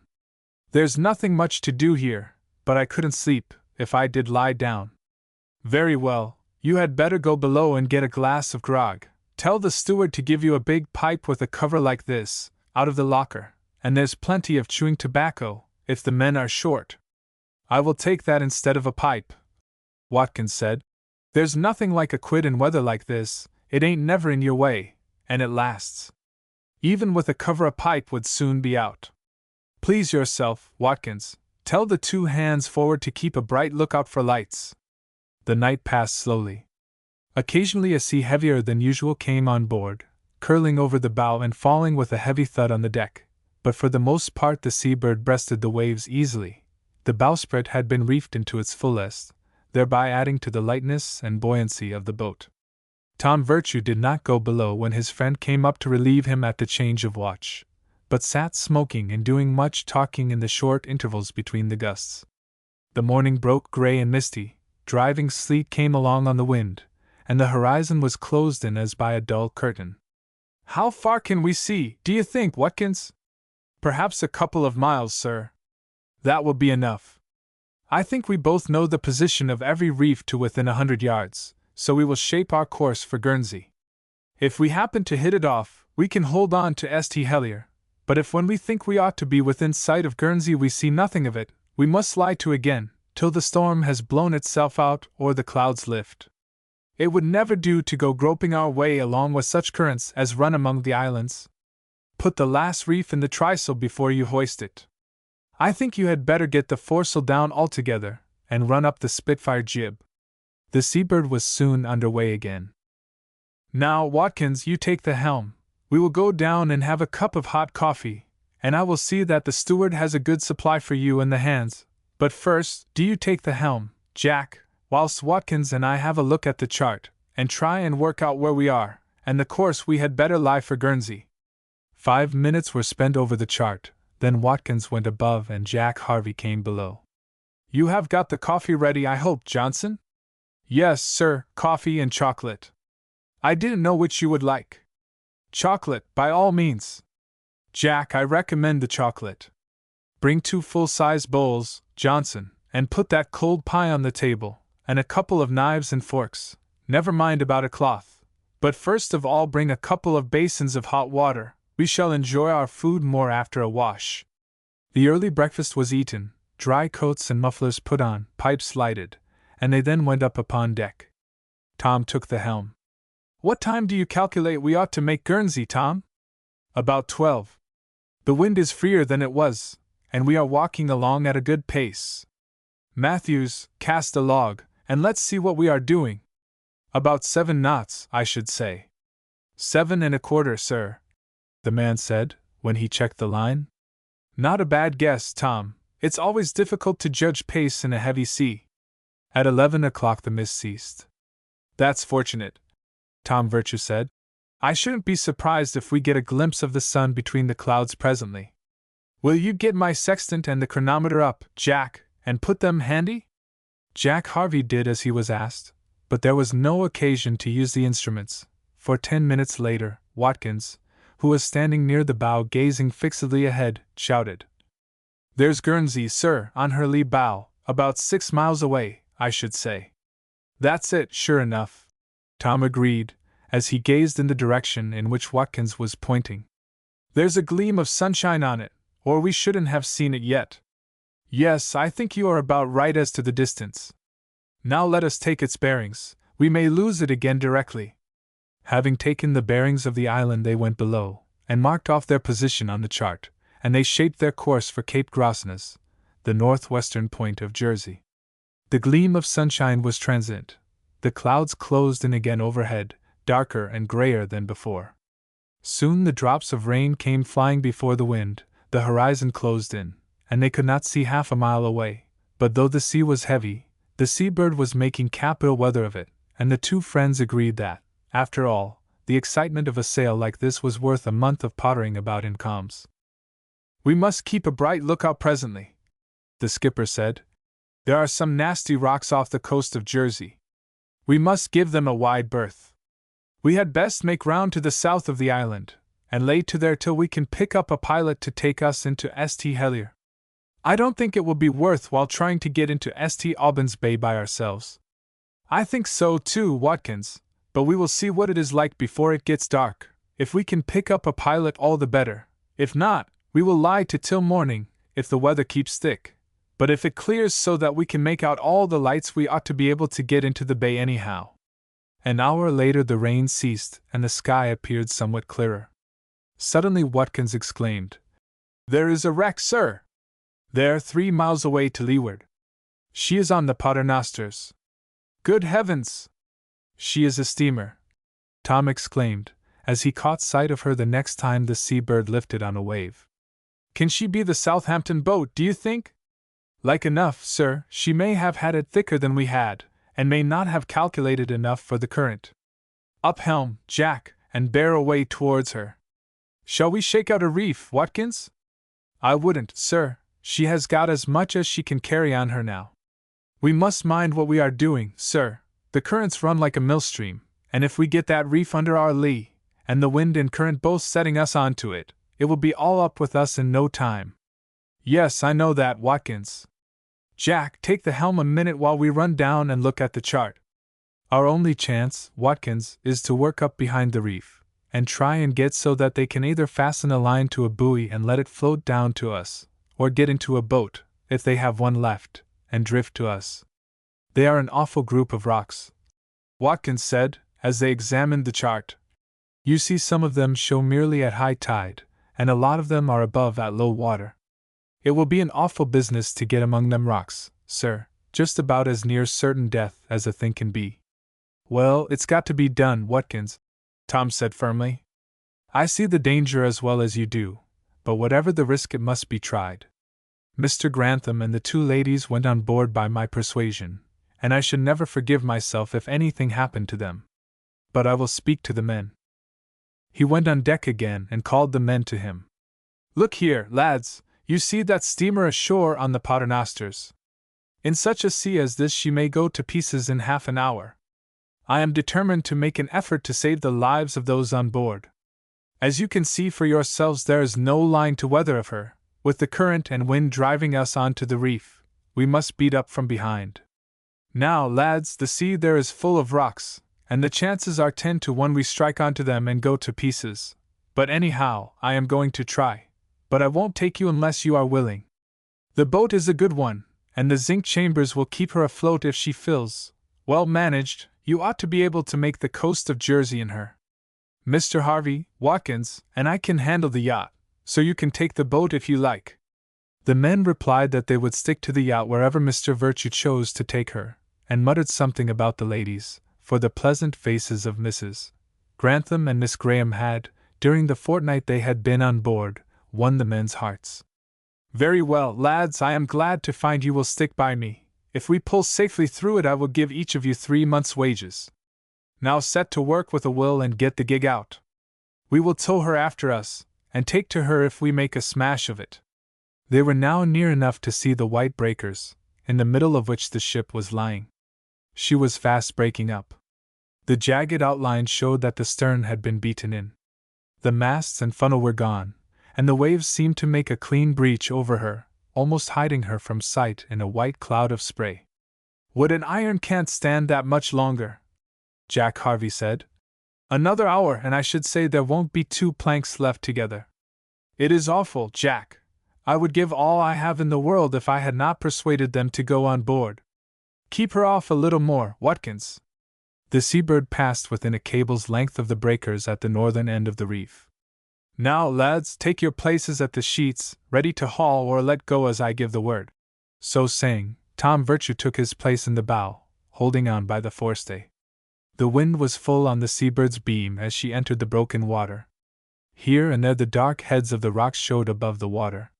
These were easy enough to avoid. The danger lay in those hidden beneath its surface, and whose position was indicated only by the occasional break of a sea as it passed over them. Every time the Sea-Bird sank on a wave, those on board involuntarily held their breath. But the water here was comparatively smooth, the sea having spent its first force upon the outer reef. With a wave of his hand, Tom directed the helmsman as to his course, and the little yacht was admirably handled through the dangers. "I begin to think we shall do it," Tom said to Jack Harvey, who was standing close to him. "Another 5 minutes and we shall be within reach of her." It could be seen now that there was a group of people clustered in the bow of the wreck. 2 or 3 light lines were coiled in readiness for throwing. "Now, Watkins," Tom said, going aft, "make straight for the wreck. I see no broken water between us and them, and possibly there may be deep water under their bow." It was an anxious moment, as, with the sails flattened in, the yawl forged up nearly in the eye of the wind towards the wreck. Her progress was slow, for she was now stemming the current. Tom stood with a coil of line in his hand in the bow. "You get ready to throw, Jack, if I miss." Nearer and nearer the yacht approached the wreck, until the bowsprit of the latter seemed to stand almost over her. Then Tom threw the line. It fell over the bowsprit, and a cheer broke from those on board the wreck and from the sailors of the Seabird. A stronger line was at once fastened to that thrown, and to this a strong hawser was attached. "Down with the helm, Watkins! Now, lads, lower away the trysail as fast as you can. Now, one of you, clear that hawser as they haul on it. Now out with the anchors." These had been got into readiness. It was not thought that they would get any hold on the rocky bottom, still they might catch on a projecting ledge, and at any rate their weight and that of the chain cable would relieve the strain upon the hawser. 2 sailors had run out on the bowsprit of the wreck as soon as the line was thrown, and the end of the hawser was now on board the steamer. "Thank God, there's Grantham!" Jack Harvey exclaimed. "Do you see him waving his hand?" "I see him," Tom said, "but I don't see the ladies." "They are there, no doubt," Jack said confidently. "Crouching down, I expect. He would not be there if they weren't, you may be sure. Yes, there they are, those 2 muffled up figures. There, one of them has thrown back her cloak and is waving her arm." The 2 young men waved their caps. "Are the anchors holding, Watkins? There's a tremendous strain on that hawser." "I think so, sir, they are both tight." "Put them round the windlass, and give a turn or 2, we must relieve the strain on that hawser." Since they had first seen the wreck, the waves had made great progress in the work of destruction, and the steamer had broken in 2 just aft of the engines. "Get over the spare spars, Watkins, and fasten them to float in front of her bows like a triangle. Matthews, catch hold of that boat hook and try to fend off any piece of timber that comes along. You get hold of the sweeps, lads, and do the same. They would stave her in like a nutshell if they struck her. Thank God, here comes the first of them." Those on board the steamer had not been idle. As soon as the yawl was seen approaching, slings were prepared, and no sooner was the hawser securely fixed than the slings were attached to it and a woman placed in them. The hawser was tight and the descent sharp, and without a check the figure ran down to the deck of the Seabird. She was lifted out of the slings by Tom and Jack Harvey, who found she was an old woman and had entirely lost consciousness. "2 of you carry her down below. Tell Johnson to pour a little brandy down her throat. Give her some hot soup as soon as she comes to." Another woman was lowered and helped below. The next to descend was Mrs. Grantham. "Thank God, you are rescued," Tom said, as he helped her out of the sling. "Thank God, indeed," Mrs. Grantham said. "And thank you all. Oh, Tom, we have had a terrible time of it, and had lost all hope till we saw your sail, and even then the captain said that he was afraid nothing could be done. Minnie was the first to make out it was you, and then we began to hope. She has been so brave, dear girl. Ah, here she comes." But Minnie's firmness came to an end now that she felt the need for it was over. She was unable to stand when she was lifted from the slings, and Tom carried her below. "Are there any more women, Mrs. Grantham?" "No, there was only one other lady passenger and the stewardess." "Then you had better take possession of your own cabin. I ordered Johnson to spread a couple more mattresses and some bedding on the floor, so you will all 4 be able to turn in. There's plenty of hot coffee and soup. I should advise soup with 2 or 3 spoonfuls of brandy in it. Now excuse me, I must go upon deck." 12 men descended by the hawser, one of them with both legs broken by the fall of the mizzen. The last to come was the captain. "Is that all?" Tom asked. "That is all," the captain said. 6 men were swept overboard when she first struck, and 2 were killed by the fall of the funnel. Fortunately, we had only 3 gentlemen passengers and 3 ladies on board. The weather looked so wild when we started that no one else cared about making the passage. God bless you, sir, for what you have done. Another half hour, and it would have been all over with us. But it seems like a miracle you're getting safe through the rocks to us. It was fortunate indeed that we came along, Tom said. 3 of the passengers are dear friends of mine, and as it was by my persuasion that they came across in the steamer instead of in the yacht, I should never have forgiven myself if they had been lost. Take all your men below, Captain. You will find plenty of hot soup there. Now, Watkins, let us be off. That steamer won't hold together many minutes longer, so there's no time to lose. We will go back as we came. Give me a hatchet. Now, lads, 2 of you stand at the chain cables. Knock out the shackles the moment I cut the hawser. Watkins, you take the helm and let her head pay off till the jib fills. Jack, you lend a hand to the other 2, and get up the trysail again as soon as we are free. In a moment all were at their stations. The helm was put on the yacht, and she paid off on the opposite tack to that on which she had before been sailing. As soon as the jib filled, Tom gave 2 vigorous blows with his hatchet on the hawser, and, as he lifted his hand for a third, it parted. Then came the sharp rattle of the chains as they ran round the hawser holes. The trysail was hoisted and sheeted home, and the Seabird was under way again. Tom, as before, conned the ship from the bow. Several times she was in close proximity to the rocks, but each time she avoided them. A shout of gladness rose from all on deck as she passed the last patch of white water. Then she tacked and bore away for Jersey. Tom had now time to go down below and look after his passengers. They consisted of the captain and 2 sailors, the sole survivors of those who had been on deck when the vessel struck, 3 male passengers, and 6 engineers and stokers. "I have not had time to shake you by the hand before, Tom," Grantham said, as Tom Virtue entered, "and I thought you would not want me on deck at present. God bless you, old fellow! We all owe you our lives." "How did it happen, Captain?" Tom asked, as the captain also came up to him. "It was the currents, I suppose," the captain said. "It was so thick we could not see a quarter of a mile any way. The weather was so wild I would not put into Guernsey, and passed the island without seeing it. I steered my usual course, but the gale must have altered the currents, for I thought I was 3 miles away from the reef, when we saw it on our beam, not 100 yards away. It was too late to avoid it then, and in another minute we ran upon it, and the waves were sweeping over us. Everyone behaved well.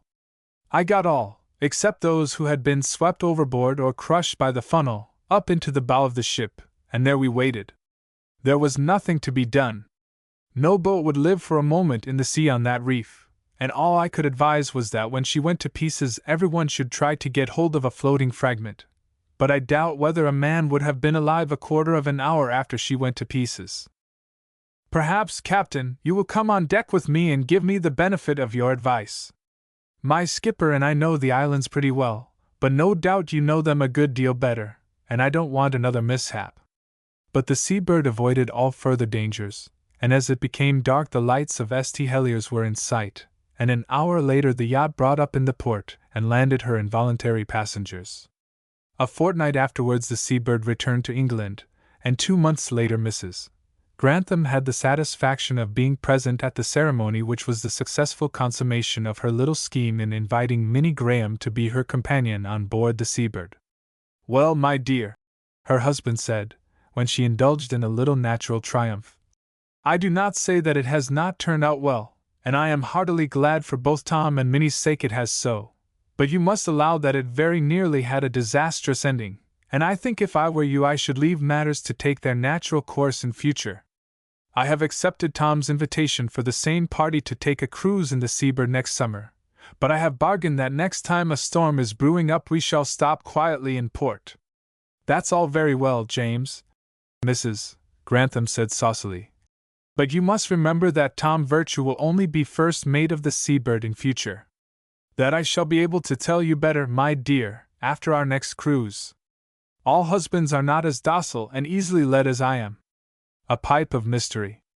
A jovial party were gathered round a blazing fire in an old grange near Warwick. The hour was getting late. The very little ones had, after dancing round the Christmas tree, enjoying the snapdragon, and playing a variety of games, gone off to bed, and the elder boys and girls now gathered round their uncle, Colonel Harley, and asked him for a story, above all, a ghost story. But I have never seen any ghosts, the colonel said, laughing. And moreover, I don't believe in them one bit. I have traveled pretty well all over the world. I have slept in houses said to be haunted, but nothing have I seen, no noises that could not be accounted for by rats or the wind have I ever heard. I have never, and here he paused, never but once met with any circumstances or occurrence that could not be accounted for by the light of reason, and I know you prefer hearing stories of my own adventures to mere invention. Yes, uncle. But what was the once when circumstances happened that you could not explain? It's rather a long story, the colonel said, and it's getting late. Oh. No, uncle, it does not matter a bit how late we sit up on Christmas Eve, and the longer the story is, the better, and if you don't believe in ghosts, how can it be a story of something you could not account for by the light of nature? You will see when I have done, the colonel said. It is rather a story of what the Scotch call second sight than one of ghosts. As to accounting for it, you shall form your own opinion when you have heard me to the end. I landed in India in '50, and after going through the regular drill work marched with a detachment up country to join my regiment, which was stationed at Jabalpur, in the very heart of India. It has become an important place since. The railroad across India passes through it, and no end of changes have taken place. But at that time it was one of the most out-of-the-way stations in India, and I may say, one of the most pleasant. It lay high, there was capital boating on the Narbuda, and above all, it was a grand place for sport, for it lay at the foot of the hill country, an immense district then but little known, covered with forests and jungle, and abounding with big game of all kinds. My great friend, there was a man named Simmons. He was just of my own standing. We had come out in the same ship, had marched up the country together, and were almost like brothers. He was an old Etonian, I an old Westminster, and we were both fond of boating, and, indeed, of sport of all kinds. But I am not going to tell you of that now. The people in these hills are called Gonds, a true hill tribe, that is to say, aborigines, somewhat of the Negro type.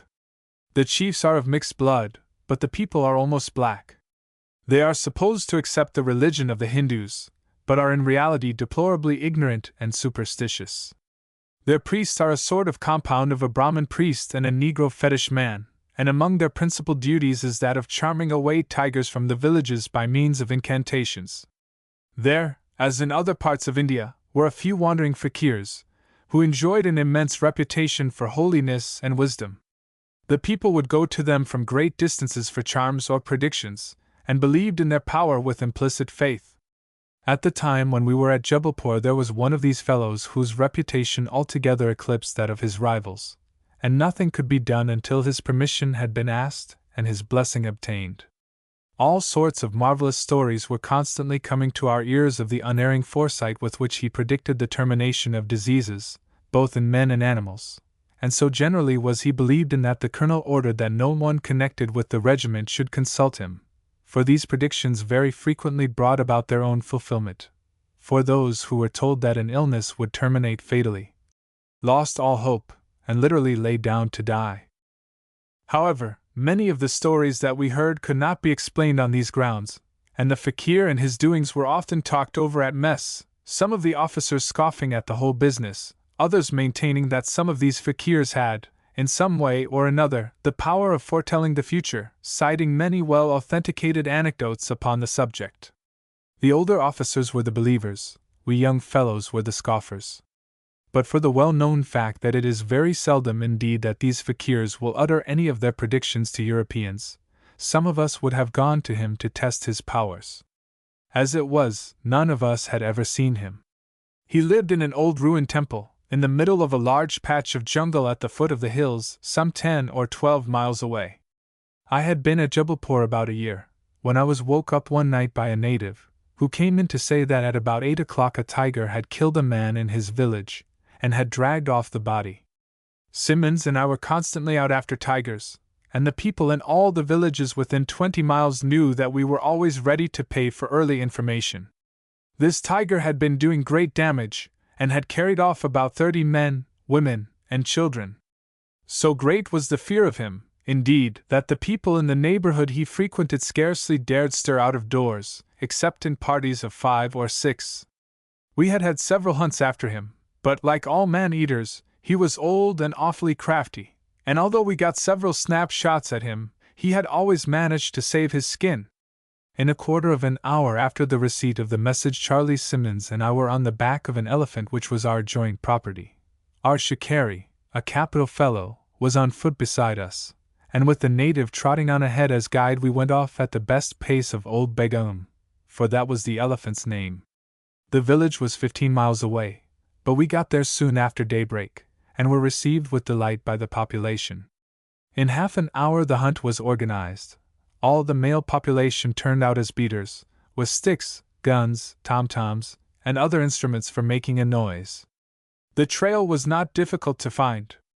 A broad path, with occasional smears of blood, showed where he had dragged his victim through the long grass to a cluster of trees a couple of 100 yards from the village. We scarcely expected to find him there, but the villagers held back, while we went forward with cocked rifles. We found, however, nothing but a few bones and a quantity of blood. The tiger had made off at the approach of daylight into the jungle, which was about 2 miles distant. We traced him easily enough, and found that he had entered a large ravine, from which several smaller ones branched off. It was an awkward place, as it was next to impossible to surround it with the number of people at our command. We posted them at last all along the upper ground, and told them to make up in noise what they wanted in numbers. At last all was ready, and we gave the signal. However, I am not telling you a hunting story, and need only say that we could neither find nor disturb him. In vain we pushed Begum through the thickest of the jungle which clothed the sides and bottom of the ravine, while the men shouted, beat their tom-toms, and showered imprecations against the tiger himself and his ancestors up to the remotest generations. The day was tremendously hot, and, after 3 hours' march, we gave it up for a time, and lay down in the shade, while the shikaris made a long examination of the ground all round the hillside, to be sure that he had not left the ravine.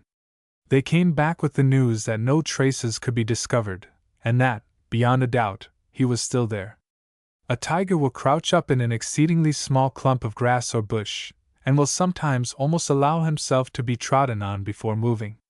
However, we determined to have one more search, and if that should prove unsuccessful, to send off to Jubbulpore for some more of the men to come out with elephants, while we kept up a circle of fires, and of noises of all descriptions, so as to keep him a prisoner until the arrival of the reinforcements.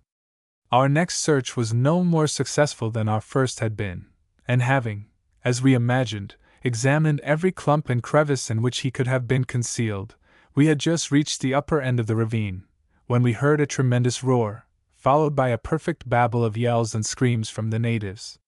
The outburst came from the mouth of the ravine, and we felt at once that he had escaped. We hurried back to find, as we had expected, that the tiger was gone. He had burst out suddenly from his hiding place, had seized a native, torn him horribly, and had made across the open plain.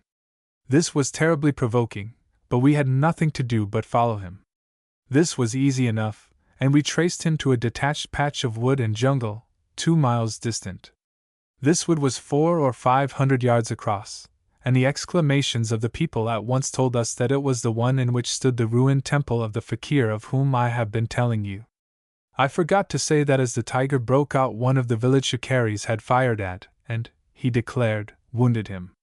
It was already getting late in the afternoon, and it was hopeless to attempt to beat the jungle that night. We therefore sent off a runner with a note to the colonel, asking him to send the work elephants, and to allow a party of volunteers to march over at night, to help surround the jungle when we commenced beating it in the morning. We based our request upon the fact that the tiger was a notorious man-eater, and had been doing immense damage. We then had a talk with our shikari, sent a man off to bring provisions for the people out with us, and then set them to work cutting dry sticks and grass to make a circle of fires. We both felt much uneasiness respecting the fakir, who might be seized at any moment by the enraged tiger. The natives would not allow that there was any cause for fear, as the tiger would not dare to touch so holy a man. Our belief in the respect of the tiger for sanctity was by no means strong, and we determined to go in and warn him of the presence of the brute in the wood. It was a mission which we could not entrust to anyone else, for no native would have entered the jungle for untold gold, so we mounted the begum again, and started. The path leading towards the temple was pretty wide, and as we went along almost noiselessly, for the elephant was too well trained to tread upon fallen sticks, it was just possible we might come upon the tiger suddenly, so we kept our rifles in readiness in our hands. Presently we came in sight of the ruins. No one was at first visible, but at that very moment the fakir came out from the temple. He could not see or hear us, for we were rather behind him and still among the trees, but at once proceeded in a high voice to break into a sing-song prayer. He had not said 2 words before his voice was drowned in a terrific roar, and in an instant the tiger had sprung upon him, struck him to the ground, seized him as a cat would a mouse, and started off with him at a trot. The brute evidently had not detected our presence, for he came right towards us. We halted the begum, and with our fingers on the triggers, awaited the favorable moment. He was 100 yards from us when he struck down his victim. He was not more than 50 when he caught sight of us. He stopped for an instant in surprise. Charlie muttered both barrels, Harley, and as the beast turned to plunge into the jungle, and so showed us his side, we sent 4 bullets crashing into him, and he rolled over lifeless. We went up to the spot, made the begum give him a kick, to be sure that he was dead, and then got down to examine the unfortunate fakir. The tiger had seized him by the shoulder, which was terribly torn, and the bone broken. He was still perfectly conscious. We at once fired 3 shots, our usual signal that the tiger was dead, and in a few minutes were surrounded by the villagers, who hardly knew whether to be delighted at the death of their enemy, or to grieve over the injury to the fakir. We proposed taking the latter to our hospital at Jabalpur, but this he positively refused to listen to. However, we finally persuaded him to allow his arm to be set and the wounds dressed in the first place by our regimental surgeon, after which he could go to one of the native villages and have his arm dressed in accordance with his own notions. A litter was soon improvised, and away we went to Jabalpur, which we reached about 8 in the evening. The fakir refused to enter the hospital, so we brought out a couple of trestles, laid the litter upon them, and the surgeon set his arm and dressed his wounds by torchlight, when he was lifted into a dhuli, and his bearers again prepared to start for the village. Hitherto he had only spoken a few words, but he now briefly expressed his deep gratitude to Simmons and myself. We told him that we would ride over to see him shortly, and hoped to find him getting on rapidly. Another minute, and he was gone. It happened that we had 3 or 4 fellows away on leave or on staff duty, and several others laid up with fever just about this time, so that the duty fell very heavily upon the rest of us, and it was over a month before we had time to ride over to see the fakir. We had heard he was going on well, but we were surprised, on reaching the village, to find that he had already returned to his old abode in the jungle. However, we had made up our minds to see him, especially as we had agreed that we would endeavor to persuade him to do a prediction for us, so we turned our horses' heads towards the jungle. We found the fakir sitting on a rock in front of the temple, just where he had been seized by the tiger. He rose as we rode up. I knew that you would come today, Sahibs, and was joyful in the thought of seeing those who have preserved my life. We are glad to see you looking pretty strong again, though your arm is still in a sling, I said, for Simmons was not strong in Hindustani. How did you know that we were coming? I asked, when we had tied up our horses. Shiva has given to his servant to know many things, he said quietly. Did you know beforehand that the tiger was going to seize you? I asked. I knew that a great danger threatened, and that Shiva would not let me die before my time had come. Could you see into our future? I asked. The fakir hesitated, looked at me for a moment earnestly to see if I was speaking in mockery, and then said, The Sahibs do not believe in the power of Shiva or of his servants. They call his messengers impostors, and scoff at them when they speak of the events of the future. No, indeed, I said. My friend and I have no idea of scoffing. We have heard of so many of your predictions coming true that we are really anxious that you should tell us something of the future. The fakir nodded his head, went into the temple, and returned in a minute or two with 2 small pipes used by the natives for opium smoking, and a brazier of burning charcoal. The pipes were already charged. He made signs to us to sit down, and took his place in front of us. Then he began singing in a low voice, rocking himself to and fro, and waving a staff which he held in his hand. Gradually his voice rose, and his gesticulations and actions became more violent. So far as I could make out, it was a prayer to Shiva that he would give some glimpse of the future which might benefit the sahibs who had saved the life of his servant. Presently he darted forward, gave us each a pipe, took 2 pieces of red-hot charcoal from the brazier in his fingers, without seeming to know that they were warm, and placed them in the pipes. Then he recommenced his singing and gesticulations. A glance at Charlie, to see if, like myself, he was ready to carry the thing through, and then I put the pipe to my lips. I felt at once that it was opium, of which I had before made experiment, but mixed with some other substance, which was, I imagine, hashish, a preparation of hemp. A few puffs, and I felt a drowsiness creeping over me. I saw, as through a mist, the fakir swaying himself backwards and forwards, his arms waving and his face distorted. Another minute, and the pipe slipped from my fingers, and I fell back insensible. How long I lay there I do not know. I woke with a strange and not unpleasant sensation, and presently became conscious that the fakir was gently pressing, with a sort of shampooing action, my temples and head. When he saw that I opened my eyes he left me, and performed the same process upon Charlie. In a few minutes he rose from his stooping position, waved his hand in token of adieu, and walked slowly back into the temple. As he disappeared I sat up. Charlie did the same. We stared at each other for a minute without speaking, and then Charlie said, "This is a rum go, and no mistake, old man." "You're right, Charlie. My opinion is, we've made fools of ourselves. Let's be off out of this." We staggered to our feet, for we both felt like drunken men, made our way to our horses, poured a mussuk of water over our heads, took a drink of brandy from our flasks, and then, feeling more like ourselves, mounted and rode out of the jungle. Well, Harley, if the glimpse of futurity which I had is true, all I can say is that it was extremely unpleasant. That was just my case, Charlie. My dream, or whatever you like to call it, was about a mutiny of the men. You don't say so, Charlie, so was mine. This is monstrously strange, to say the least of it. However, you tell your story first, and then I will tell mine. It was very short, Charlie said. We were at mess, not in our present mess room, we were dining with the fellows of some other regiment. Suddenly, without any warning, the windows were filled with a crowd of sepoys, who opened fire right and left into us. Half the fellows were shot down at once. The rest of us made a rush to our swords just as the niggers came swarming into the room. There was a desperate fight for a moment. I remember that Subator Piran, one of the best native officers in the regiment, by the way, made a rush at me, and I shot him through the head with a revolver. At the same moment a ball hit me, and down I went. At the moment a sepoy fell dead across me, hiding me partly from sight. The fight lasted a minute or two longer. I fancy a few fellows escaped, for I heard shots outside. Then the place became quiet. In another minute I heard a crackling, and saw that the devils had set the mess room on fire. One of our men, who was lying close by me, got up and crawled to the window, but he was shot down the moment he showed himself.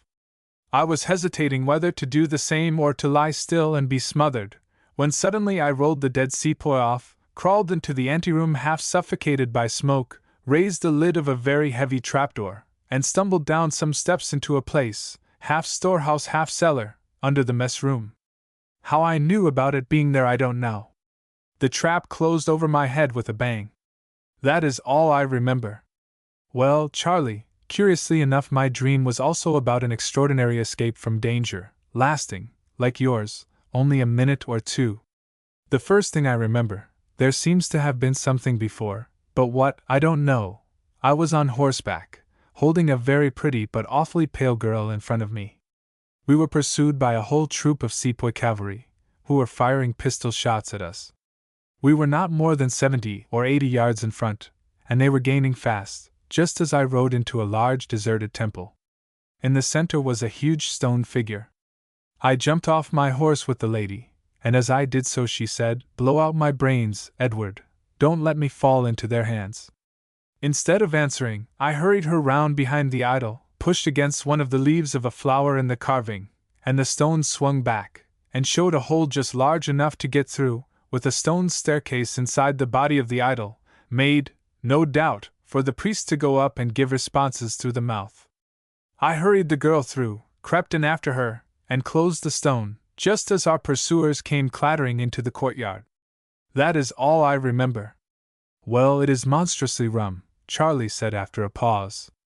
Did you understand what the old fellow was singing about before he gave us the pipes? Yes, I caught the general drift. It was an entreaty to Shiva to give us some glimpse of futurity which might benefit us. We lit our cheroots and rode for some miles at a brisk canter without remark. When we were within a short distance of home we reined up. I feel ever so much better, Charlie said. We have got that opium out of our heads now. How do you account for it all, Harley? I account for it in this way, Charlie. The opium naturally had the effect of making us both dream, and as we took similar doses of the same mixture, under similar circumstances, it is scarcely extraordinary that it should have affected the same portion of the brain, and caused a certain similarity in our dreams. In all nightmares something terrible happens, or is on the point of happening, and so it was here. Not unnaturally in both our cases our thoughts turned to soldiers. If you remember, there was a talk at mess some little time since as to what would happen in the extremely unlikely event of the sepoys mutinying in a body. I have no doubt that was the foundation of both our dreams. It is all natural enough when we come to think it over calmly. I think, by the way, we had better agree to say nothing at all about it in the regiment. I should think not, Charlie said. We should never hear the end of it. They would chaff us out of our lives. We kept our secret, and came at last to laugh over it heartily when we were together. Then the subject dropped, and by the end of a year had as much escaped our minds as any other dream would have done.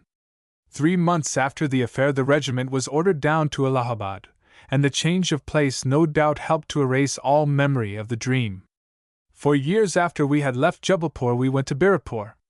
The time is very marked in my memory, because the very week we arrived there, your aunt, then Miss Gardiner, came out from England, to her father, our colonel. The instant I saw her I was impressed with the idea that I knew her intimately. I recollected her face, her figure, and the very tone of her voice, but wherever I had met her I could not conceive. Upon the occasion of my first introduction to her I could not help telling her that I was convinced that we had met, and asking her if she did not remember it. No, she did not remember, but very likely she might have done so, and she suggested the names of several people at whose houses we might have met. I did not know any of them. Presently she asked how long I had been out in India? 6 years, I said. And how old, Mr. Harley, she said, do you take me to be?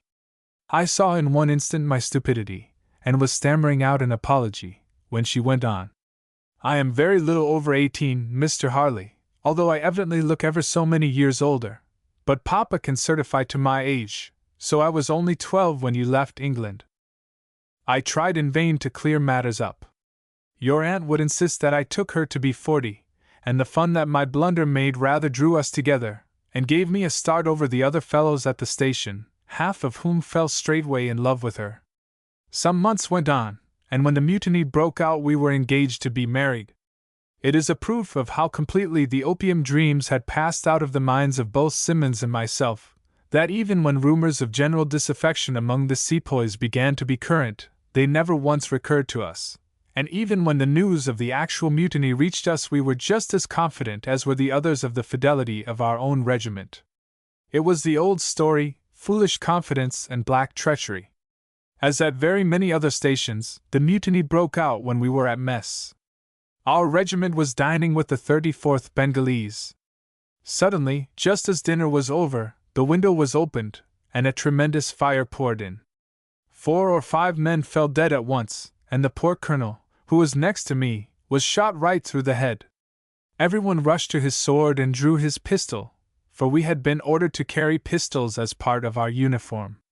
I was next to Charlie Simmons as the sepoys of both regiments, headed by Sub-Ader Pyron, poured in at the windows.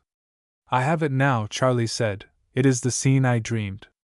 As he spoke, he fired his revolver at the Sub-Ader, who fell dead in his tracks. A sepoy close by leveled his musket and fired. Charlie fell, and the fellow rushed forward to bayonet him. As he did so, I sent a bullet through his head, and he fell across Charlie.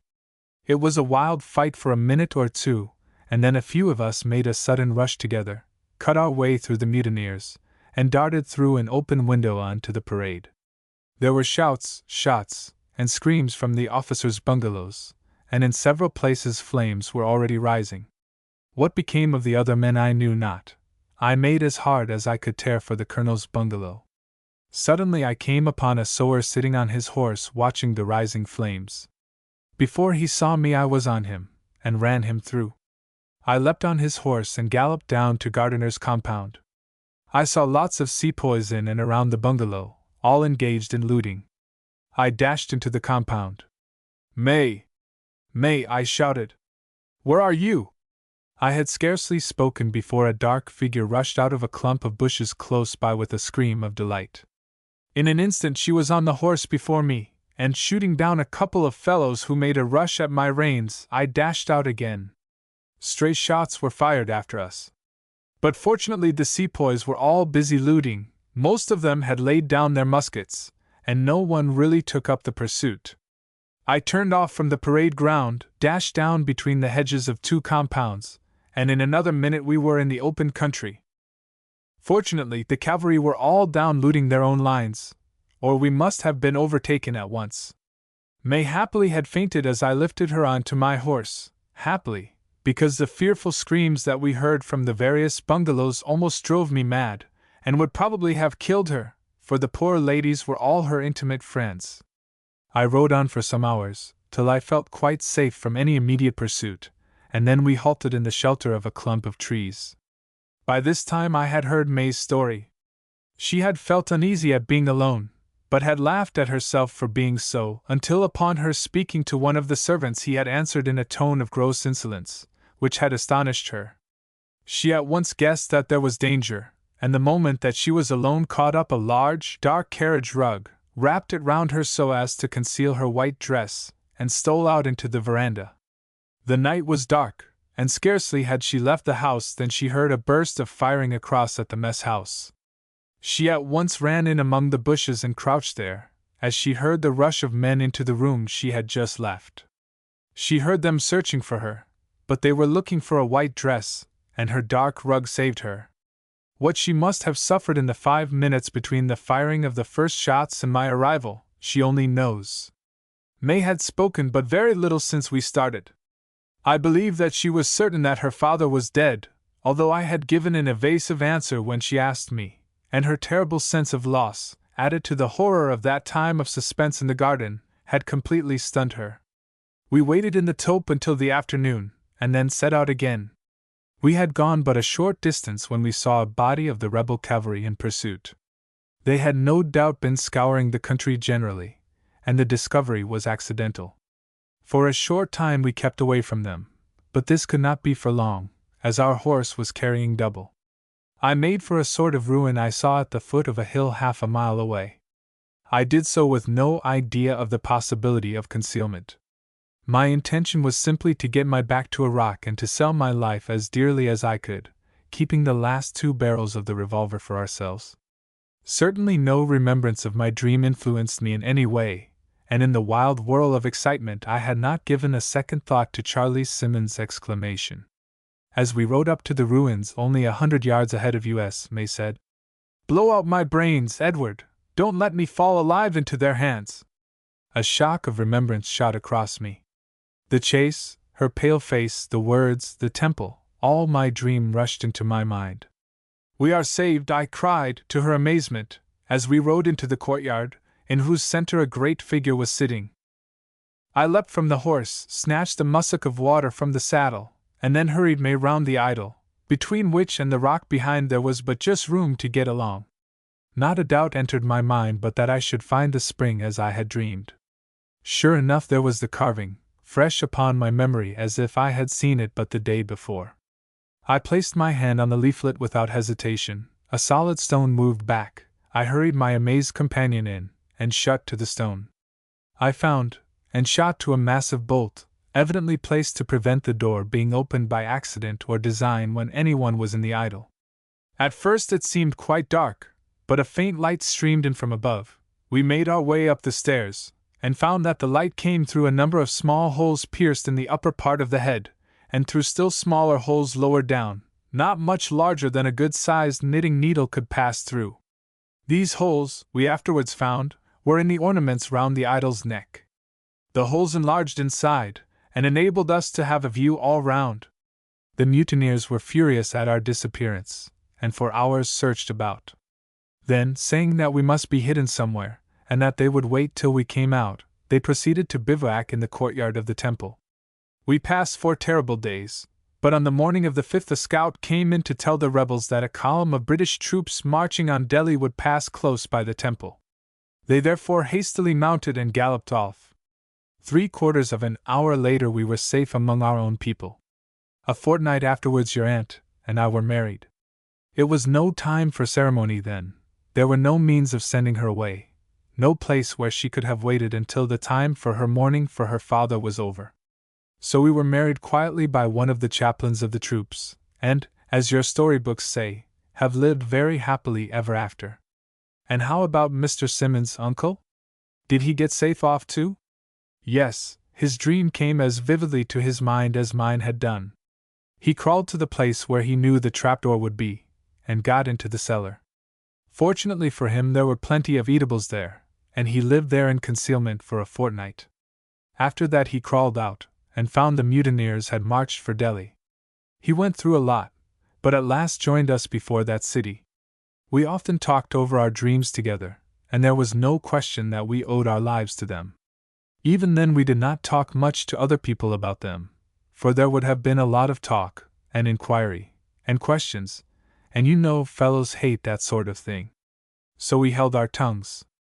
Poor Charlie's silence was sealed a year later at Lucknow, for on the advance with Lord Clyde he was killed. And now, boys and girls, you must run off to bed. 5 minutes more and it will be Christmas Day. So you see, Frank, that although I don't believe in ghosts, I have yet met with a circumstance which I cannot account for. It is very curious anyhow, uncle, and beats ghost stories into fits.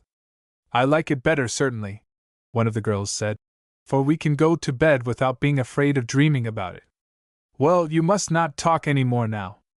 Off to bed, Colonel Harley said, or I shall get into terrible disgrace with your fathers and mothers, who have been looking very gravely at me for the last 3/4 of an hour. White-Faced Dick, A Story of Pine Tree Gulch. How Pine Tree Gulch got its name no one knew, for in the early days every ravine and hillside was thickly covered with pines. It may be that a tree of exceptional size caught the eye of the first explorer, that he camped under it, and named the place in its honor, or, maybe, some fallen giant lay in the bottom and hindered the work of the first prospectors. At any rate, Pine Tree Gulch it was, and the name was as good as any other. The pine trees were gone now, cut up for firing, or for the erection of huts, or the construction of sluices, but the hillside was ragged with their stumps.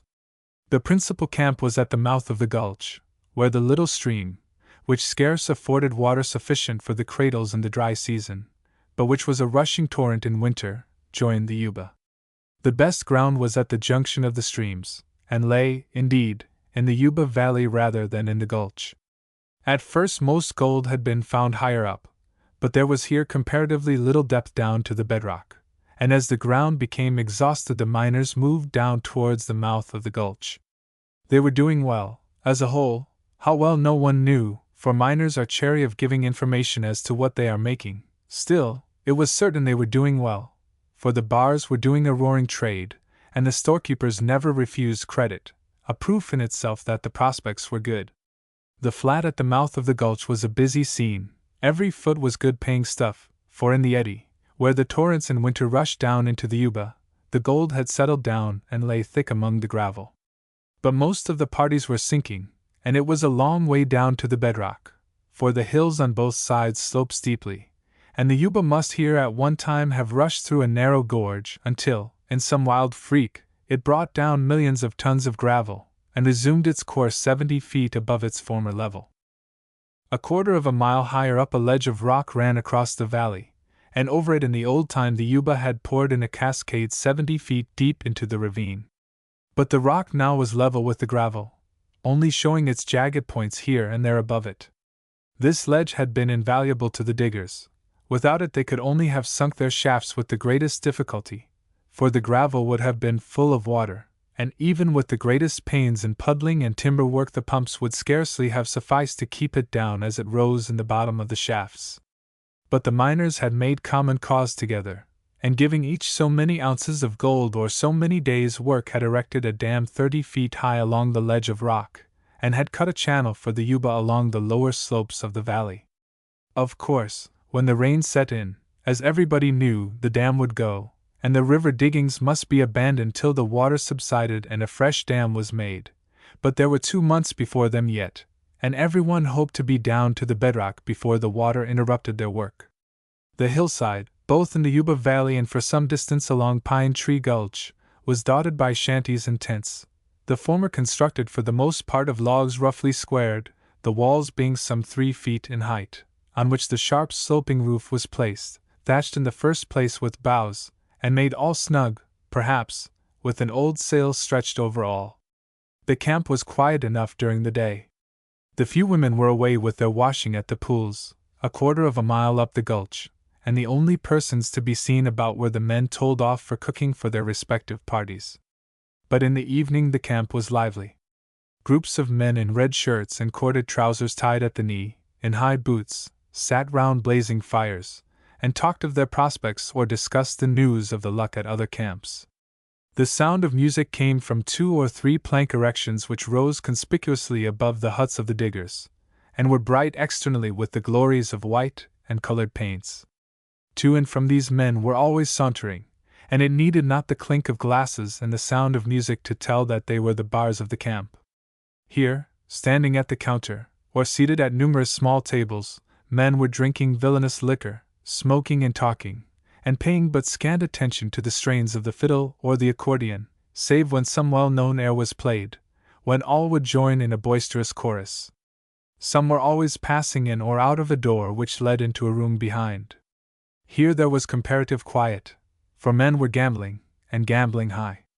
Going backwards and forwards with liquors into the gambling room of the Imperial Saloon, which stood just where Pine Tree Gulch opened into Yuba Valley, was a lad, whose appearance had earned for him the name of White-Faced Dick. White-Faced Dick was not one of those who had done well at Pine Tree Gulch. He had come across the plains with his father, who had died when halfway over, and Dick had been thrown on the world to shift for himself. Nature had not intended him for the work, for he was a delicate, timid lad, what spirits he originally had having been years before beaten out of him by a brutal father. So far, indeed, Dick was the better rather than the worse for the event which had left him an orphan. They had been traveling with a large party for mutual security against Indians and Mormons, and so long as the journey lasted Dick had got on fairly well. He was always ready to do odd jobs, and as the draft cattle were growing weaker and weaker, and every pound of weight was of importance, no one grudged him his rations in return for his services. But when the company began to descend the slopes of the Sierra Nevada they began to break up, going off by 2s and 3s to the diggings of which they heard such glowing accounts.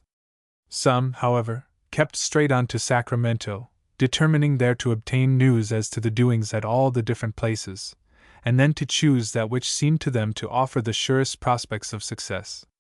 Dick proceeded with them to the town, and there found himself alone. His companions were absorbed in the busy rush of population, and each had so much to provide and arrange for, that none gave a thought to the solitary boy.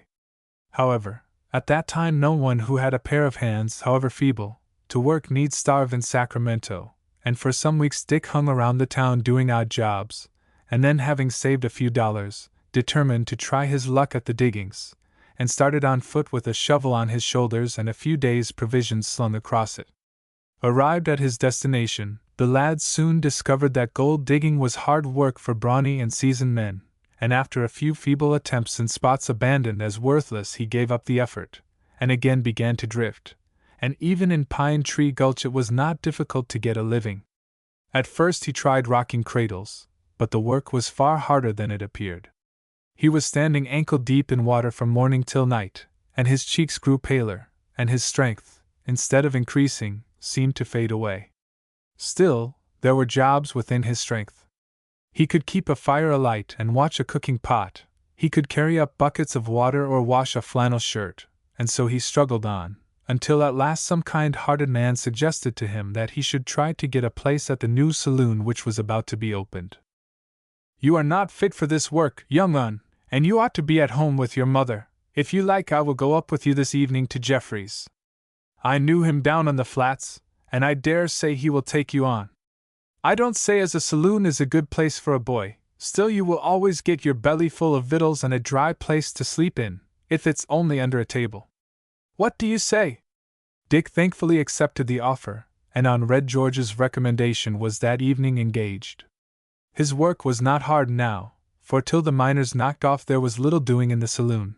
A few men would come in for a drink at dinner time, but it was not until the lamps were lit that business began in earnest, and then for 4 or 5 hours Dick was busy. A rougher or healthier lad would not have minded the work, but to Dick it was torture.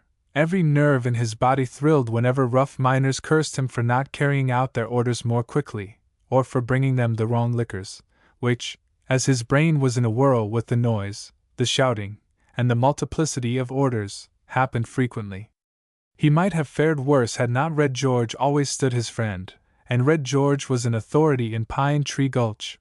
Powerful in frame, reckless in bearing and temper, he had been in a score of fights and had come off them, if not unscathed, at least victorious. He was notoriously a lucky digger, but his earnings went as fast as they were made, and he was always ready to open his belt and give a bountiful pinch of dust to any mate down on his luck. One evening Dick was more helpless and confused than usual. The saloon was full, and he had been shouted at and badgered and cursed until he scarcely knew what he was doing. High play was going on in the saloon, and a good many men were clustered round the table. Red George was having a run of luck, and there was a big pile of gold dust on the table before him. One of the gamblers who was losing had ordered old rye, and instead of bringing it to him, Dick brought a tumbler of hot liquor which someone else had called for. With an oath the man took it up and threw it in his face. "You cowardly hound!" Red George exclaimed. "Are you man enough to do that to a man?" "You bet," the gambler, who was a new arrival at Pine Tree Gulch, replied, and picking up an empty glass, he hurled it at Red George.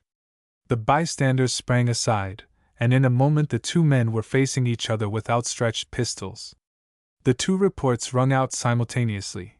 Red George sat down unconcernedly with a streak of blood flowing down his face, where the bullet had cut a furrow in his cheek. The stranger fell back with a bullet hole in the center of his forehead. The body was carried outside, and the play continued as if no interruption had taken place. They were accustomed to such occurrences in Pine Tree Gulch, and the piece of ground at the top of the hill, that had been set aside as a burial place, was already dotted thickly with graves, filled in almost every instance by men who had died, in the local phraseology, with their boots on. Neither then nor afterwards did Red George allude to the subject to Dick, whose life after this signal instance of his championship was easier than it had hitherto been, for there were few in Pine Tree Gulch who cared to excite Red George's anger, and strangers going to the place were sure to receive a friendly warning that it was best for their health to keep their tempers over any shortcomings on the part of white-faced Dick. Grateful as he was for Red George's interference on his behalf, Dick felt the circumstance which had ensued more than anyone else in the camp. With others it was the subject of 5 minutes' talk, but Dick could not get out of his head the thought of the dead man's face as he fell back. He had seen many such frays before, but he was too full of his own troubles for them to make much impression upon him. But in the present case he felt as if he himself was responsible for the death of the gambler. If he had not blundered, this would not have happened. He wondered whether the dead man had a wife and children, and if so, were they expecting his return? Would they ever hear where he had died, and how?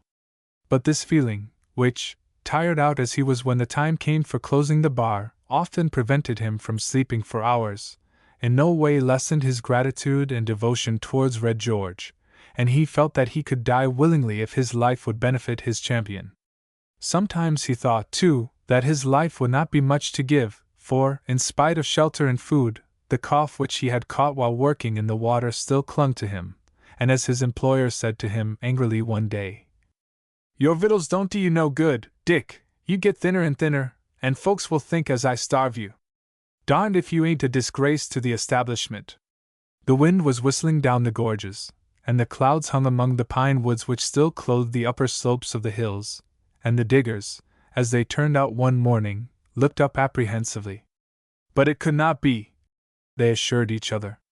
Everyone knew that the rains were not due for another month yet. It could only be a passing shower if it rained at all. But as the morning went on, men came in from camps higher up the river, and reports were current that it had been raining for the last 2 days among the upper hills, while those who took the trouble to walk across to the new channel could see for themselves at noon that it was filled very nigh to the brim, the water rushing along with thick and turbid current. But those who repeated the rumors, or who reported that the channel was full, were summarily put down. Men would not believe that such a calamity as a flood and the destruction of all their season's work could be impending. There had been some showers, no doubt, as there had often been before, but it was ridiculous to talk of anything like rain a month before its time. Still, in spite of these assertions, there was uneasiness at Pine Tree Gulch, and men looked at the driving clouds above and shook their heads before they went down to the shafts to work after dinner. When the last customer had left and the bar was closed, Dick had nothing to do till evening, and he wandered outside and sat down on a stump, at first looking at the work going on in the valley, then so absorbed in his own thoughts that he noticed nothing, not even the driving mist which presently set in. He was calculating that he had, with his savings from his wages and what had been given him by the miners, laid by $80. When he got another 120 he would go. He would make his way down to San Francisco, and then by ship to Panama and up to New York, and then west again to the village where he was born. There would be people there who would know him, and who would give him work for his mother's sake. He did not care what it was, anything would be better than this. Then his thoughts came back to Pine Tree Gulch, and he started to his feet. Could he be mistaken? Were his eyes deceiving him? No. Among the stones and boulders of the old bed of the Yuba there was the gleam of water, and even as he watched it he could see it widening out. He started to run down the hill to give the alarm, but before he was halfway he paused, for there were loud shouts, and a scene of bustle and confusion instantly arose. The cradles were deserted, and the men working on the surface loaded themselves with their tools and made for the high ground, while those at the windlasses worked their hardest to draw up their comrades below. A man coming down from above stopped close to Dick, with a low cry, and stood gazing with a white, scared face. Dick had worked with him. He was one of the company to which Red George belonged. "What is it, Saunders?" "My God! They are lost," the man replied. "I was at the windlass when they shouted up to me to go up and fetch them a bottle of rum. They had just struck it rich, and wanted a drink on the strength of it." Dick understood at once. Red George and his mates were still in the bottom of the shaft, ignorant of the danger which was threatening them. "Come on!" he cried. "We shall be in time yet." And at the top of his speed dashed down the hill, followed by Saunders. "What is it? What is it?" asked parties of men mounting the hill. "Red George's gang are still below." Dick's eyes were fixed on the water. There was a broad band now of yellow with a white edge down the center of the stony flat, and it was widening with terrible rapidity. It was scarce 10 yards from the windlass at the top of Red George's shaft when Dick, followed closely by Saunders, reached it. "Come up, mates, quick, for your lives! The river is rising, you will be flooded out directly. Everyone else has gone." As he spoke he pulled at the rope by which the bucket was hanging, and the handles of the windlass flew round rapidly as it descended. When it had run out Dick and he grasped the handles. "All right below?" An answering call came up, and the two began their work, throwing their whole strength into it. Quickly as the windlass revolved, it seemed an endless time to Dick before the bucket came up, and the first man stepped out. It was not Red George. Dick had hardly expected it would be. Red George would be sure to see his two mates up before him, and the man uttered a cry of alarm as he saw the water, now within a few feet of the mouth of the shaft. It was a torrent now, for not only was it coming through the dam, but it was rushing down in cascades from the new channel. Without a word, the miner placed himself facing Dick, and the moment the bucket was again down, the three grasped the handles. But quickly as they worked, the edge of the water was within a few inches of the shaft when the next man reached the surface. But again the bucket descended before the rope tightened. However, the water had begun to run over the lip, at first in a mere trickle, and then, almost instantaneously, in a cascade, which grew larger and larger. The bucket was halfway up when a sound like thunder was heard, the ground seemed to tremble under their feet, and then at the turn of the valley above, a great wave of yellow water, crested with foam, was seen tearing along at the speed of a race horse. "The dam has burst!" Saunders shouted. "Run for your lives, or we are all lost!" The three men dropped the handles and ran at full speed towards the shore, while loud shouts to Dick to follow came from the crowd of men standing on the slope. But the boy grasped the handles, and with lips tightly closed, still toiled on. Slowly the bucket ascended, for Red George was a heavy man. Then suddenly the weight slackened, and the handle went round faster. The shaft was filling, the water had reached the bucket, and had risen to Red George's neck, so that his weight was no longer on the rope. So fast did the water pour in, that it was not half a minute before the bucket reached the surface, and Red George sprang out. There was but time for one exclamation, and then the great wave struck them. Red George was whirled like a straw in the current, but he was a strong swimmer, and at a point where the valley widened out, half a mile lower, he struggled to shore. 2 days later the news reached Pine Tree Gulch that a boy's body had been washed ashore 20 miles down, and 10 men, headed by Red George, went and brought it solemnly back to Pine Tree Gulch. There among the stumps of pine trees a grave was dug, and there, in the presence of the whole camp, White-Faced Dick was laid to rest. Pine Tree Gulch is a solitude now, the trees are growing again, and none would dream that it was once a busy scene of industry. But if the traveler searches among the pine trees he will find a stone with the words, "Here lies White-Faced Dick, who died to save Red George. What can a man do more than give his life for a friend?" The text was the suggestion of an ex-clergyman working as a miner in Pine Tree Gulch. Red George worked no more at the diggings, but, after seeing the stone laid in its place, went east, and with what little money came to him when the common fund of the company was divided after the flood on the Yuba, bought a small farm, and settled down there.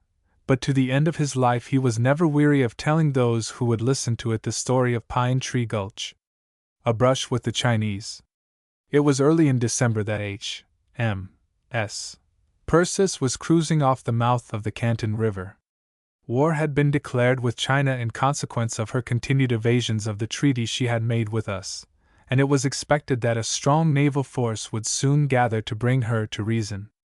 In the meantime the ships on the station had a busy time of it, chasing the enemy's junks when they ventured to show themselves beyond the reach of the guns of their forts, and occasionally having a brush with the piratical boats, which took advantage of the general confusion to plunder friend as well as foe. The Persis had that afternoon chased 2 government junks up a creek. The sun had already set when they took refuge there, and the captain did not care to send his boats after them in the dark, as many of the creeks ran up for miles into the flat country, and as they not unfrequently had many arms or branches, the boats might, in the dark, miss the junk altogether. Orders were issued that 4 boats should be ready for starting at daybreak the next morning. The Persis anchored off the mouth of the creek, and 2 boats were ordered to row backwards and forwards off its mouth all night to ensure that the enemy did not slip out in the darkness. Jack Fothergill, the senior midshipman, was commanding the gig, and 2 of the other midshipmen were going in the pinnace and launch, commanded respectively by the first lieutenant and the master. The 3 other midshipmen of the Perseus were loud in their lamentations that they were not to take share in the fun. "You can't all go, you know," Fothergill said, "and it's no use making a row about it. The captain has been very good to let 3 of us go." "It's all very well for you, Jack," Percy Adcock, the youngest of the lads, replied, "because you are one of those chosen, and it is not so hard for Simmons and Linthorpe, because they went the other day in the boat that chased those junks under shelter of the guns of their battery, but I haven't had a chance for ever so long." "What fun was there in chasing the junks?" Simmons said. "We never got near the brutes till they were close to their battery, and then just as the first shot came singing from their guns, and we thought that we were going to have some excitement, the first lieutenant sung out easy all, and there was nothing for it but to turn round and to row for the ship, and a nice hot row it was, 2 hours and a half in a broiling Sunday. Of course I am not blaming Oliphant, for the captain's orders were strict that we were not to try to cut the junks out if they got under the guns of any of their batteries. Still, it was horribly annoying, and I do think the captain might have remembered what beastly luck we had last time, and given us a chance tomorrow. It is clear we could not all go," Fothergill said, "and naturally enough the captain chose the 3 seniors. Besides, if you did have bad luck last time, you had your chance, and I don't suppose we shall have anything more exciting now. These fellows always set fire to their junks and row for the shore directly they see us, after firing a shot or 2 wildly in our direction." "Well, Jack, if you don't expect any fun," Simmons replied, "perhaps you wouldn't mind telling the first lieutenant you do not care for going, and that I am very anxious to take your place. Perhaps he will be good enough to allow me to relieve you." "A likely thing that," Fothergill laughed. "No, Tom, I am sorry you are not going, but you must make the best of it till another chance comes." "Don't you think, Jack," Percy Adcock said to his senior in a coaxing tone later on, "you could manage to smuggle me into the boat with you?" "Not I, Percy. Suppose you got hurt, what would the captain say then? And firing as wildly as the Chinese do, a shot is just as likely to hit your little carcass as to lodge in one of the sailors. No, you must just make the best of it, Percy, and I promise you that next time there is a boat expedition, if you are not put in, I will say a good word to the first luff for you." "That promise is better than nothing," the boy said, "but I would a deal rather go this time and take my chance next. But you see you can't, Percy, and there's no use talking any more about it. I really do not expect there will be any fighting. 2 junks would hardly make any opposition to the boats of the ship, and I expect we shall be back by 9 o'clock with the news that they were well on fire before we came up." Percy Adcock, however, was determined, if possible, to go. He was a favorite among the men, and when he spoke to the bow oar of the gig the latter promised to do anything he could to aid him to carry out his wishes. "We are to start at daybreak, Tom, so that it will be quite dark when the boats are lowered. I will creep into the gig before that and hide myself as well as I can under your thwart, and all you have got to do is to take no notice of me. When the boat is lowered I think they will hardly make me out from the deck, especially as you will be standing up in the bow holding on with the boat hook till the rest get on board." "Well, sir, I will do my best, but if you are caught you must not let out that I knew anything about it." "I won't do that," Percy said. "I don't think there is much chance of my being noticed until we get on board the junks, and then they won't know which boat I came off in, and the first lieutenant will be too busy to blow me up. Of course I shall get it when I am on board again, but I don't mind that so that I see the fun. Besides, I want to send home some things to my sister, and she will like them all the better if I can tell her I captured them on board some junks we seized and burnt." The next morning the crews mustered before daybreak. Percy had already taken his place under the bow thwart of the gig. The davits were swung overboard, and 2 men took their places in her as she was lowered down by the falls. As soon as she touched the water the rest of the crew clambered down by the ladder and took their places. Then Fothergill took his seat in the stern, and the boat pushed off and lay a few lengths away from the ship until the heavier boats put off. As soon as they were under way Percy crawled out from his hiding place and placed himself in the bow, where he was sheltered by the body of the oarsman from Fothergill's sight. Day was just breaking now, but it was still dark on the water, and the boat rowed very slowly until it became lighter. Percy could just make out the shores of the creek on both sides, They were but 2 or 3 feet above the level of the water, and were evidently submerged at high tide. The creek was about 100 yards wide, and the lad could not see far ahead, for it was full of sharp windings and turnings. Here and there branches joined it, but the boats were evidently following the main channel. After another half-hour's rowing, the first lieutenant suddenly gave the order, "Easy all!" And the men, looking over their shoulders, saw a village a quarter of a mile ahead, with the 2 junks they had chased the night before lying in front of it. Almost at the same moment a sudden uproar was heard, drums were beaten and gongs sounded. "They are on the lookout for us," the first lieutenant said. "Mr. Mason, do you keep with me and attack the junk highest up the river? Mr. Bellew and Mr. Fothergill, do you take the one lower down? Row on, men!" The oars all touched the water together, and the 4 boats leaped forward. In a minute a scattering fire of jingals and matchlocks was opened from the junks, and the bullets pattered on the water round the boats. Percy was kneeling up in the bow now. As they passed the branch channel 300 or 400 yards from the village, he started and leaped to his feet. "There are 4 or 5 junks in that passage, Fothergill. They are pulling out." The first lieutenant heard the words. "Row on, men! Let us finish with these craft ahead before the others get out. This must be that piratical village we have heard about, Mr. Mason, as lying up one of these creeks. That accounts for those 2 junks not going higher up. I was surprised at seeing them here, for they might guess that we should try to get them this morning. Evidently they calculated on catching us in a trap." Percy was delighted at finding that, in the excitement caused by his news, the first lieutenant had forgotten to take any notice of his being there without orders, and he returned a defiant nod to the threat conveyed by Fothergill, shaking his fist at him. As they neared the junks, the fire of those on board redoubled, and was aided by that of many villagers gathered on the bank of the creek. Suddenly from a bank of rushes 4 cannons were fired. A ball struck the pinnace, smashing in her side. The other boats gathered hastily round and took her crew on board, and then dashed at the junks, which were but 100 yards distant. The valor of the Chinese evaporated as they saw the boats approaching, and scores of them leaped overboard and swam for shore. In another minute the boats were alongside and the crews scrambling up the sides of the junks. A few Chinamen only attempted to oppose them.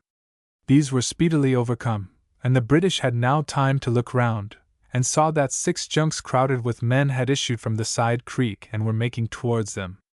"Let the boats tow astern," the lieutenant ordered. "We should have to run the gauntlet of that battery on shore if we were to attack them, and might lose another boat before we reached their side. We will fight them here." The junks approached, those on board firing their guns, yelling and shouting, while the drums and gongs were furiously beaten. "They will find themselves mistaken, Percy, if they think they are going to frighten us with all that row," Fothergill said. "You young rascal, how did you get on board the boat without being seen? The captain will be sure to suspect I had a hand in concealing you." The tars were now at work firing the jingals attached to the bulwarks and the matchlocks with which the deck was strewn, at the approaching junks. As they took steady aim, leaning their pieces on the bulwarks, they did considerable execution among the Chinamen crowded on board the junks, while the shot of the Chinese, for the most part, whistled far overhead. But the guns of the shore battery, which had now slewed round to bear upon them, opened with a better aim, and several shots came crashing into the sides of the 2 captured junks. "Get ready to board, lads!"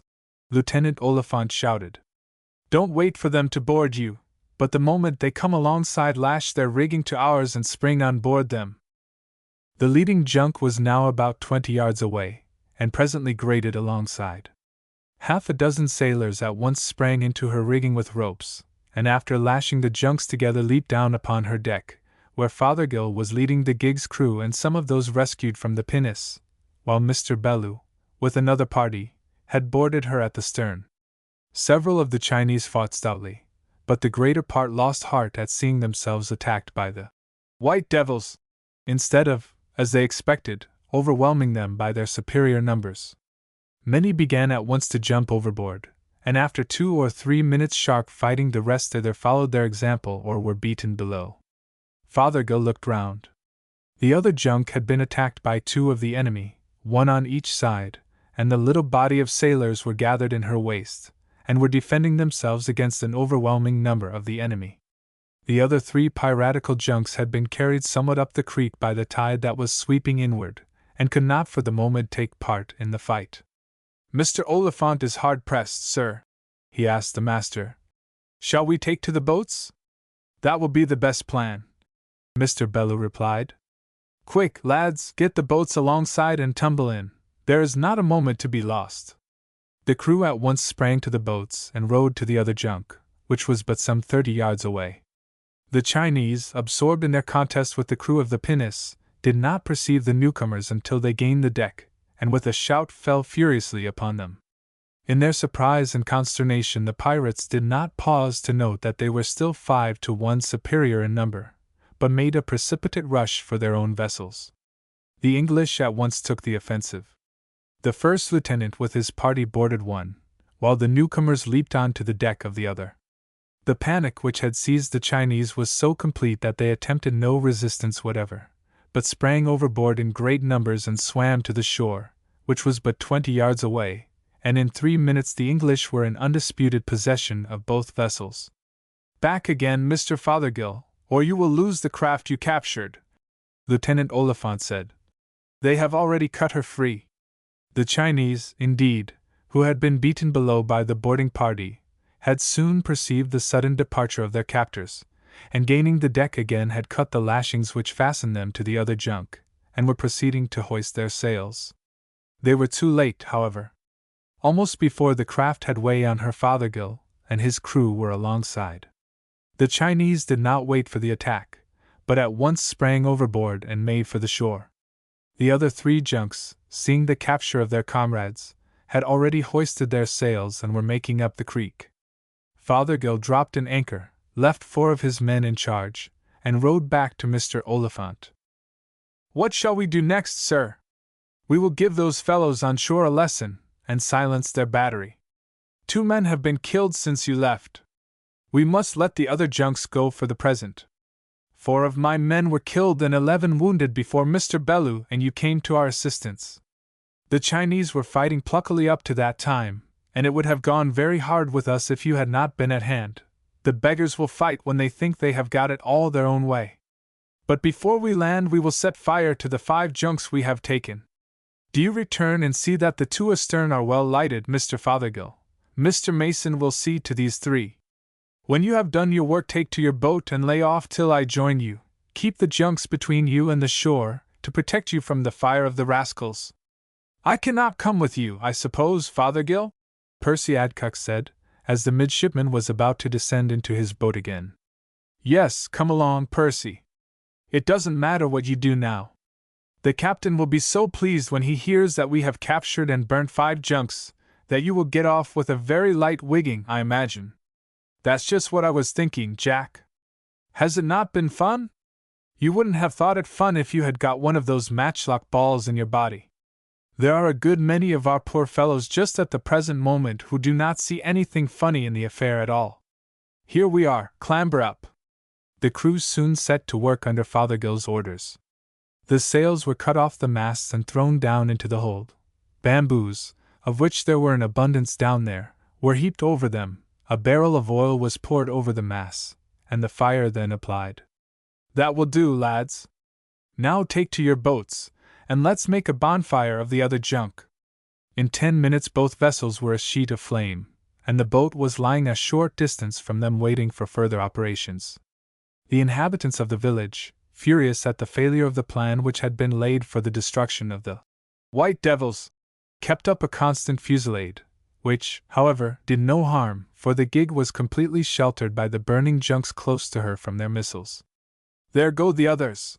Percy exclaimed after a minute or 2, as 3 columns of smoke arose simultaneously from the other junks, and the sailors were seen dropping into their boats alongside. The killed and wounded were placed in the other gig with 4 sailors in charge. They were directed to keep under shelter of the junks until rejoined by the pinnace and Fothergill's gig, after these had done their work on shore. When all was ready, the first lieutenant raised his hand as a signal, and the 2 boats dashed between the burning junks and rowed for the shore. Such of the natives as had their weapons charged fired a hasty volley, and then, as the sailors leapt from their boats, took to their heels. "Mr. Fothergill, take your party into the village and set fire to the houses. Shoot down every man you see. This place is a nest of pirates. I will capture that battery and then join you." Fothergill and his sailors at once entered the village. The men had already fled, the women were turned out of the houses, and these were immediately set on fire. The tars regarded the whole affair as a glorious joke, and raced from house to house, making a hasty search in each for concealed valuables before setting it on fire. In a short time the whole village was in a blaze. "There is a house there, standing in that little grove 100 yards away," Percy said. "It looks like a temple," Fothergill replied. "However, we will have a look at it." And calling 2 sailors to accompany him, he started at a run towards it, Percy keeping by his side. "It is a temple," Fothergill said when they approached it. "Still, we will have a look at it, but we won't burn it. It will be as well to respect the religion, even of a set of piratical scoundrels like these." At the head of his men he rushed in at the entrance. There was a blaze of fire as half a dozen muskets were discharged in their faces. One of the sailors dropped dead, and before the others had time to realize what had happened they were beaten to the ground by a storm of blows from swords and other weapons. A heavy blow crashed down on Percy's head, and he fell insensible even before he realized what had occurred. When he recovered, his first sensation was that of a vague wonder as to what had happened to him. He seemed to be in darkness and unable to move hand or foot. He was compressed in some way that he could not at first understand, and was being bumped and jolted in an extraordinary manner. It was some little time before he could understand the situation. He first remembered the fight with the junks, then he recalled the landing and burning the village. Then, as his brain cleared, came the recollection of his start with Fothergill for the temple among the trees, his arrival there, and a loud report and flash of fire. "I must have been knocked down and stunned," he said to himself. "And I suppose I am a prisoner now to these brutes, and one of them must be carrying me on his back." Yes, he could understand it all now. His hands and his feet were tied, ropes were passed round his body in every direction, and he was fastened back to back upon the shoulders of a Chinaman. Percy remembered the tales he had heard of the imprisonment and torture of those who fell into the hands of the Chinese, and he bitterly regretted that he had not been killed instead of stunned in the surprise of the temple. "It would have been just the same feeling," he said to himself, "and there would have been an end of it. Now there is no saying what is going to happen. I wonder whether Jack was killed, and the sailors." Presently there was a jabber of voices, the motion ceased. Percy could feel that the cords were being unwound, and he was dropped onto his feet. Then the cloth was removed from his head, and he could look around. A dozen Chinese, armed with matchlocks and bristling with swords and daggers, stood around, and among them, bound like himself and gagged by a piece of bamboo forced lengthways across his mouth and kept there with a string going round the back of the head, stood Fothergill. He was bleeding from several cuts in the head. Percy's heart gave a bound of joy at finding that he was not alone. Then he tried to feel sorry that Jack had not escaped, but failed to do so, although he told himself that his comrade's presence would not in any way alleviate the fate which was certain to befall him. Still the thought of companionship, even in wretchedness, and perhaps a vague hope that Jack, with his energy and spirit, might contrive some way for their escape, cheered him up. As Percy, too, was gagged, no word could be exchanged by the midshipmen, but they nodded to each other. They were now put side by side and made to walk in the center of their captors. On the way they passed through several villages, whose inhabitants poured out to gaze at the captives, but the men in charge of them were evidently not disposed to delay, as they passed through without a stop. At last they halted before 2 cottages standing by themselves, thrust the prisoners into a small room, removed their gags, and left them entirely to themselves. "Well, Percy, my boy, so they caught you too? I am awfully sorry. It was my fault for going with only 2 men into that temple, but as the village had been deserted and scarcely a man was found there, it never entered my mind that there might be a party in the temple." "Of course not, Jack. It was a surprise altogether. I don't know anything about it, for I was knocked down, I suppose, just as we went in, and the first thing I knew about it was that I was being carried on the back of one of those fellows. I thought it was awful at first, but I don't seem to mind so much now you are with me. It is a comfort to have someone to speak to," Jack said. "Yet I wish you were not here, Percy. I can't do you any good, and I shall never cease blaming myself for having brought you into this scrape. I don't know much more about the affair than you do. The guns were fired so close to us that my face was scorched with one of them, and almost at the same instant I got a lick across my cheek with a sword. I had just time to hit at one of them, and then almost at the same moment I got 2 or 3 other blows, and down I went. They threw themselves on the top of me and tied and gagged me in no time. Then I was tied to a long bamboo, and 2 fellows put the ends on their shoulders and went off with me through the fields. Of course I was face downwards, and did not know you were with us till they stopped and loosed me from the bamboo and set me on my feet." "But what are they going to do with us, do you think, Jack?" "I should say they are going to take us to Canton and claim a reward for our capture, and there I suppose they will cut off our heads or saw us in two, or put us to some other unpleasant kind of death. I expect they are discussing it now. Do you hear what a jabber they are kicking up?" Voices were indeed heard raised in angry altercation in the next room. After a time the din subsided and the conversation appeared to take a more amiable turn. "I suppose they have settled it as far as they are concerned," Jack said. "Anyhow, you may be quite sure they mean to make something out of us.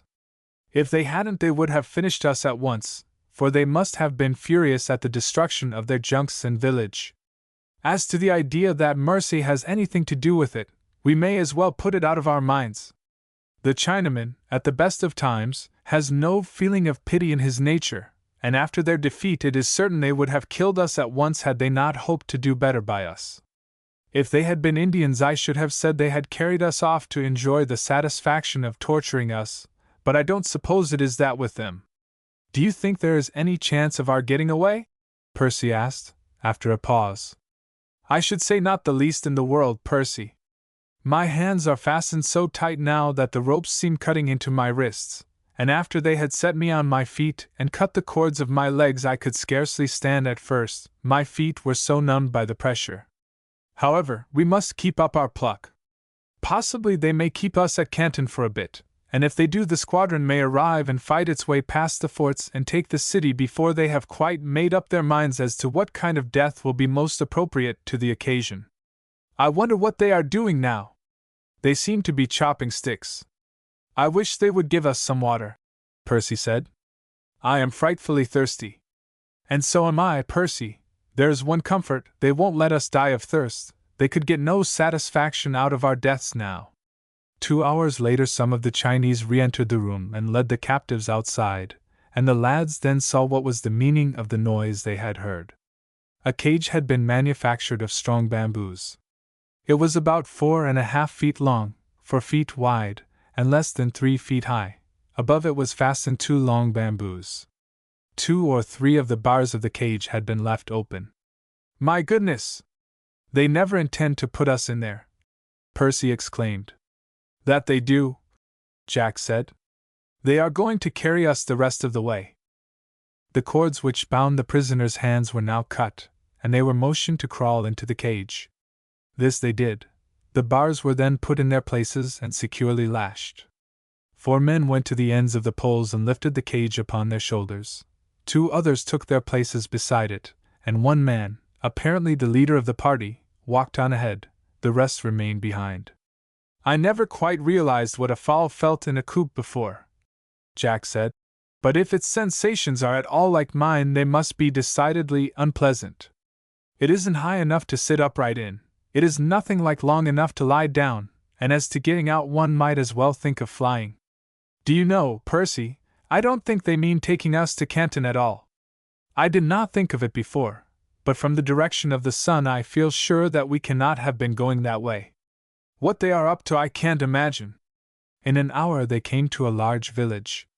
Here the cage was set down, and the villagers closed round. They were, however, kept a short distance from the cage by the men in charge of it. Then a wooden platter was placed on the ground, and persons throwing a few copper coins into this were allowed to come near the cage. "They are making a show of us!" Fothergill exclaimed. "That's what they are up to, you see if it isn't. They are going to travel up country to show the white devils whom their valor has captured. This was, indeed, the purpose of the pirates. At that time Europeans seldom ventured beyond the limits assigned to them in the 2 or 3 towns where they were permitted to trade, and few, indeed, of the country people had ever obtained a sight of the white barbarians of whose doings they had so frequently heard. Consequently a small crowd soon gathered round the cage, eyeing the captives with the same interest they would have felt as to unknown and dangerous beasts. They laughed and joked, passed remarks upon them, and even poked them with sticks. Fothergill, furious at this treatment, caught one of the sticks, and wrenching it from the hands of the Chinaman tried to strike at him through the bars, a proceeding which excited shouts of laughter from the bystanders. "I think, Jack," Percy said, "it will be best to try and keep our tempers and not to seem to mind what they do to us. Then if they find they can't get any fun out of us they will soon leave us alone." "Of course, that's the best plan," Fothergill agreed. "But it's not so easy to follow. That fellow very nearly poked out my eye with his stick, and no one's going to stand that if he can help it." It was some hours before the curiosity of the village was satisfied. When all had paid who were likely to do so, the guards broke up their circle, and leaving 2 of their number at the cage to see that no actual harm was caused to their prisoners, the rest went off to a refreshment house. The place of the elders was now taken by the boys and children of the village, who crowded round the cage, prodded the prisoners with sticks, and putting their hands through the bars, pulled their ears and hair. This amusement, however, was brought to an abrupt conclusion by Fothergill suddenly seizing the wrist of a big boy and pulling his arm through the cage until his face was against the bars. Then he proceeded to punch him until the guard, coming to his rescue, poked Fothergill with his stick until he released his hold.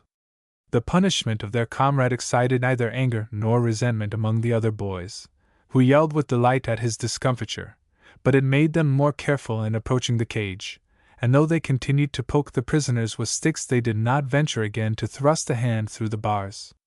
At sunset the guards again came round, lifted the cage and carried it into a shed. A platter of dirty rice and a jug of water were put into the cage. 2 of the men lighted their long pipes and sat down on guard beside it, and the doors being closed, the captives were left in peace. "If this sort of thing is to go on, as I suppose it is," Fothergill said, "the sooner they cut off our heads the better. It is very bad, Jack. I am sore all over with those probes from their sharp sticks. I don't care for the pain, Percy, so much as the humiliation of the thing. To be stared at and poked at as if we were wild beasts by these curs, when with half a dozen of our men we could send 100 of them scampering. I feel as if I could choke with rage. You had better try and eat some of this rice, Jack.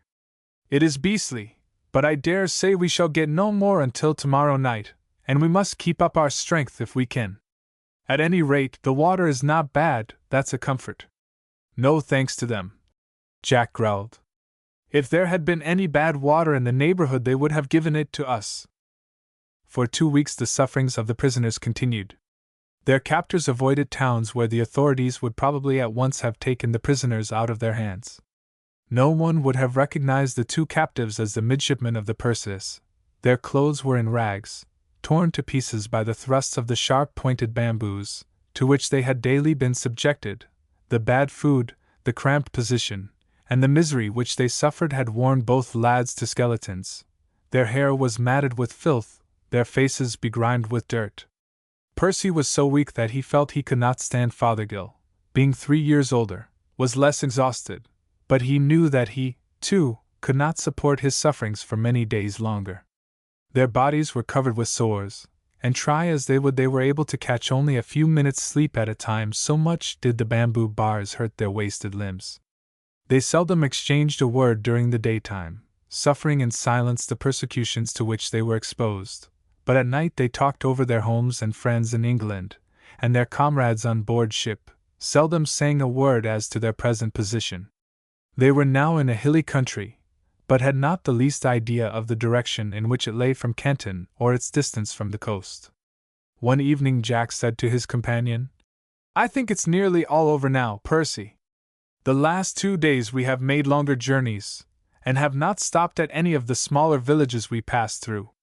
I fancy our guards must see that we can't last much longer, and are taking us down to some town to hand us over to the authorities and get their reward for us.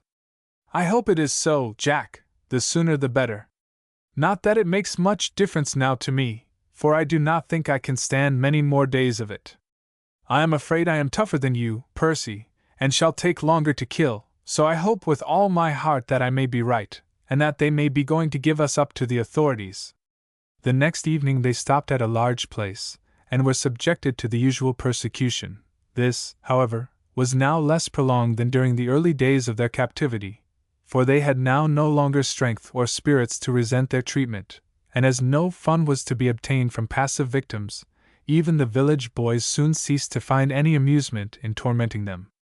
When most of their visitors had left them, an elderly Chinaman approached the side of the cage. He spoke to their guard and looked at them attentively for some minutes. Then he said in pidgin English, "You officer men?" "Yes," Jack exclaimed, starting at the sound of the English words, the first they had heard spoken since their captivity. "Yes, we are officers of the Persis." "Me speak English very well," the Chinaman said. "Me pilot man many years on Canton River." "How you get here?" "We were attacking some piratical junks, and landed to destroy the village where the people were firing on us. We entered a place full of pirates, and were knocked down and taken prisoners and carried away up the country. That is 6 weeks ago, and you see what we are now. Pirate men very bad," the Chinaman said. "Plunder many junk on river and kill crew. Me Michi hate them." "Can you do anything for us?" Jack asked. "You will be well rewarded if you could manage to get us free." The man shook his head. "Me no see what can do, me stranger here. Come to stay with wifey. People no do what me ask them. English ships attack Canton, much fight and take town, people all hate English. Bad country dis. People in one village fight against another. Very bad men here." "How far is Canton away?" Jack asked. "Could you not send down to tell the English we are here?" 14 days' journey off," the man said. "No see how can do anything." "Well," Jack said, "when you get back again to Canton let our people know what has been the end of us. We shall not last much longer." "All right," the man said. "We'll see what me can do. Much you think tonight?" And after saying a few words to the guards, who had been regarding this conversation with an air of surprise, the Chinaman retired. The guards had for some time abandoned the precaution of sitting up at night by the cage, convinced that their captives had no longer strength to attempt to break through its fastenings or to drag themselves many yards away if they could do so. They therefore left it standing in the open, and wrapping themselves in their thickly wadded coats, for the nights were cold, lay down by the side of the cage. The coolness of the nights had, indeed, assisted to keep the 2 prisoners alive. During the day the sun was excessively hot, and the crowd of visitors round the cage impeded the circulation of the air and added to their sufferings. It was true that the cold at night frequently prevented them from sleeping, but it acted as a tonic and braced them up. "What did he mean about the villages attacking each other?" Percy asked. "I have heard," Jack replied, "that in some parts of China things are very much the same as they used to be in the Highlands of Scotland. There is no law or order. The different villages are like clans, and wage war on each other. Sometimes the government sends a number of troops, who put the thing down for a time, chop off a good many heads, and then march away, and the whole work begins again as soon as their backs are turned." That night the uneasy slumber of the lads was disturbed by a sudden firing. Shouts and yells were heard, and the firing redoubled. "The village is attacked," Jack said. "I noticed that, like some other places we have come into lately, there is a strong earthen wall round it, with gates. Well, there is one comfort, it does not make much difference to us which side wins." The guards at the first alarm leaped to their feet, caught up their matchlocks, and ran to aid in the defense of the wall. 2 minutes later a man ran up to the cage. "All lighty," he said. "Just what me hopey." With his knife he cut the tough withes that held the bamboos in their places, and pulled out 3 of the bars. "Come along," he said. "No time to lose." Jack scrambled out, but in trying to stand upright gave a sharp exclamation of pain. Percy crawled out more slowly. He tried to stand up, but could not. The Chinaman caught him up and threw him on his shoulder. "Come along quickie," he said to Jack. "If Take village, kill evely one." He set off at a run. Jack followed as fast as he could, groaning at every step from the pain the movement caused to his bruised body. They went to the side of the village opposite to that at which the attack was going on. They met no one on the way, the inhabitants having all rushed to the other side to repel the attack. They stopped at a small gate in the wall. The Chinaman drew back the bolts and opened it, and they passed out into the country. For an hour they kept on. By the end of that time Jack could scarcely drag his limbs along. The Chinaman halted at length in a clump of trees surrounded by a thick undergrowth. "Ali Safi here," he said. "No sirchi so far, here food." And he produced from a wallet a cold chicken and some boiled rice, and unslung from his shoulder a gourd filled with cold tea. "Me go back now, see what happen. Tomorrow night he come again, bring ye more food." And without another word went off at a rapid pace. Jack moistened his lips with the tea, and then turned to his companion. Percy had not spoken a word since he had been released from the cage, and had been insensible during the greater part of his journey. Jack poured some cold tea between his lips. "Cheer up, Percy, old boy, we are free now, and with luck and that good fellow's help we will work our way down to Canton yet." "I shall never get down there, you may," Percy said feebly. "Oh, nonsense, you will pick up strength like a steam engine now. Here, let me prop you against this tree. That's better. Now drink a drop of this tea, it's like nectar after that filthy water we have been drinking. Now you will feel better. Now you must try and eat a little of this chicken and rice." "Oh, nonsense, you have got to do it. I am not going to let you give way when our trouble is just over. Think of your people at home, Percy, and make an effort for their sakes. Good heavens! Now I think of it, it must be Christmas morning. We were caught on the 2D and we have been just 22 days on show. I am sure that it must be past 12 o'clock, and it is Christmas Day. It is a good omen, Percy. This food isn't like roast beef and plum pudding, but it's not to be despised. I can tell you. Come, fire away, that's a good fellow." Percy made an effort and ate a few mouthfuls of rice and chicken. Then he took another draught of tea, and lay down, and was almost immediately asleep. Jack ate his food slowly and contentedly till he finished half the supply, then he, too, lay down, and after a short but hearty thanksgiving for his escape from a slow and lingering death, he too, fell off to sleep. The sun was rising when he woke, being aroused by a slight movement on the part of Percy. He opened his eyes and sat up. "Well, Percy, how do you feel this morning?" he asked cheerily. "I feel too weak to move," Percy replied languidly. "Oh, you will be all right when you have sat up and eaten breakfast," Jack said. "Here you are, here is a wing for you, and this rice is as white as snow, and the tea is first rate. I thought last night after I lay down that I heard a murmur of water, so after we have had breakfast I will look about and see if I can find it. We should feel like new men after a wash. You look awful, and I am sure I am just as bad." The thought of a wash inspirited Percy far more than that of eating, and he sat up and made a great effort to do justice to breakfast. He succeeded much better than he had done the night before, and Jack, although he pretended to grumble, was satisfied with his companion's progress, and finished off the rest of the food. Then he set out to search for water. He had not very far to go. A tiny stream, 2 feet wide and several inches deep, ran through the wood from the higher ground. After throwing himself down and taking a drink, he hurried back to Percy. "It is all right, Percy, I have found it. We can wash to our heart's content, think of that, lad." Percy could hardly stand, but he made an effort, and Jack half carried him to the streamlet. There the lads spent 2 hours. First they bathed their heads and hands, and then, stripping, lay down in the stream and allowed it to flow over them. Then they rubbed themselves with handfuls of leaves dipped in the water, and when they at last put on their rags again felt like new men. Percy was able to walk back to the spot they had quitted with the assistance only of Jack's arm. The latter, feeling that his breakfast had by no means appeased his hunger, now started for a search through the wood, and presently returned to Percy laden with nuts and berries. "The nuts are sure to be all right. I expect the berries are too," I have certainly seen some like them in native markets, and I think it will be quite safe to risk it. The rest of the day was spent in picking nuts and eating them. Then they sat down and waited for the arrival of their friend. He came 2 hours after nightfall with a wallet stored with provisions, and told them that he had regained the village unobserved. The attack had been repulsed, but with severe loss to the defenders as well as the assailants. 2 of their guards had been among the killed.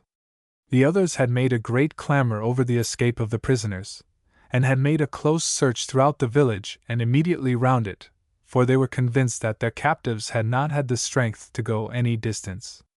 He thought, however, that although they had professed the greatest indignation, and had offered many threats as to the vengeance that government would take upon the village, one of whose inhabitants, at least, must have aided in the evasion of the prisoners, they would not trouble themselves any further in the matter.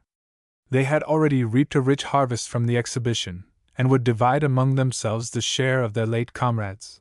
Nor was it at all improbable that if they were to report the matter to the authorities they would themselves get into serious trouble for not having handed over the prisoners immediately after their capture.